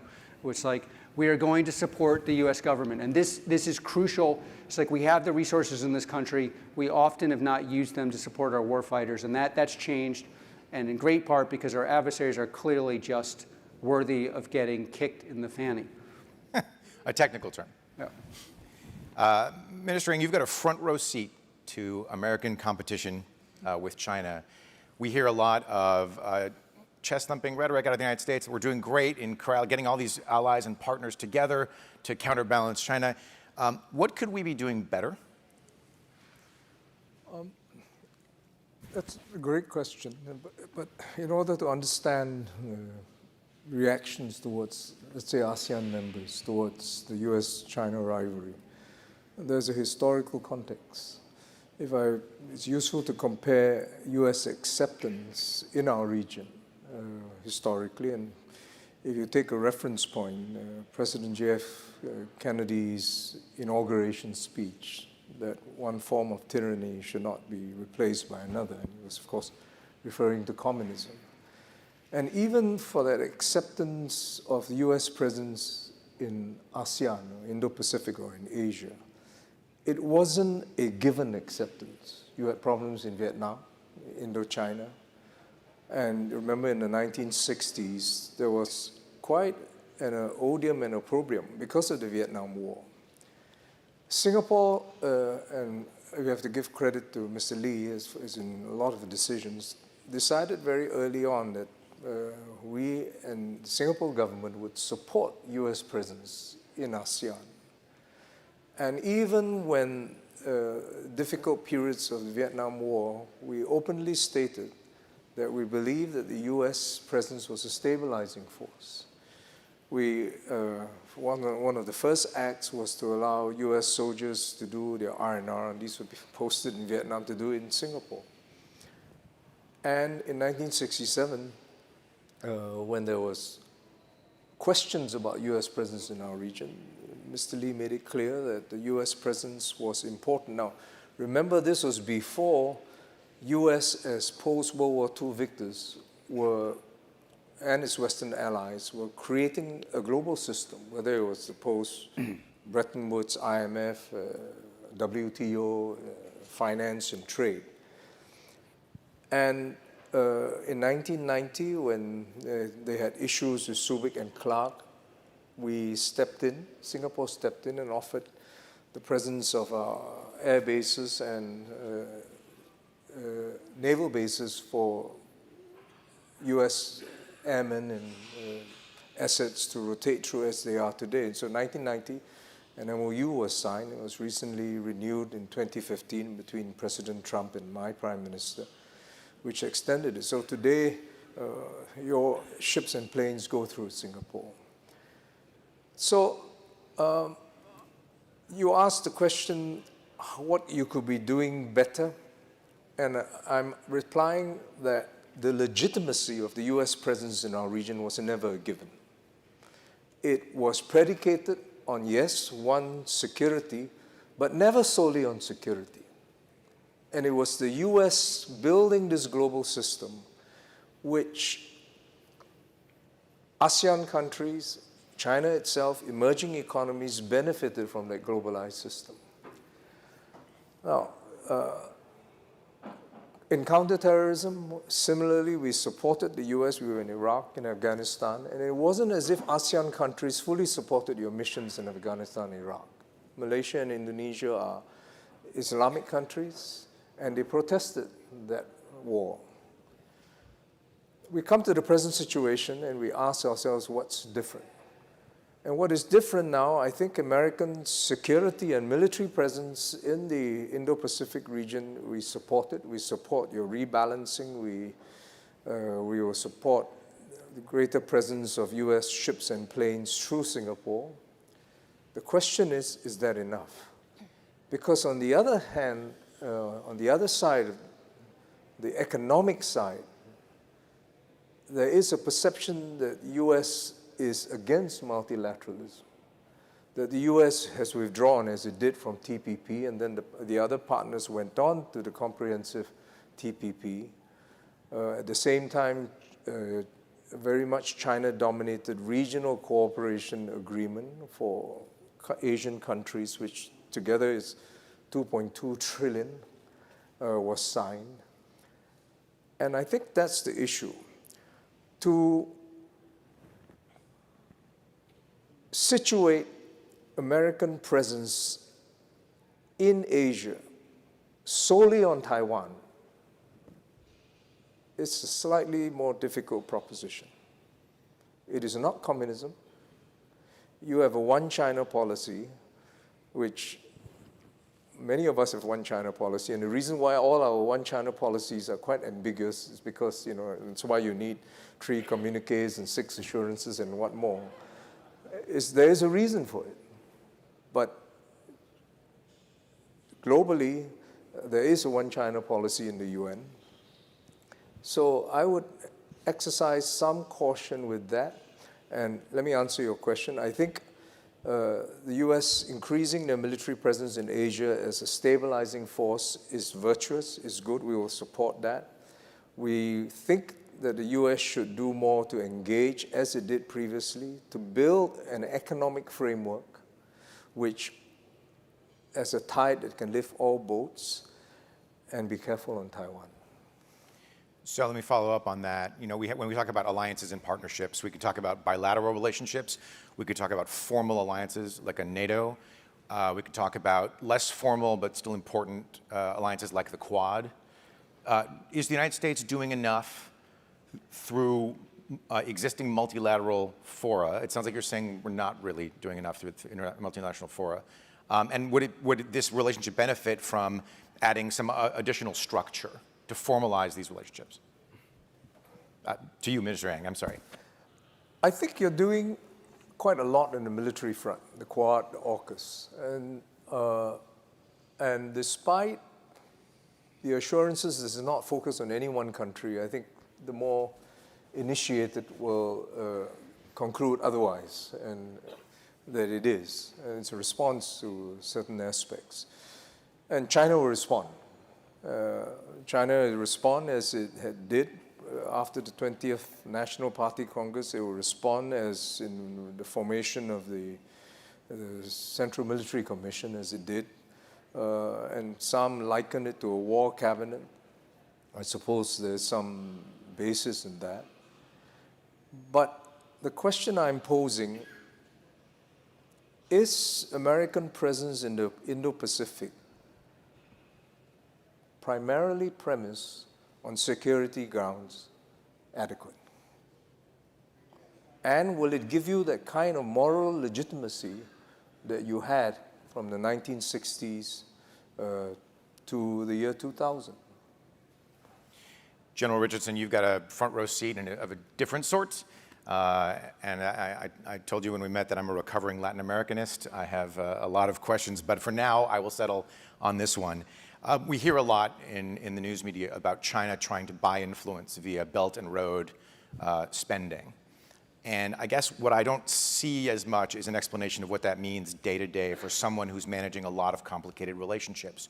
When you walk into meetings with leaders and military officials in Latin America, have you ever heard someone say, well, we would, but China's building us the port? How does it shape the day-to-day relationship? I think interesting in this region and the impacts that COVID has had over the past couple of years, the impact, 107 million people in this region thrown into poverty. And so they're trying to dig out of the hole of poverty because of the COVID impacts. And we see the residual impacts of what COVID has done into our own nation. But these are democracies trying to deliver for their people. And they're having a hard time doing it, and the people are impatient. And so I try to encourage investment to create opportunities for these countries.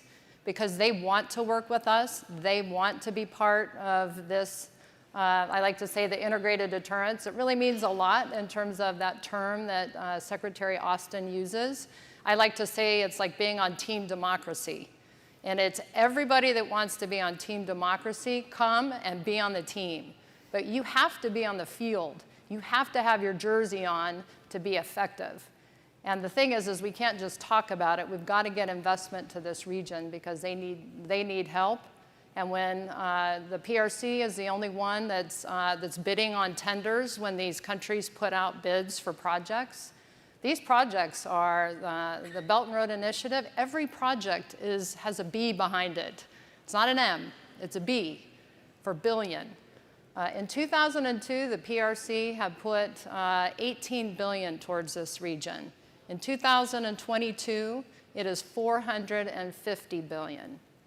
And then we're anticipating by 2030 that that's going to close to double. So we have got to get investment from the United States, from the globe. Again, I run exercises. I have 8 exercises per year, and each one of them brings at least over 20 partner nations. I've got 31 countries, 16 dependencies in this region. And when over 20 partner nations come to participate in these exercises, it tells you we have the relationships. But these are relationships for us to lose if we aren't careful. And the way I look at it is the Western Hemisphere is security for our own homeland, for our own United States. Having a secure Western Hemisphere, it also secures the global supply chains. It would be wise that we put way more investment so close to our own homeland. I'd like to say the Western Hemisphere is on the 20-yard line or in the red zone, if you want to use a football analogy. I can fly to 80% of this AOR from Miami, where my headquarters is, in 2 to 3 hours.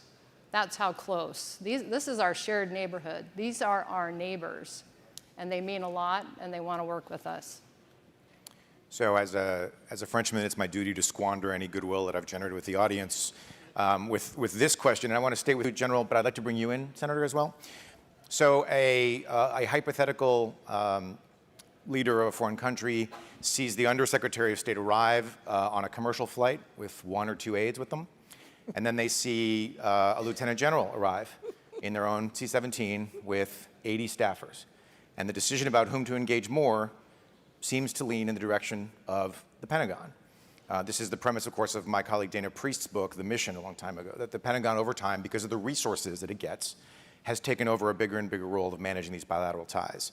I realize this is an awkward question given the setting, but to both of you, and I guess I'll start with you, Senator Graham, do we need to rebalance that equation? Do we need to, and I'm not going to suggest cutting defense spending here, I'll be lynched, but in terms of, boosting, Sure. I was going to say earlier that one of your most important foreign policy jobs was as the top Republican managing the appropriations process on this stuff. So is it time to do some kind of rebalancing? Sure. So the entire foreign 150 account that funds the State Department, all developmental aid, is about $58 billion. Compare that to the Defense Department's budget. I think soft power is national security in another form. The Developmental Finance Corporation is a tool we're trying to create so we can show up in Latin America and other parts of the world, particularly Africa, and offer a better alternative to people on the ground than usurious loans coming from China, full of corruption. They will actually do a deal with you where you can hire your own workers, not a bunch of Chinese. Half of life is showing up. In this space, we're woefully inadequate. We do not have the tools to show up and compete with China and Africa. Africa Command should have more civilian impact. Karl Rove's out in the audience. Millennial Challenge Corporation was one of the best things that President Bush ever did. It gave us a chance to go and give bilateral aid with metrics so you could get some return on investment. You could see things move in the right direction. So I want more. The Global Fund has worked in the area of AIDS and malaria. I want a global fund for food security, where you get the private sector and a coalition of the willing investing in Africa to make sure people don't have to move because they have no water to drink or they can't produce their own food. So this space is woefully inadequate. And that's why people look to the Department of Defense. But let me tell you what's woefully inadequate. There's a bunch of happy talk at this place. It's beginning to piss me off. If you really are worried about China, which we all should be, how can you reduce the number of ships in the Navy over the next decade? The budget's being presented by the Biden administration and go to 2.3% of GDP in year 10. We go down to 280 ships in the Navy from like 318. Everything we're talking about west of the international date line can't be done with the budgets we have. So if you're really serious about making China pay better attention, you better have an alternative to Guam, because that's the only place basically we can, refuel. Australia wants to do more. They want to make more weapons in Australia that we can all use, but it's too bureaucratic. So the bottom line here is that alliances are not being formed in Asia consistent with containing China and supporting democracy. And let's get back to Taiwan, to my good friend from Singapore. I want to be in Asia. The TPP is dead on both sides. Clinton and Trump both campaigned against the TPP. It was a mistake. We should have a multilateral partnership on the economic side in China's backyard, but we don't because the politics is not there. Everybody here is talking about we need to be tougher on China. The military budget is not consistent with the rhetoric. When it comes to containing China in Africa and other places, the developmental aid, the tools we have to show up to help her almost don't exist. So I would say that the strategy America has today on the economic front and on the military front to deal with expansionist China is woefully inadequate to the task. General, your thoughts on the civilian-military balance when it comes to managing international relationships? So I would say that the challenges are so cross-cutting that it requires all of us. So I'll go back to team democracy again, integrated deterrence. It's our allies and partners. It's academia. It's NGOs. It's the industry, private sector. It's anybody that wants to be on team democracy. It requires all of us to work together. I'd like to highlight that in Southcom we have, as my civilian deputy, I've got a former ambassador to El Salvador, Ambassador Jean Maines. And we have down and in with all of the ambassadors and chargés that are in our countries, as well as the relationship with the Western Hem Bureau and Department of State, all of the other interagency folks that are really critical to get after all of the cross-cutting challenges. I don't know that it's, I wouldn't say that it's a rebalancing. It requires all of us to work every day, hand in hand, getting after these challenges with our allies and partners. I think the common theme is more. More.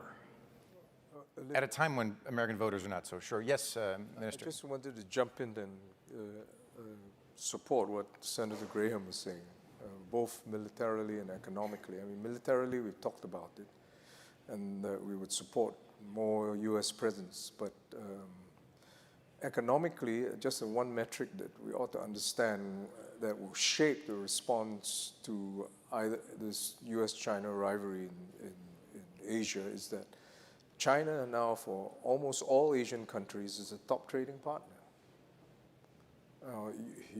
That's going to weigh very heavily on you, and it's not only Asia, and that's why you have the Prime Minister of Germany saying uncoupling is a bad idea, and you have the Netherlands saying, it can't be done. And remember that for a lot of our transnational problems, yes, we can talk about friendly shoring, onshoring, but if you just take a simple component of batteries to deal with climate change, you have the precious metals that are needed are only located in a number of countries. You will need the cooperation of countries, including China, to deal with many of them. So I think that economic aspect you have to do more, and I completely understand where Senator Graham was saying that the domestic politics didn't support it.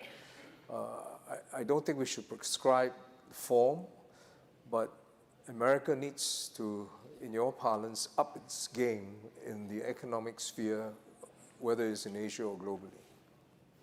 Well, let's stay with that for a second, and I want to bring in Minister Kaikkonen as well.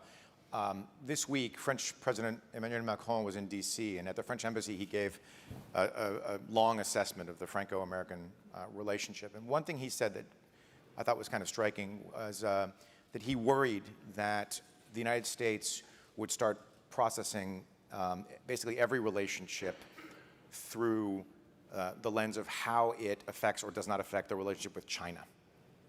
And he said he worried that this would have an impact on the transatlantic relationship, that if you start looking at every relationship in terms of the rivalry with China, it could warp bilateral relations. Do you share that concern? Why don't I start with you, Minister Kekkonen? Well, I'm not sure am I the right man to explain what Macron French president said. You don't need to explain what he said. You want a Finn to explain the French. Yes, I do come from the we same give you continent. one thing to do. Continent.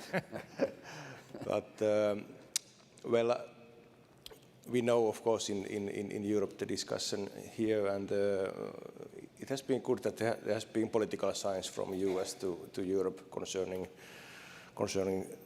China and its a strong role, and I think nations in Europe and European Union are more and more alert also for all of this and what could it mean. And we understand also those messages that Europe should stand on its own more and take more responsibility of its own defense, and I understand and I agree with that. But still we need this strong transatlantic bond between US and Europe. But I think it's better that I don't try to explain more what Macron said anyway. Well, Minister, you sort of referred to it, right, in saying it can't all be about Taiwan. It can't be about Taiwan. I think business will know how to respond to America placing front and center China as its strategic competitor for the next 1 or 2 decades. Businesses in Asia have already responded. They have now adopted the China Plus strategy. So anything they build in China because it's too big a market to ignore. They want to be close to market, but they'll have plus, whether it's +1 or +2, and other countries will benefit, whether it's Vietnam, Malaysia, or Thailand. It will mean that prices will go up because there's redundancy. It will add to inflationary pressures, but we can handle it if it's over a longer period. But I think President Macron's issue doesn't only apply to France. So if the US decides, for example, for Singapore, that it's going to evaluate our worth or our value to US, depending on also how much investments we place in China, then it becomes a very difficult world for all businesses. Maybe since I'm nominally in business,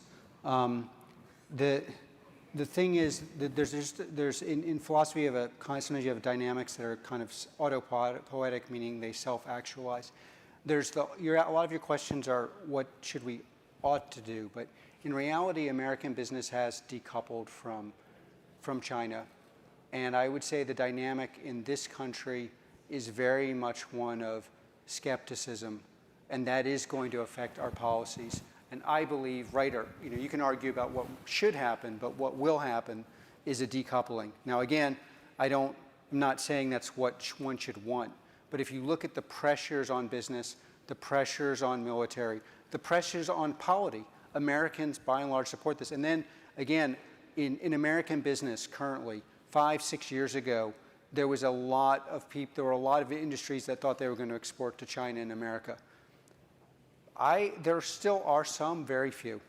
And so that's just going to have a very different dynamic on the future. And again, I would disambiguate is and ought. I think that is what's going to happen. So let me stay with you. One of the notable phenomena in the aftermath of Russia's expanded war in Ukraine was the flight of private sector business from Russia. Does that merely reflect the coercive power of sanctions, or is there something else happening here?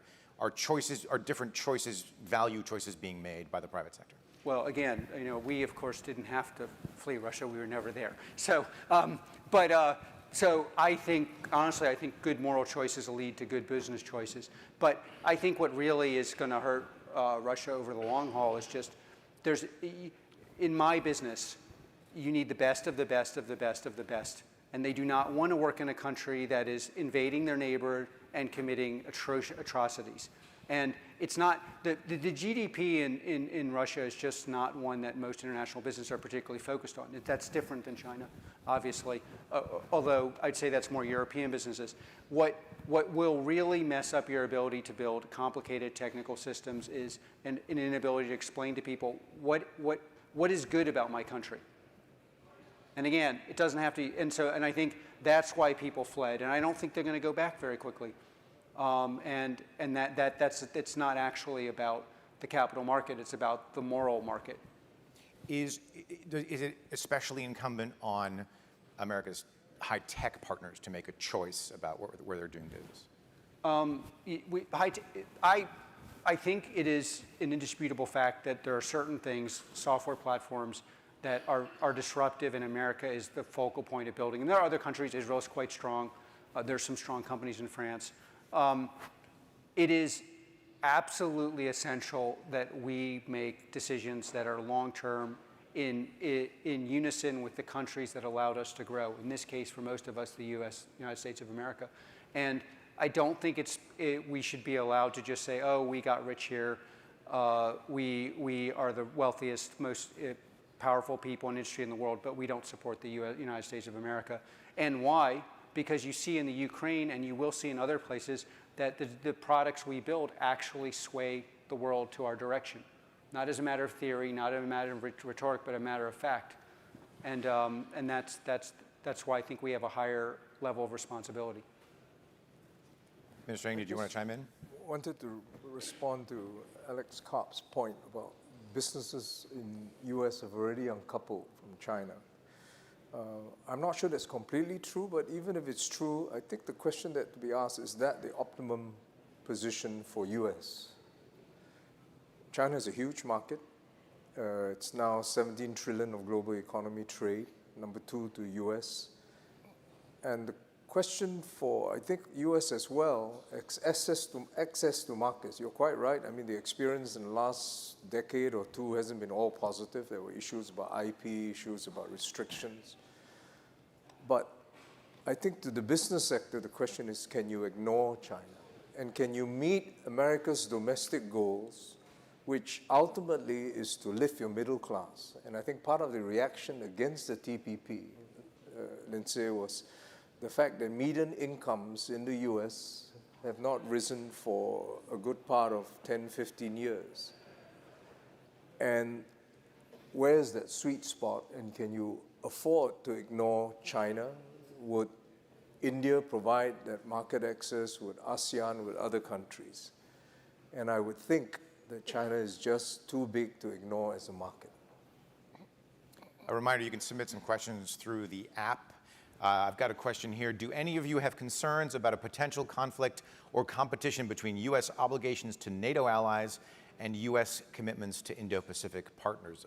Senator, when I steer that to you, but others can chime in as they will. Well, I mean, number one, after Afghanistan, everybody in Asia is wondering, should we join up with you? You know, I just got back from going to the region. If you don't think Afghanistan shook the world regarding us, you're crazy. So how do you reset Ukraine?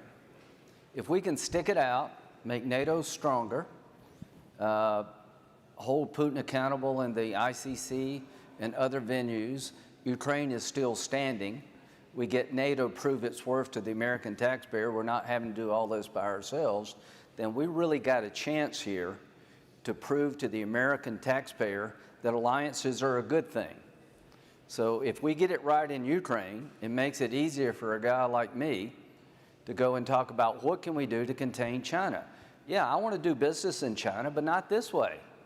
You know, Apple, you know, basically gave into the airdrop thing. You know, it's hard for us, Mr. Minister, to ignore what's going on in China with their human rights abuses. Yeah, you should. I know it's a big market, but we got to live in the world that we live in. So I just want to put a plug in for alliances. The only thing worse than an alliance is not having one. In Asia, I'd like to have a more economic alliance than we have today. In Asia, I'd like to have a military footprint bigger that doesn't so dependent on Guam. In NATO, I'd like Finland and Sweden to come in sooner rather than later to let Putin know that your efforts to destroy our resolve backfired on you. let me end with this. We haven't said a word about Iran. This entire conference, I haven't heard Iran mentioned once in any meaningful way. If you ask me what keeps me up at night, it's not so much China, it's not even Russia. It's the breakout of the Iranian regime on the nuclear front. If they ever acquire nuclear capability, every Arab, Sunni Arab nation is going to want a weapon of their own, and next thing you know, you're in a nuclear arms race in the Mideast. Do we have an alliance to contain Iran that's effective? No, we don't. So what would I like to see happen? We don't have a formal defense agreement with Israel. Believe it or not, we don't. I'd like to work with the Biden administration to have a mutual defense agreement with the state of Israel, letting Iran know that if you try to destroy the one and only Jewish state, you got to come through us. I'd like to have a better relationship with the GCC. I'd like to give NATO status, like, what's the term? Major non-NATO ally status to the GCC. I'd like to pull them in our orbit. We got tons of problems with Saudi Arabia. They don't wear the democracy shirt, but they're important. So it's just not the shirt you wear.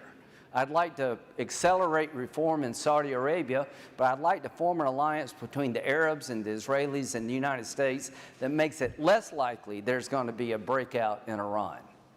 That means we're going to have to show up in places. We're going to have to deal with people we don't like. I'll end with this.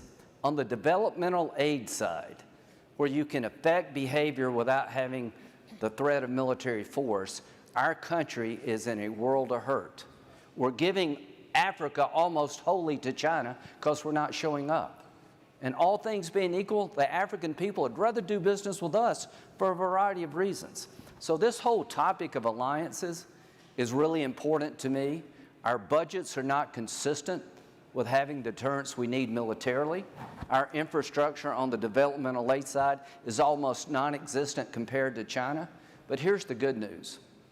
After Ukraine, after Russia invaded Ukraine, and it's been so brutal, there's a wake-up call here in the world. And we got a chance to reset the world for the better.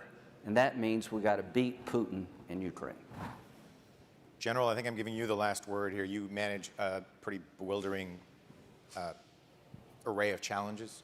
When you sit down with your partners across your area of responsibility, what do they want to talk about? So obviously, when I come there as a general officer in the military, and we speak about their security, the internal challenges that they're having, the ability to secure their country, secure their borders, being able to do that. I would say in this region, we have a call to action now between democracy and autocracy. I talked about before that these democracies struggling to deliver for their people. We see it in the outcomes of critical elections that have happened with Chile, Colombia, Brazil. And so now it's an opportunity. I have to look at it that way. I can't look at it any other way.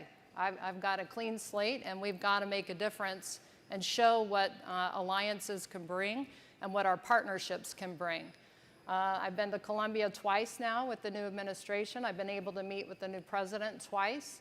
We had just had the United States Navy ship Comfort there for a week, treated over 5,000 patients there in the 2 medical sites, did close to 100 surgeries, and then impacted with all the other wraparound activities, 35,000 Colombians in Cartagena, Colombia. Now it's in Dominican Republic doing the same thing.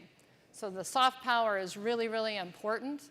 But again, we've got to be able to, these are like-minded countries that think like us, but we have an opportunity and a window, but it's ours to lose on these democracies in the Western Hemisphere. And we got a lot of work to do in terms of the national security, the security for them, and helping our partner nations. They absolutely want to work with us, and they want to work as part of team democracy. But again, it's ours to lose.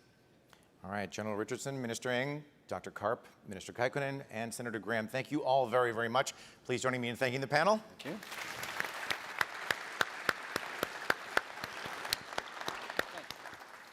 Thanks, Senator. Ladies and gentlemen, that concludes panel 7. Panel 8 will begin in 5 minutes across the street at the Annenberg Presidential Learning Center. Panel 9 will begin in 5 minutes on this stage. Thank you.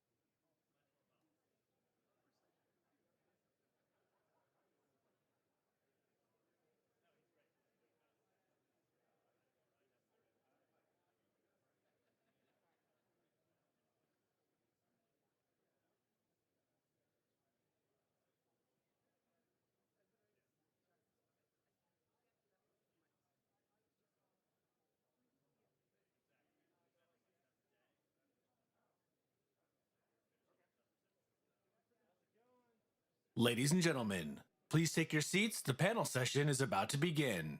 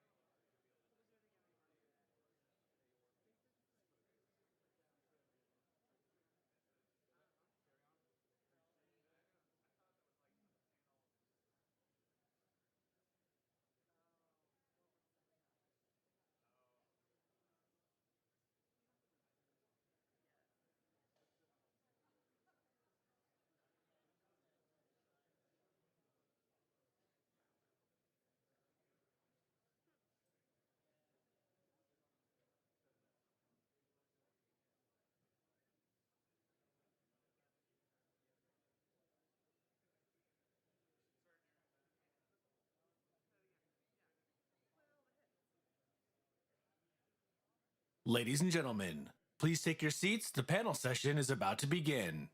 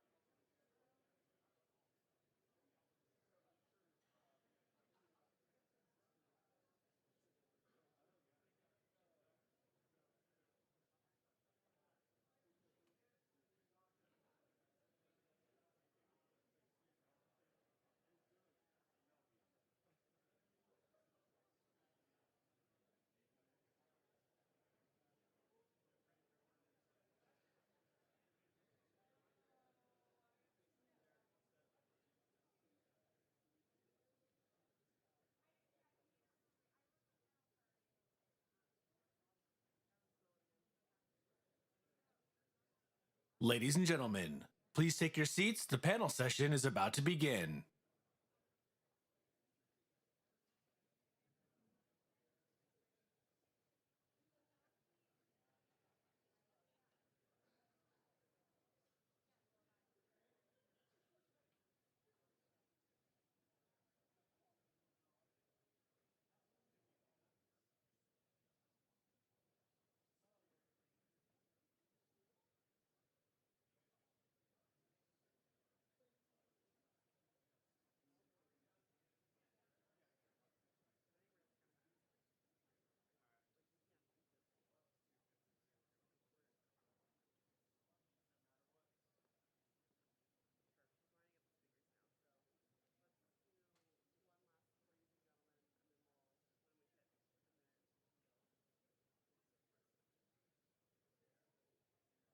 Ladies and gentlemen, please take your seats. The session is about to begin.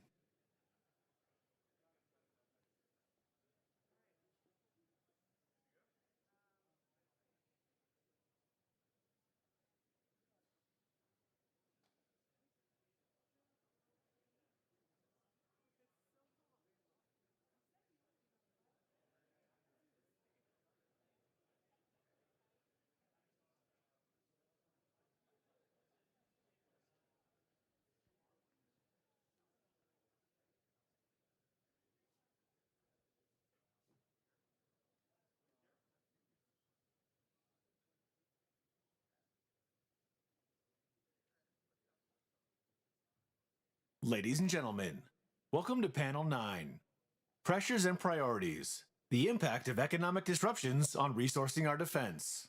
Please welcome Mr. Hans Nichols of Axios and our distinguished panelists.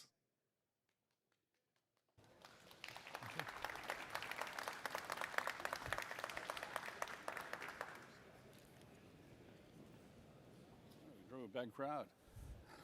The end of the day.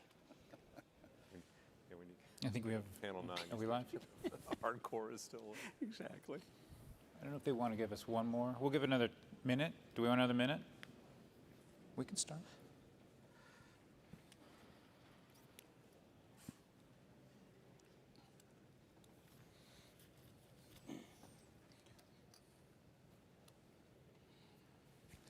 Well, I'm just going to go ahead and start then, if everyone's ready. Sure. Thank you very much. I'm not going to go through individual introductions with everyone because we all kind of know who everyone is at this point. I'm Hans Nichols. I cover the White House for Axios. We're talking about economic disruptions. We can't talk about economic disruptions without talking about inflation. And I think before we really dive into it, it would be helpful to kind of understand what the inflation rate is. So I'm going to talk to the man with the numbers. I'm going to start with Undersecretary McCord. We got a 7.7 print CPI, but what does inflation feel like from your end, from the purchasing end? Hans, for the department as a whole, we're probably looking at the 5% range for this year because CPI does not represent the things that we buy. You know, we're not buying the food and the prescription drugs in the same way a consumer does. We've got things that are much higher like fuel and military construction, and then we've got some things that are lower, but it's kind of in the 5 range, which is multiple billions of dollars for us. Well, I mean, just backing that out, someone help me with the math, but 5% of 850 billion is roughly what, 49 billion? I mean, that's a significant number. Right. Yeah, we're not up to 850 yet, but we're in the 700 range. So yeah, 35 billion. So yeah, significant impact. Yeah. Well, we may get to 850, which is why I want to ask. We may get to 850. We like how you think. Yeah. Well, that's why I want to ask Congressman Panetta, who, you understand what the market will bear in your party. Your party's still in control of both chambers. Right. What do you think the NDA number will come in at? And then will the omnibus, if we get an omnibus, will it be higher or lower? Yeah, look, I think obviously it's a lot more than what was requested from the administration back in 2021. But going into this year, what we're seeing is obviously the House passed a version that was substantially more than the administration requested. And then right now the Senate is looking at about close to $850 billion is what they're looking at. But obviously what you got to realize is we're taking into account how inflation is affecting the DOD and DIB, especially with the numbers, but also other avenues. And I can get into that a little later. Do you share Chairman Smith's sort of confidence that the NDA is going to get done? I respect Chairman Smith, and I think he's very knowledgeable when it comes to not just what's in the NDA, but how Congress works. And I do have confidence in the fact that we're going to drop it on Monday, and that hopefully we're going to get a vote on Wednesday, most likely. We'll do the rule on Tuesday and then actually have the vote on Wednesday. But, what you got to realize is this isn't a partisan bill. It's a very bipartisan bill. It was out of the House Armed Services Committee, and it will be on the floor of the House of Representatives. To be frank, we can't rely on just Democrats to pass the NDAA. And that's why it's taken into account why the number has risen, but also knowing that we do need Republicans to pass this bipartisan bill, and we will. Well, Congressman Calvert, I saw some head nodding there on the NDA getting passed. You're confident it gets passed? Yeah, I think so. I think they have a pretty good agreement. On everything I hear is that the NDA is going to pass next week. I'm not as hopeful on the omnibus, but I'm working hard on it. We'll see what happens. Well, walk me through the omnibus then. Where do you think the number ends up at, and what are the consequences if we just do a CR for for the rest of the fiscal year? Well, it's doing a CR is not good. It's especially for the Department of Defense. They've never had to operate on a year-long CR. We don't want to start now. We need to get this done. That's our job. So we need to get together and do this. I'm probably looking at the Senate, trying to come together with some workable numbers where they can get 10 votes on the Republican side. I think they're working toward that to get a top-line number. I think that top-line number is what Jimmy was talking about. And if they do that, then we can start working the bill. It's not, you can't just do an appropriation bill in a day. You got to read out the bill, write it out. It takes a little while. So even if we came up with a top line number next week, I doubt if we can get it done by December 16th. So we're going to have to do a short-term extension. And you're at 850 as well, just so I understand. Right. Yeah. Okay. Now the Senate numbers are how they calculate numbers are different, than the House, because they have the nuclear weapons programs and the rest of that. Secretary Del Toro, if we do a CR, and you've got to live under CR for the next 9 months, how challenging is that? It's very challenging. It's extremely challenging for the Department of the Navy and all the military services and the entire Department of Defense. And the impact of a continuing resolution that would go on hypothetically for 6 or 12 months has far greater impact actually than the inflation rates themselves. So in the Department of the Navy alone, for example, a year-long CR would cost about $22 billion. It'd be $7 billion in the SCN accounts, $2 billion in the military personnel accounts. Right. O&M would be about $4.2 billion, $4.4 billion in procurement. RDT&E, which we've been talking about throughout this entire conference, and the importance of it, would be about $2 billion. And in military construction alone, we would have to cancel 22 projects in the Department of the Navy at a cost of about $2.4 billion. So when you look at earlier we were talking about, Secretary Austin was talking about taking care of our people. We would have to actually eliminate a lot of the programs that we hope we're going to be putting into place over the course of the next year to take care of our people and their families. How quickly would you have to do that? Is the minute we're in CR territory, you have to move by January, February? We essentially can't start any new projects.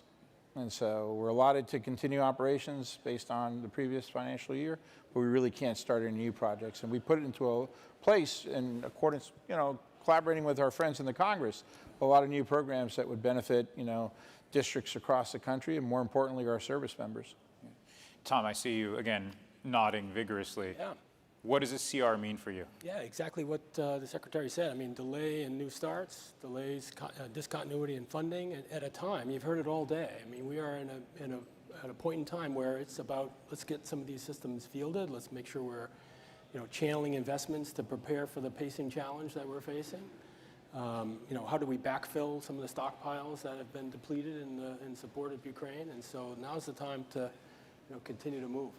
I'm going to ask a follow-up on what you think the inflation rate is, but before I do, I'm going to remind everyone that if you want to submit a question for later on, there's the RDF app. You get a premium if you buy a vest for down the line. It's not just for reporters that forgot their suit tops at home. So you get a premium. But if anyone wants to put a question in, do you agree that the inflation is 5%? Does it feel like 5% for industry? It does. It does. I mean, I thought you disagree. I wanted you to go higher or lower. We can't all agree here. I feel it. Our workforce feels it, right? It's labor and material, and then labor, we're seeing wages start to creep up. Anyone who's had union negotiations over the course of the last year is feeling it. On the material side, we're seeing it in pricing agreements as they're renewed. I mean, we have the benefit of long-term pricing agreements, as do many in our industry, but sooner or later those expire, and we're going to be seeing increased prices in the process. So that just means we're not through sort of pricing out inflation, right? If you have these long-term conflicts, it could go up in the future. That's right. It will take some time as inflation works its way through the periods of these supply agreements. Congressman Cover, does 5% seem right to you? Well, it depends on what we're talking about. Obviously, fuel prices in the last year were more than 5%. Food prices were more than 5%. If you take a look, I guess overall, you may have that at or close to 5%. The biggest issue when we start this process, say, hopefully we get an omnibus bill done and we start the next year appropriation, we come up with a realistic inflation number that we have to deal with as we put together the appropriation bill for next year. And if we believe it's closer to 6, if the Fed indicates that, then we should deal with that number and not come up with a lower number if the administration may say it's going to be 3% or 4%, because we got to deal in reality and not in fake numbers. Well, then I'll toss that to the comptroller.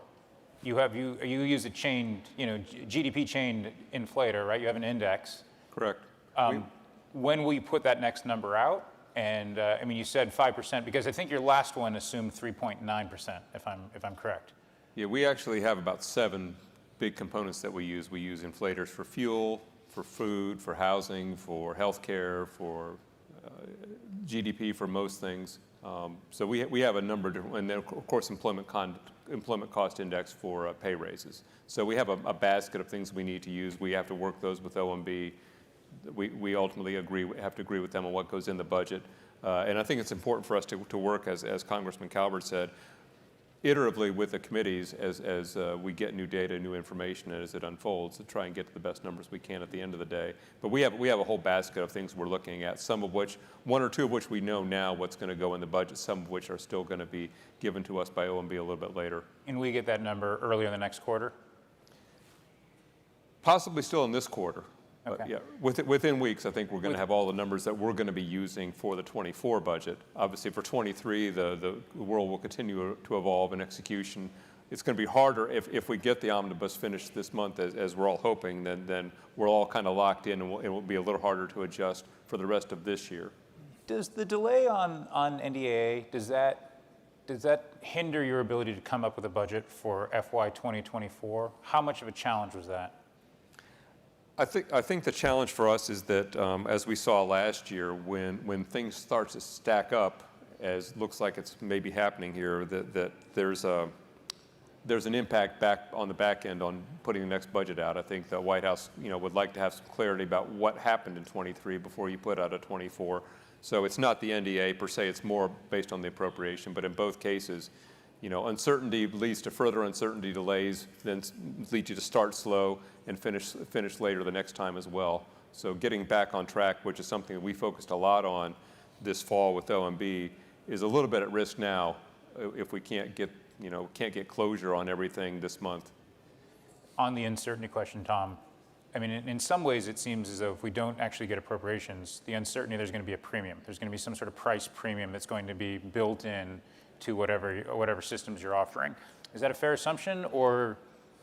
I think what uncertainty does, it makes it difficult to make the investment decisions that we're making in order to make sure that the kinds of things we're doing are aligned around the strategies of national defense. And so, we've every year, I mean, this is like year 12 out of 13 where we've had a CR, and so that sort of starts getting built into the expectation. It's unfortunate, especially at a time like this when speed is of the essence. But I would say it's more about uncertainty of are we putting our investments in the right place, or are we putting those at the right levels?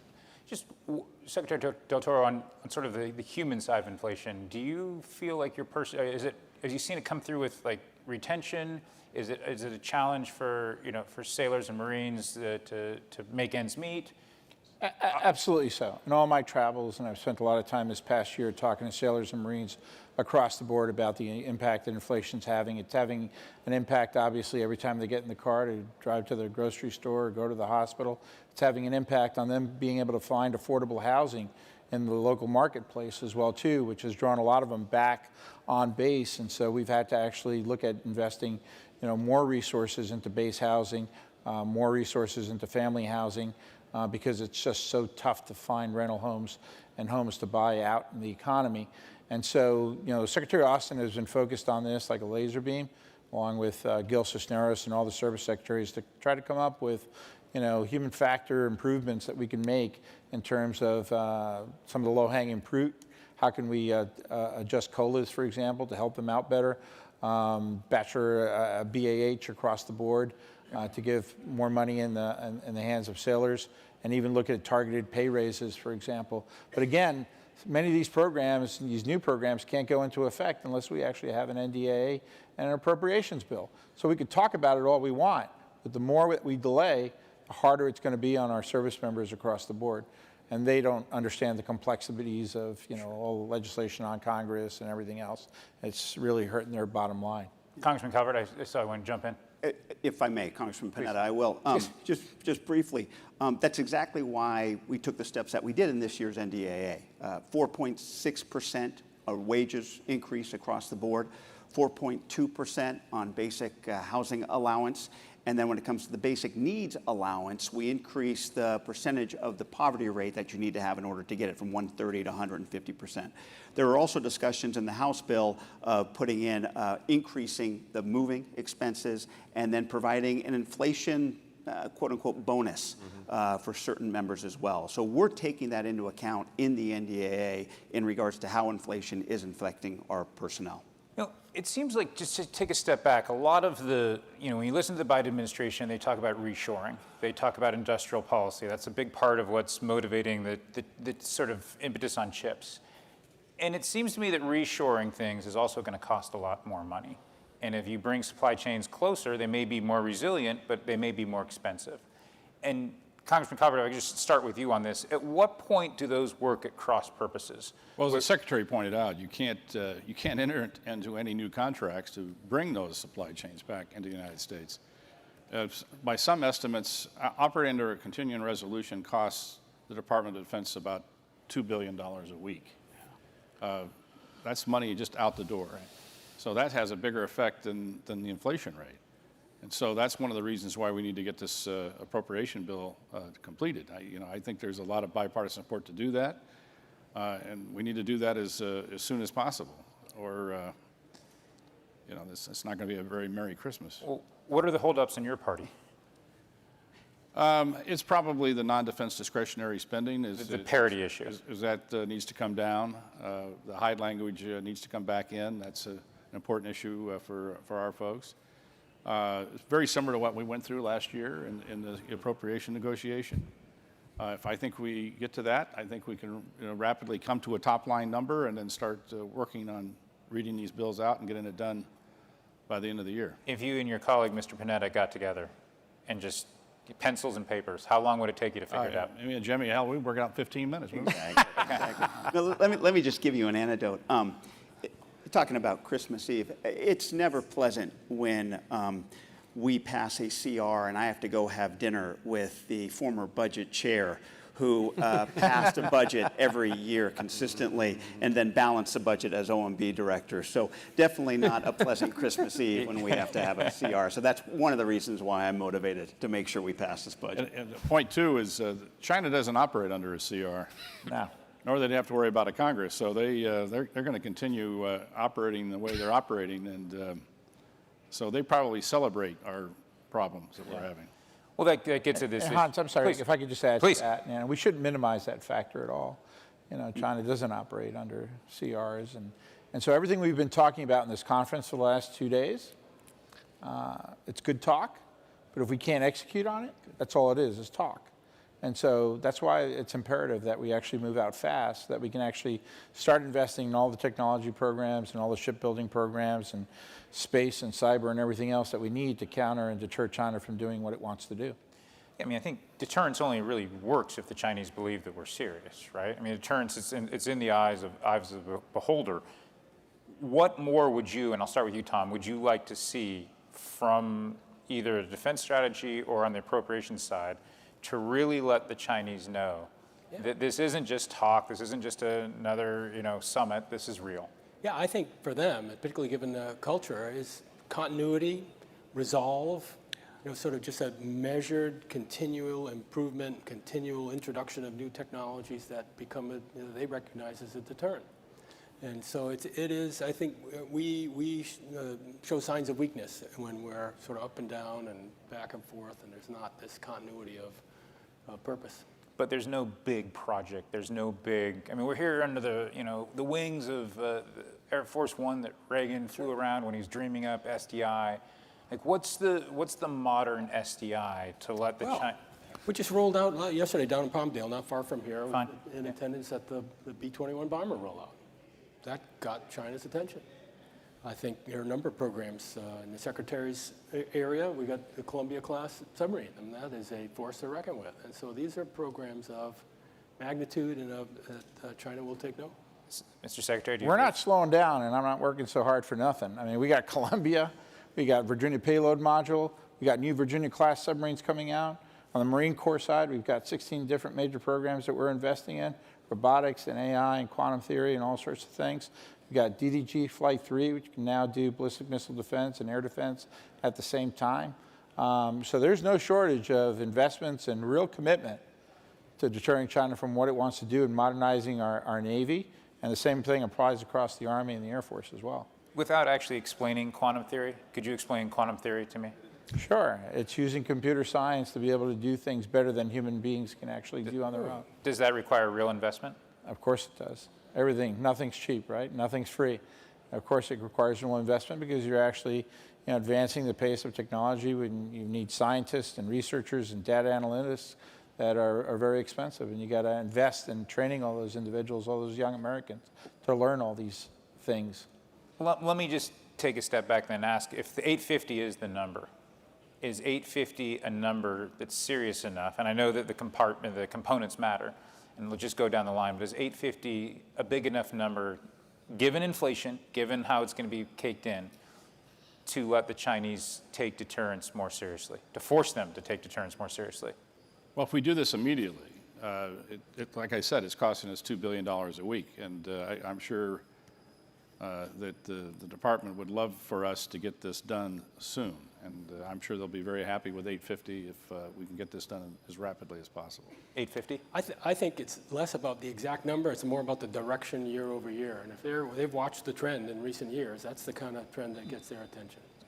It's, at this point, just real quickly, if we could bring up that, there's a slide that shows sort of the bipartisan support for increased defense spending. And what's remarkable to me about that is just how it was expected if you'd taken this a generation ago, there'd be a greater delta between the Republicans and Democrats. And you just look at the overall number, and it's quite high. I mean, we're at 76% favor increased defense spending. But excuse me, Mr. Secretary, I cut you off there. Yeah, Hans, I mean, I'm not sure that Mike will agree with me or not, but I'll take $850 billion for the Department of the Navy.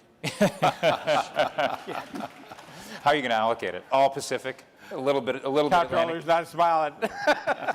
Hans, I think you were on a good point, kind of the way you set this up. You asked what would have an effect on the Chinese, and effects are really what you're looking for. Like the least, it's interesting to me as a comptroller, how much are we going to spend, your top line question. But what's more interesting is what you spend it on, as we've discussed. But what you really want to know is what effect do you get? And on deterrence, you can have an idea, a little bit of an idea with what you observe. How well it would work in war fighting, of course, you don't want to actually have to get to the point to find that out. So impact on China, I think you're looking for the effects is the right question rather than the top line being the ultimate, the primary thing you look at. Second thing I would say, sort of a lesson learned from Ukraine, is what is working in Ukraine. It's not just the security assistance defense part. It's humanitarian assistance, economic assistance, sanctions. So China plays a big game, even bigger than that, right? And so I think we saw with the CHIPS Act that you're going to need to go, not just what you do in our department, as important as that is, but you need to have that sustained look, the focus, and looking across all the pieces on the chessboard here, which I think is an important part of this as well. Well, I'm glad you mentioned Ukraine, because Ukraine is where the polling isn't great on this, but we're starting to see some divergence in the parties. And, Mr. Calvert, it's, your fellow California lawmaker, potential Speaker McCarthy, has kind of sent some mixed messages on how much support there will be within the Republican conference for additional Ukraine allocations. Could you tell me where you think he is, where you think the party will end up? And is there a way just to avoid this all and do an omnibus and plus it up for the year? Well, I can't speak for the Speaker-elect, but I can say that there is support, I think, by the majority of members on the Republican side to assist Ukraine. No U.S. troops. We haven't lost one U.S. troop in Ukraine. They're asking for the weapons to defend themselves, and they've made tremendous progress in defeating the Russian military machine and have done irreparable damage to the Russian military, which is, in my mind, a good thing. And it's setting back Putin and his ambitions for a long time. People have to realize that if he had been successful in Ukraine, there was little doubt that he would have taken Moldova and potentially the Baltics and then eventually moved to Romania and Poland. He wants to rebuild and reconstruct what was the Soviet Union. Yes, sir. Mr. Panetta, do you agree? Yeah. And I guess what I'm asking you to agree with or critique is the idea that the Republican conference is going to continue to plus up Ukraine funding. Look, I think there are a majority of my Republican colleagues who do believe in what is going on in Ukraine in regards to not just what the Ukrainians are doing, but what we're doing to support the Ukrainians defend themselves and defend their democracy. So that's what gives me hope if we don't. But obviously, what we need to make sure is that we pass it this year. We need to make sure that there's that plus up past this year. I think that would cure any sort of question that you had about the party. I guess I don't really think the issue is there a majority in the Republican conference. The question is, are there a handful of Republicans that will refuse to let this go forward and potentially hold McCarthy hostage? I think we have people on both sides that would like to hold either side hostage, quite frankly. But we have to continue to move on. And I have no doubt that Speaker-elect McCarthy will be Speaker McCarthy on January 3rd, and we'll move forward. But in the meantime, we need to get this, I think, this appropriation bill completed. Obviously, there's going to be some disagreements within my conference, but we have a responsibility to get our job done, and we need to get it done as soon as possible. As long as we're sort of on potential political disagreements and cultural issues, it seems pretty clear that on the NDAA there's a holdup on the vaccine. And should the vaccine mandate be taken out? There have been separations, it's contentious. It seems it's a priority for Senate GOP. I'll make the point that the authorizers do the policy, we just pay the bill. Okay. Well, then I'll throw it to the authorizer. Yeah. Look, I think going into it, you have to look at the current policies. You have to have the vaccine before you go into the military. And right now, I think looking at science, looking at the spread of vaccines that are out there, I think there's room for that to be changed.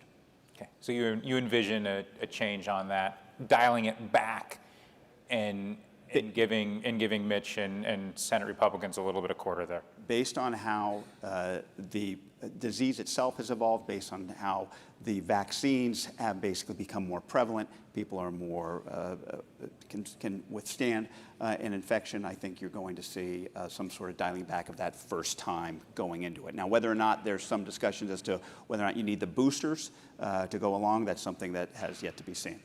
But this is solvable to you. This is something that this shouldn't hold up the NDA. The issue of taking out the vaccine mandates. Look, from Congress's part, I think that's where we're headed.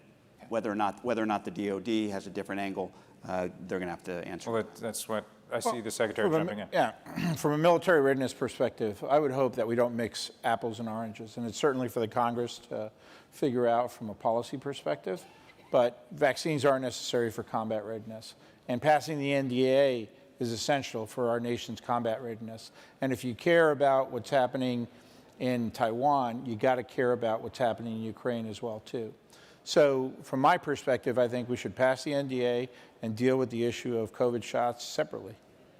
And just decouple them and move forward. I would hope so. Yeah. Well, it seems as though everyone is, there's a broad agreement here on that, and just the prospects and the step forwards. To move it back toward the national defense strategy and potential threats. We have and this is a Navy question for you, Mr. Secretary. We obviously have a carrier-based premium Navy. If you got a report in the last 72 hours that suggested that those carriers were not safe in the Western Pacific, how would you think about a potential conflict with China without your carriers? Well, let me just say that for as long as our nation has had a Navy, it's operated within the weapon engagement zone. That's not to say that we should be careless about how we operate those carriers, absolutely not. And our tactics and procedures today actually pay a lot of attention to how we're going to employ them. But there's no question in my mind that the carrier is the #1 platform to project power, not just in a potential scenario against Taiwan or any other adversary, quite frankly, but in any national security crisis that we may find ourselves. It always has been the #1 platform where the president is asked, where's the nearest carrier? And it still is today. And also the potential use of carriers across with our allies and partners is essential. Just last month, we had 5 simultaneous operational carriers at sea operating together basically in the Mediterranean, projecting power as one with all our allies and partners. And it is really, really impressive. Last year, we had a similar situation in the South China Sea, we had 3 simultaneous carriers operating together and the Japanese ship Izumo as well. So new threats to carriers aren't going to change the centrality of the carrier-based model?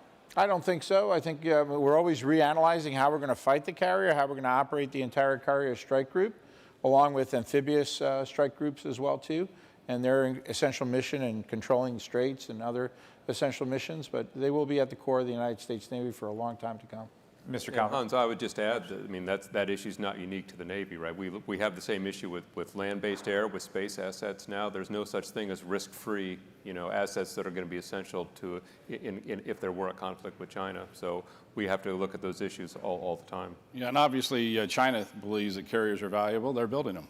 Yeah. So we're seeing they'll probably go to a nuclear carrier here soon. Everyone seems to be describing a world where we accept more risk in potential conflict. Maybe it's the same amount of risk, but it's like there's a not insignificant amount of risk. And I'll just start with you, Mr. Panetta. Is the American public ready for that kind of conflict, that kind of risk?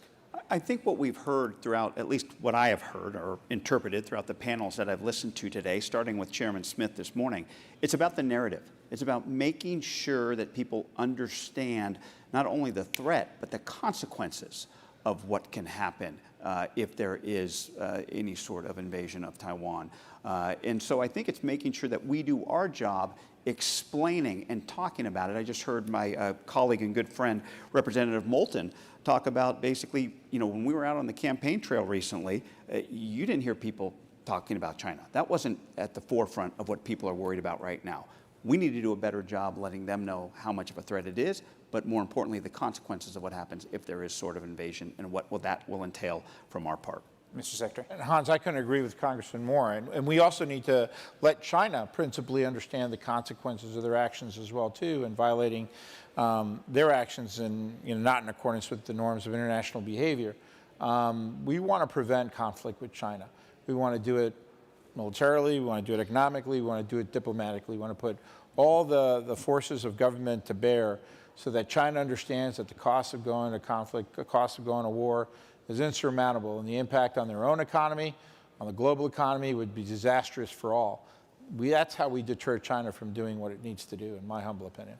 Tom, where are you on the horizons on these? I mean, I know you've talked about this in the past on how we should be thinking about where we are in terms of, preparing for China, where we are in the immediate short term. Walk me through what your horizon is on China and how much runtime we need. Yeah, sure. I mean, very difficult to pinpoint a date. There are those who have placed it later in this decade, but I think it's on a Tuesday. It's a Tuesday. Okay, that's good. As we think about the national defense strategy, right, the longer-term version of that, the dimension of that that's longest term is the so-called pacing challenge. But when February 24th happened this year, I mean, you saw in the national defense strategy the Russia as an acute threat, sort of near and clear and present threat. That created a horizon, actually a couple of horizons for us. One in industry. One is how do we, what can we get to Ukraine in as quickly as possible, right? And so that, and then immediately after that, what will it take to backfill some of the stockpiles that are drawn down? There's also the thought and the strategy around what does the defense of Eastern Europe look like, some handful of years from now, maybe in the medium term. And so I think there's a strategy. And it's like 5 to, just so I understand your horizon on that? Yeah, I mean, thereabouts. Okay. Yes. So it puts the national defense strategy into a few horizons that give us all an opportunity to plan and make investments accordingly. It seems like inflation took it took a lot of people by surprise. Some people saw it beforehand. Some people saw it a little bit later. I see the congressman smiling on that. But it does sort of reveal to what extent the industrial base is vulnerable to shocks. And I'm just wondering what other shocks potentially you see around the corner. I mean, when during the financial crisis we had a lot of black swan talk. Right? What are the black swans we're not? I mean, we're here having these big thoughts. What are the black swans we're not thinking about in terms of our industrial base and defense production? Well, in my opinion, just my opinion, if the economy goes south worse than we may believe, obviously what happened yesterday, it seems like the Fed may decide to raise rates at a higher level than they were talking about earlier. Obviously, that has an effect on the housing market, has an effect on the entire economy. That could be difficult for this country. And so I hope, although my old man would say hope is not a planning strategy, but it's like the inflation number. I think a lot of us in the business community knew that the inflation number a year ago was going to be a hell of a lot higher than what people were talking about. And it's because you saw it on the wages side, or you saw it on the... I'm in the used to be in the restaurant business, and I don't know how, you put a menu together nowadays. Price of produce, price of labor, price of everything has just gone sky high. Price of fuel. So that has an effect on everything we do. And that has an effect on this economy. And we have not gone through the ramifications of it yet, I believe. And so we'll see what happens here in the next few months. But just I'm clear, you're concerned about an economic slowdown, contraction, recession, yes, and the effects that has on resourcing the military. Right. But that seems within the realm of something this country has dealt with before, right? Yes, but it, especially now, it's going to have a significant impact. It's more difficult, I think, to get the resources together to do what we need to do. And if we go into a significant recession, that's just going to make it more difficult. Yeah. Mr. Secretary, I think. I think another issue that's incredibly important for our government to tackle head on is the labor shortage. And I think, certainly not my swim lane, but it appears to me I suffer the consequences, obviously, because of the impact on the industrial base, the impact on even our public shipyards, for example, just trying to find, competent people to do the work. And so I think we're going to have to look, hopefully in a bipartisan way across Congress. This is an issue which the U.S. Chamber of Commerce supports as well, too. Look for ways to bring more labor into this country, whether it be legal immigration, whether it be more aggressive work visa programs, for example, where we can bring more workers into the United States to do the blue-collar kind of jobs that are needed in our shipyards and across a lot of our other low-tech manufacturing industries. Mr. Panetta?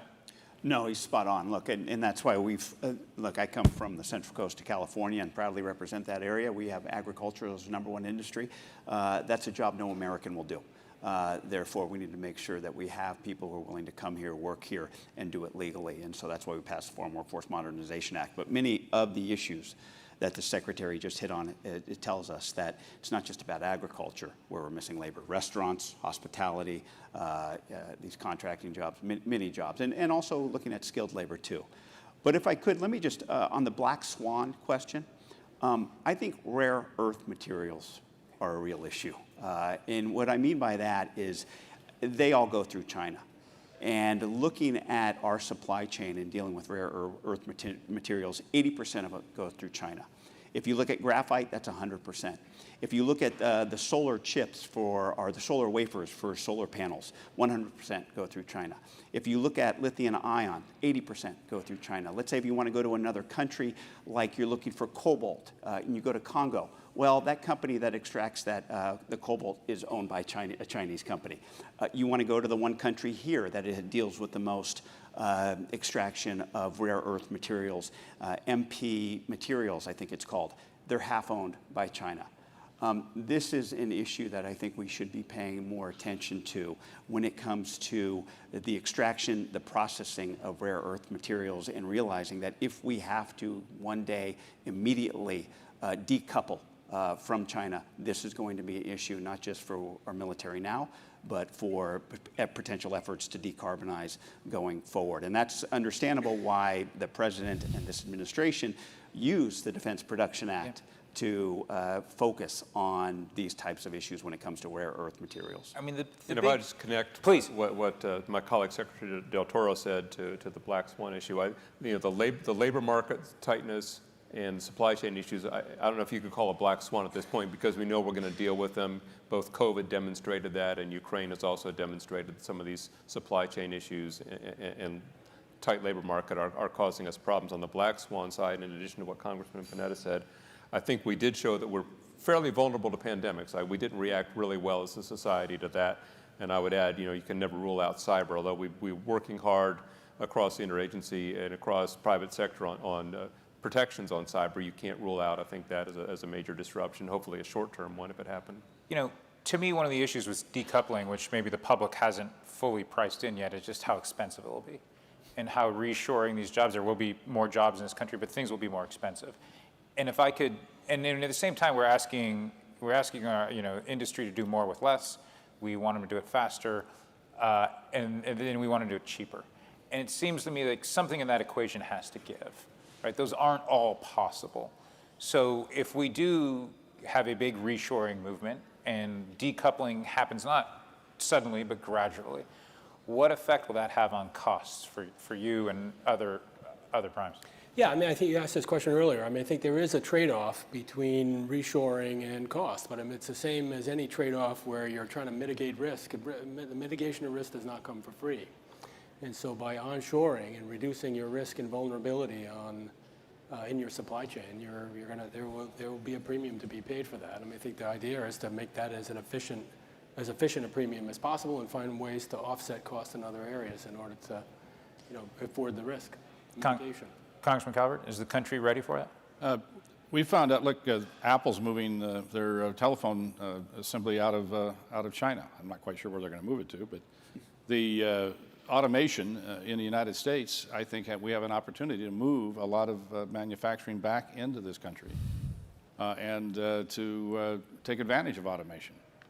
We've seen for instance, if you go up to the Tesla plant up in Fremont, how they've automated the development of the automobile. It's just very impressive. And how we do logistics is all automated.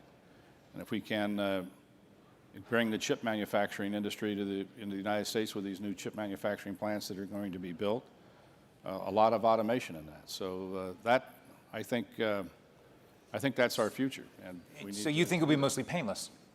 What's that? You think it'll be painless? No, it's not going to be painless. It's going to take some investment. It's going to take some. That's why the CHIP Act's passed. I wasn't 100% for that. It kind of expanded over the period of time. But we need to bring that. We need to bring those industries back. And during that process, it's going to be some pain involved. But we got to get it done. Congressman Panetta, I see you. No, nodding in agreement. Well, no, once again, completely agree with Ken. But people got to realize it's not just the CHIPS, it's the CHIPS and Science Act. So it's not just $52 billion for manufacturing.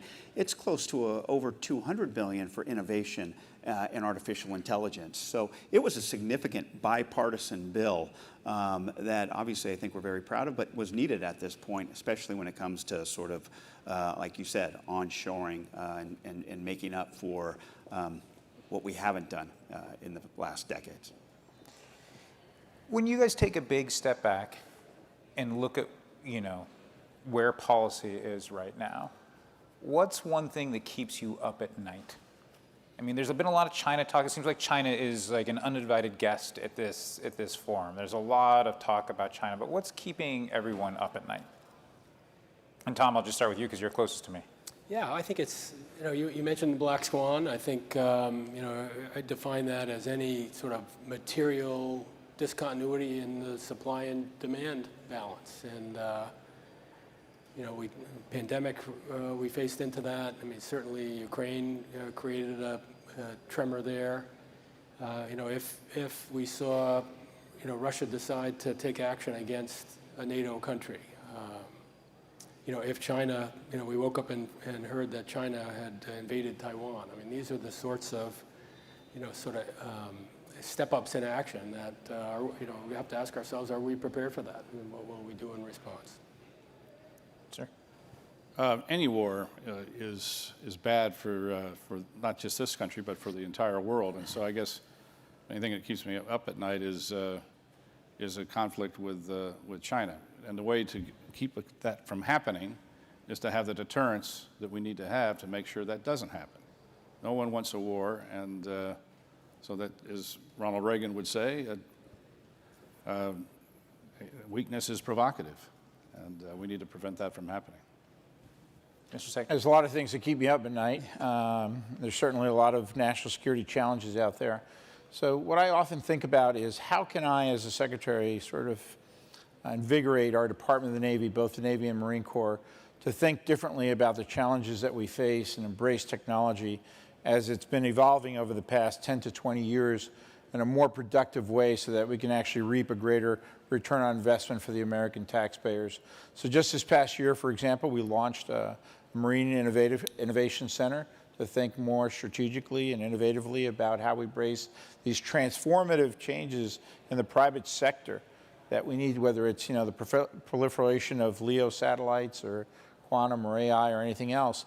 And I'm also pleased to announce as well today here that we're going to open up a Navy Innovation Center at the Navy Postgraduate School in Monterey, California as well. Whose district is that in? I'm sorry? Whose district is that in? I think it's Congressman Panetta's district. But the Navy Postgraduate School is the right place to do that. We have to invest in our professional military education. It's something that I've been deeply devoted to these past 18 months so that we could actually build the type of war fighters that not only know how to fight, but think strategically about how to avoid conflicts and when, if we have to go into conflict. If I could not sleep at night because of there was a problem somewhere in the Defense Department, I would never sleep. But I think we are in a pretty good spot in DoD, I think, for the things that we're trying to do for the nation. So my bigger worry is really beyond the national defense to our cohesion as a society and our ability to kind of stay focused for a long-term whole of government challenge that we have with China. So it goes from things like the CHIPS Act and following up on it, as well as things like hypersonics that are in DoD's lane. But it's broader than that, and it's do we have the vision and the cohesion as a society to keep after these long-term challenges. I think we're going to be fine at DoD, in my opinion. Okay.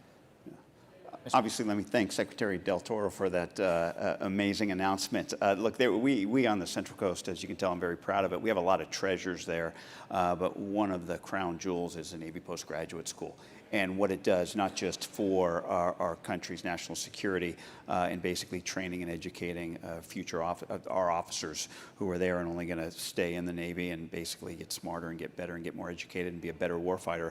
They contribute so much to the community, so it means a heck of a lot. So thank you for that and look forward to working with you on that. What keeps me up at night is definitely not the Navy Postgraduate School, but it is the fact that sometimes people will lose faith in our democracy. To be honest with you. And it's my job as a representative to make sure that government works for them.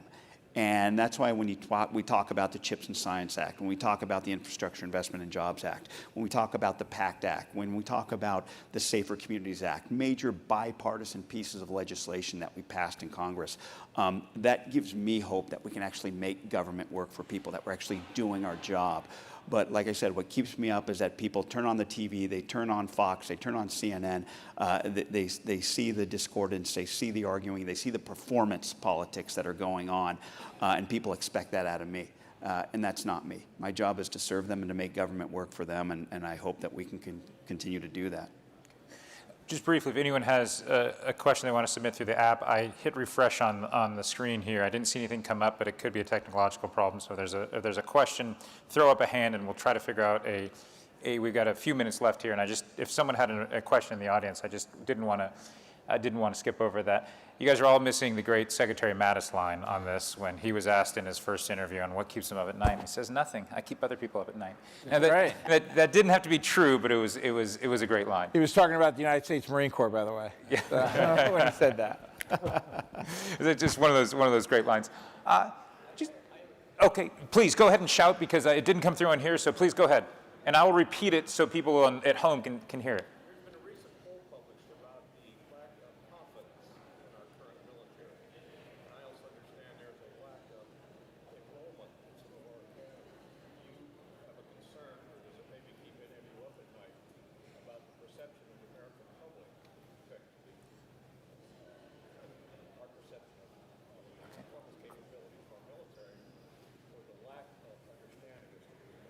Great. I'll just repeat that for people who didn't hear it. It's basically a question is, do we have a problem with retention? Do we have a problem with confidence, the public not fully sort of being bought into what's happening? And especially with regards to the service academy, so I'll just start with you, Mr. Navy Secretary. Sure, no, absolutely. Look, our nation's been at war for 20 years.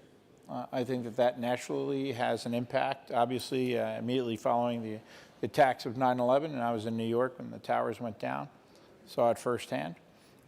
People were called to duty, felt they had a commitment to make to their nation. Over the course of those 20 years, that's waned a bit. And that's been a challenge, obviously, and I don't want to get into the politics of pulling out of Afghanistan or not pulling out of Afghanistan. But nevertheless, I think it's had an impact on the American psychic over the past 20 years as well, too. Having said that, I think, the politicization of the military is something that's unhealthy. I don't think anyone should contribute to it, whether you're a Democrat, Republican, or independent. Keep the service members out of it. They serve proudly. Most of our service members, and I, command close to 600,000 of them, men and women, they put up their hands, they swear an oath to their country, to the Constitution of the United States. They're willing to sacrifice their lives. And we ought to respect that. And we ought to treat them with dignity and respect across the board. We should not involve them in this political debate, whether it's about vaccines or anything else. Don't use them as a pawn for political arguments. We owe them better than that. And that's what we ought to go back to. We ought to take care of them. I need your help recruiting across the board. Make sure they join either the Navy or the Marine Corps, not the Army or the Air Force. But we need your help across the board to spread the word. Too many of our service members now come from, it's always historically been across America in general. Too many of them now just come from families where they've, previous parents have served before. So there's been a disconnect between American society at large and the military, and that's not been helpful at all either. Well, on that upbeat note, if there are no further questions, I don't want to step on such a rousing sort of, let's all serve and get together. I want to thank everyone for their time. I want to thank the Reagan Foundation, and I hope everyone had a nice time and listened, and we'll see everyone else the rest of the afternoon. Thank you. Thanks so much. Ladies and gentlemen, please make your way to the Annenberg Presidential Learning Center. The Peace Through Strength Award ceremony will begin in less than 30 minutes. Thank you.